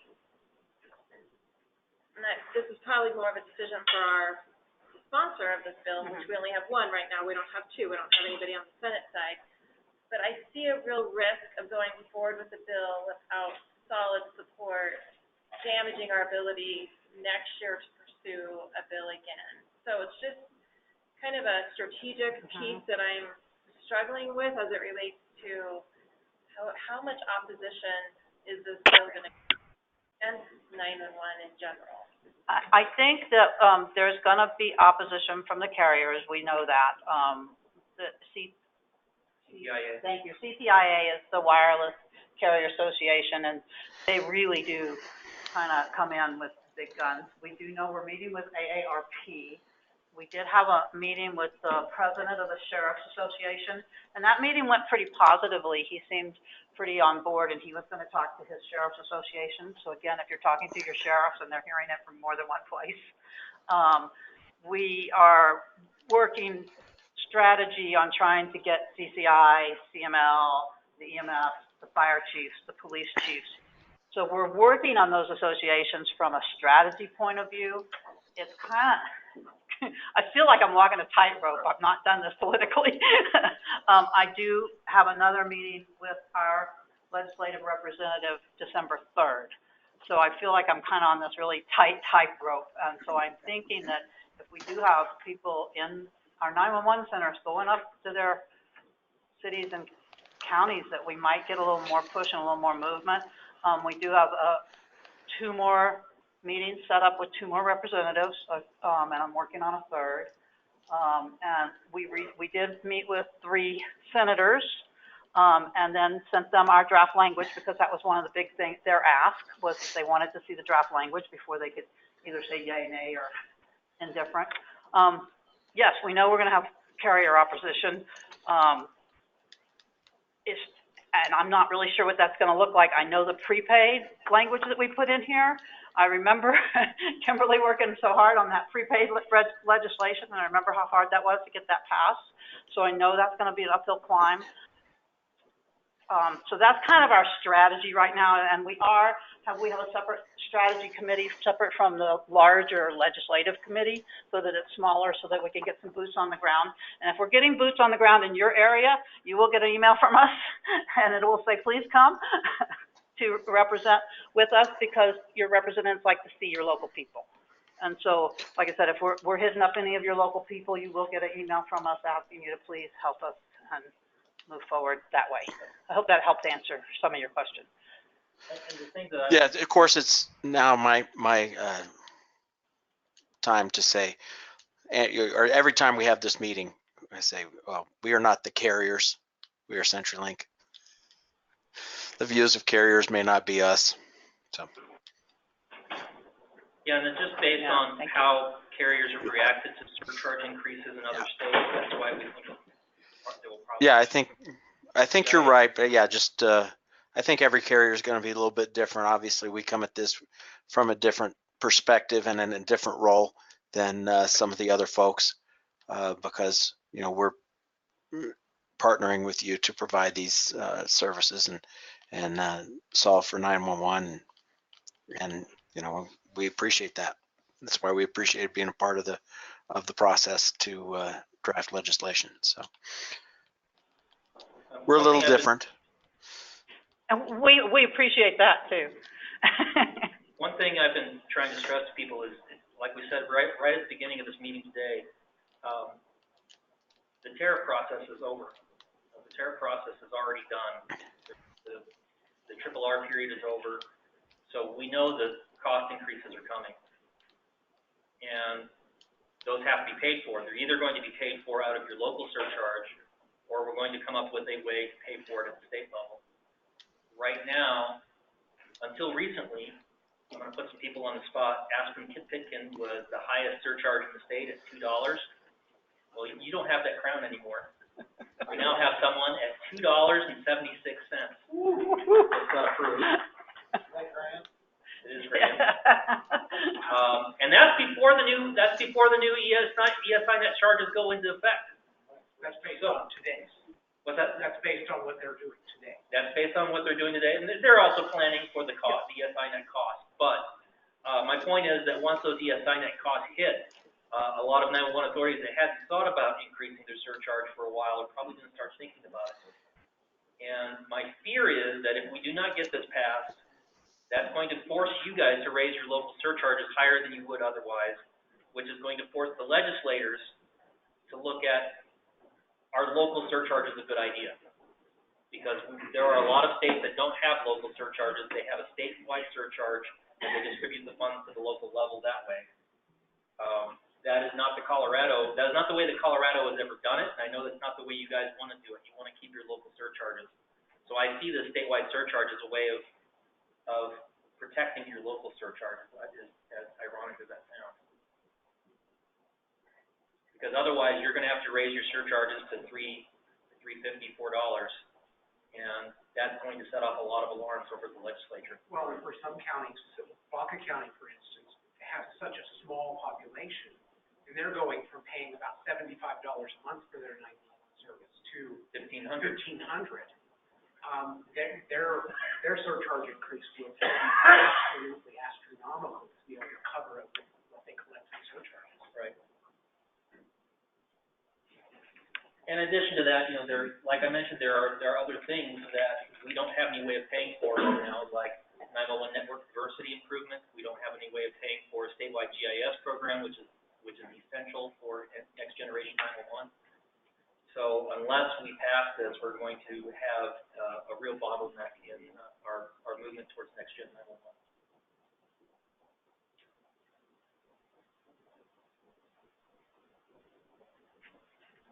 Check and see if there's any more there. Okay, if you have any questions, please reach out to either myself or Athena or both of us. We're happy to help you in any way we can. Again, we feel this committee has done such a hard job of compromise and getting it where it needs to be for the benefit of all.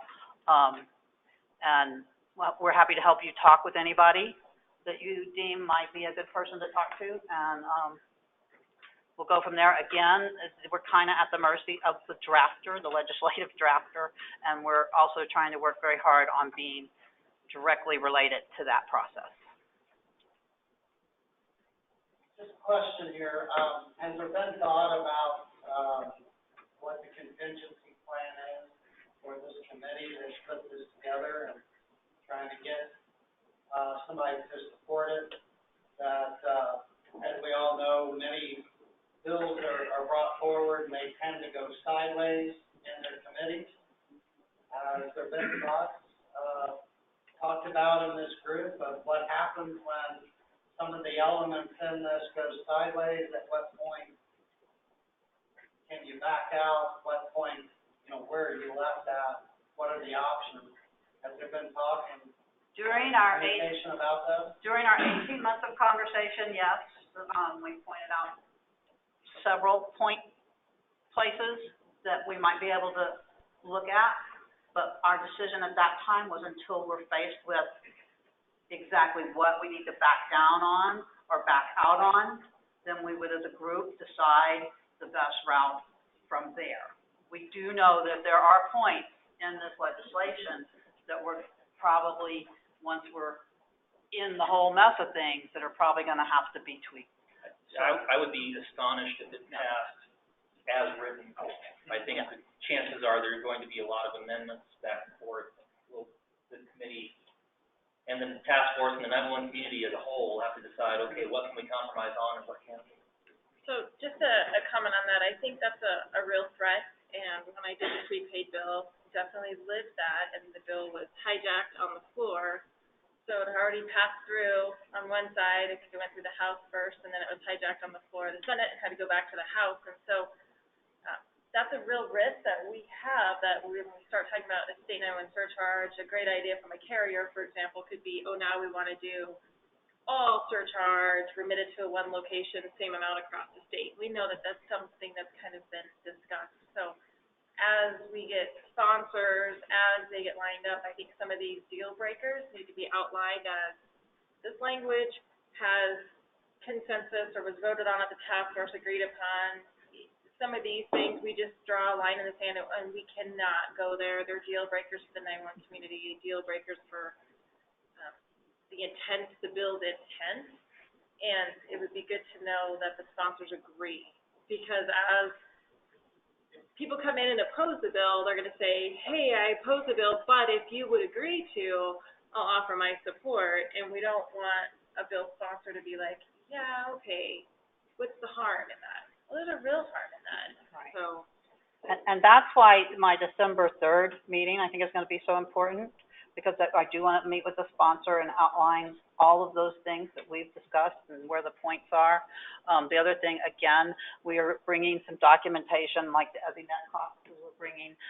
If we have documentation on those line counts, I would love it. Like I said, if you guys can shoot it to me, I would love it, because that would be some documentation that we could put in front of her, things that are really important that have to go through those kind of things, and we're working on, as a group, trying to pull that documentation together. And so I'm really hoping on my December 3rd meeting to sit down and go through this draft point by point and saying, 911 community is not going to compromise on this.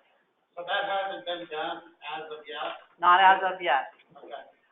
We've had conversations with I'm a little concerned that you're gonna ask in tomorrow's PUC that for a vote of support to move forward, and I have a hard time voting for that, in the sense that I don't know what those are.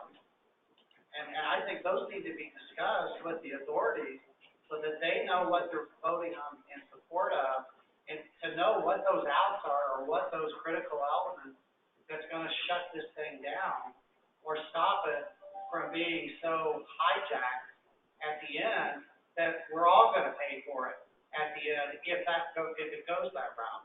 And I think we need to be made aware of that before we vote for this draft legislation, or at least I know in Weld County, I can't support that without knowing what those elements are that says, hey, if this goes sideways, we're gonna shut it down, or the bill sponsors are gonna shut it down.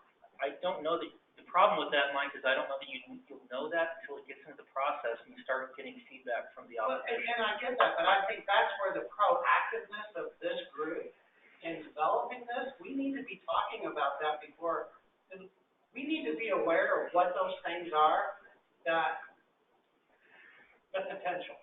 I think The that, potential of what those elements are. Those have been discussed quite a bit in the legislative committee. I think there's also strategically, you have to be careful not to err, well, these are our weak points in a forum. Right now, we're recording those, we're gonna put it on YouTube. So we have to be careful not to give them a list of things. These are our weak points, and these are the things that we'll give on if we get pushed on it. But I think those are conversations that need to be had, that the authorities need to understand, because then I'm concerned of that vote for tomorrow, for support of that. and Mike, I'm following what you're saying, and I get that. I'm just trying to, in my brain, figure out how to get the support of the task force in order to move forward to meet with the sponsor on December 3rd. Because if I have a no vote tomorrow at the task force, we don't have a bill. So I'm kind of trying to figure out, again, that's that tightrope that I'm walking. Yes, the legislative committee talked about all our give and take points, all of them. You know, so we could put a point by point together. But again, like Daryl said, I don't know that we want to do that in a recorded forum. The task force is also a recorded members forum. on that And there are plenty of voting members on that legislative committee. That legislative committee's been going on for 18 months. A lot of this room was in that, in that legislative committee. So I guess I'm trying to figure out, because I see your point, I'm just trying to figure out the best way to accomplish the goal of getting the bill moving, and also making sure all, I can tell you right now, not all of our authority boards are completely comfortable with it. But there's enough in it to be, if that makes sense. There's enough good stuff in this bill for them to say, you know what, there's enough good stuff in this bill, even though I'm shaky on some points, there's enough good stuff in this bill to move forward with legislation. So I'm not real sure how to address that, i.e.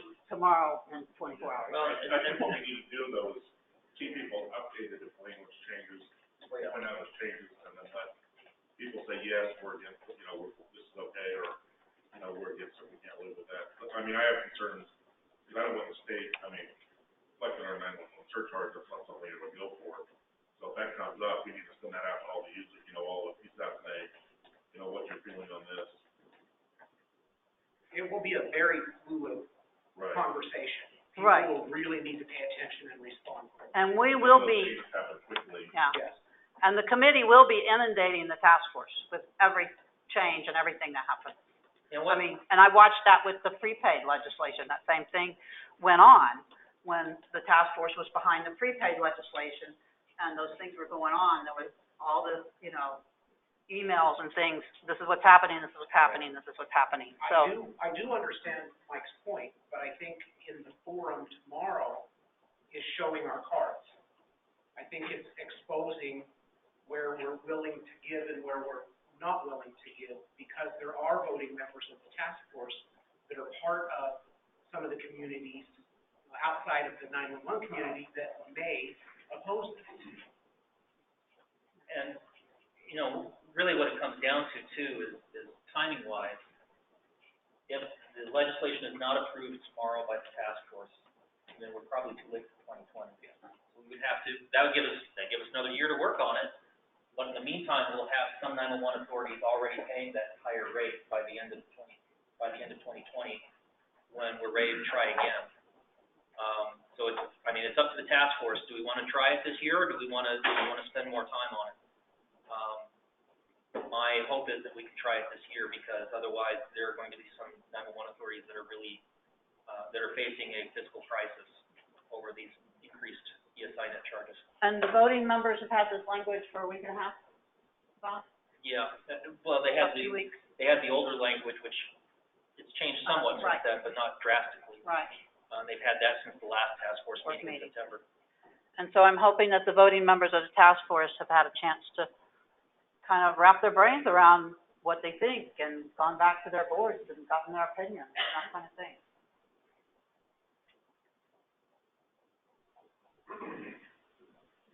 And, you know, the only thing I can say is if the task force chooses not to move forward with it tomorrow, and we decide to go for 2021 instead, it's going to be imperative that people not wait till the last minute to get involved and say, I don't like this. People have to get involved from the beginning and be part of the process, because this is what holds us up every time. I'm sorry, go ahead. ESInet is also working on legislation for next year, so we would be up against that for radio systems. Yeah. There would be probably a lot of pressure to try to combine our efforts into one bill. And I think that can make things a lot worse. It could.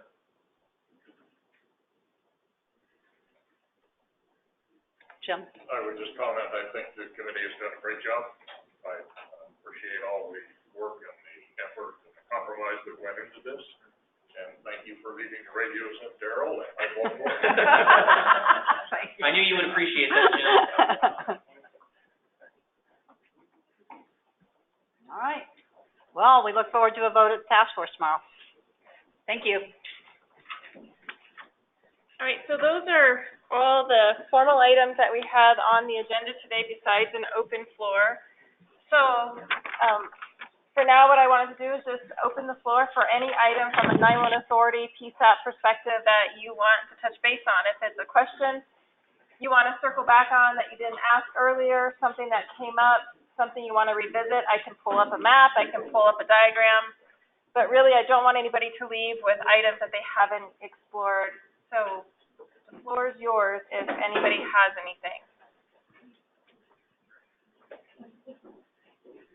Well, I'm going to call it that we did just that great of a job walking through everything today. So if you want to do a PSAP tour, if you didn't go up, then Val is able to take you upstairs if you want to go up and take a look at the PSAP. We'll be in this room for as long as you need to be, so if you want to have side conversations or meetings with each other and talk about regional stuff, feel free to hang out here and do that. And again, thank you for coming. We really appreciate your time and attention to everything. Thank you.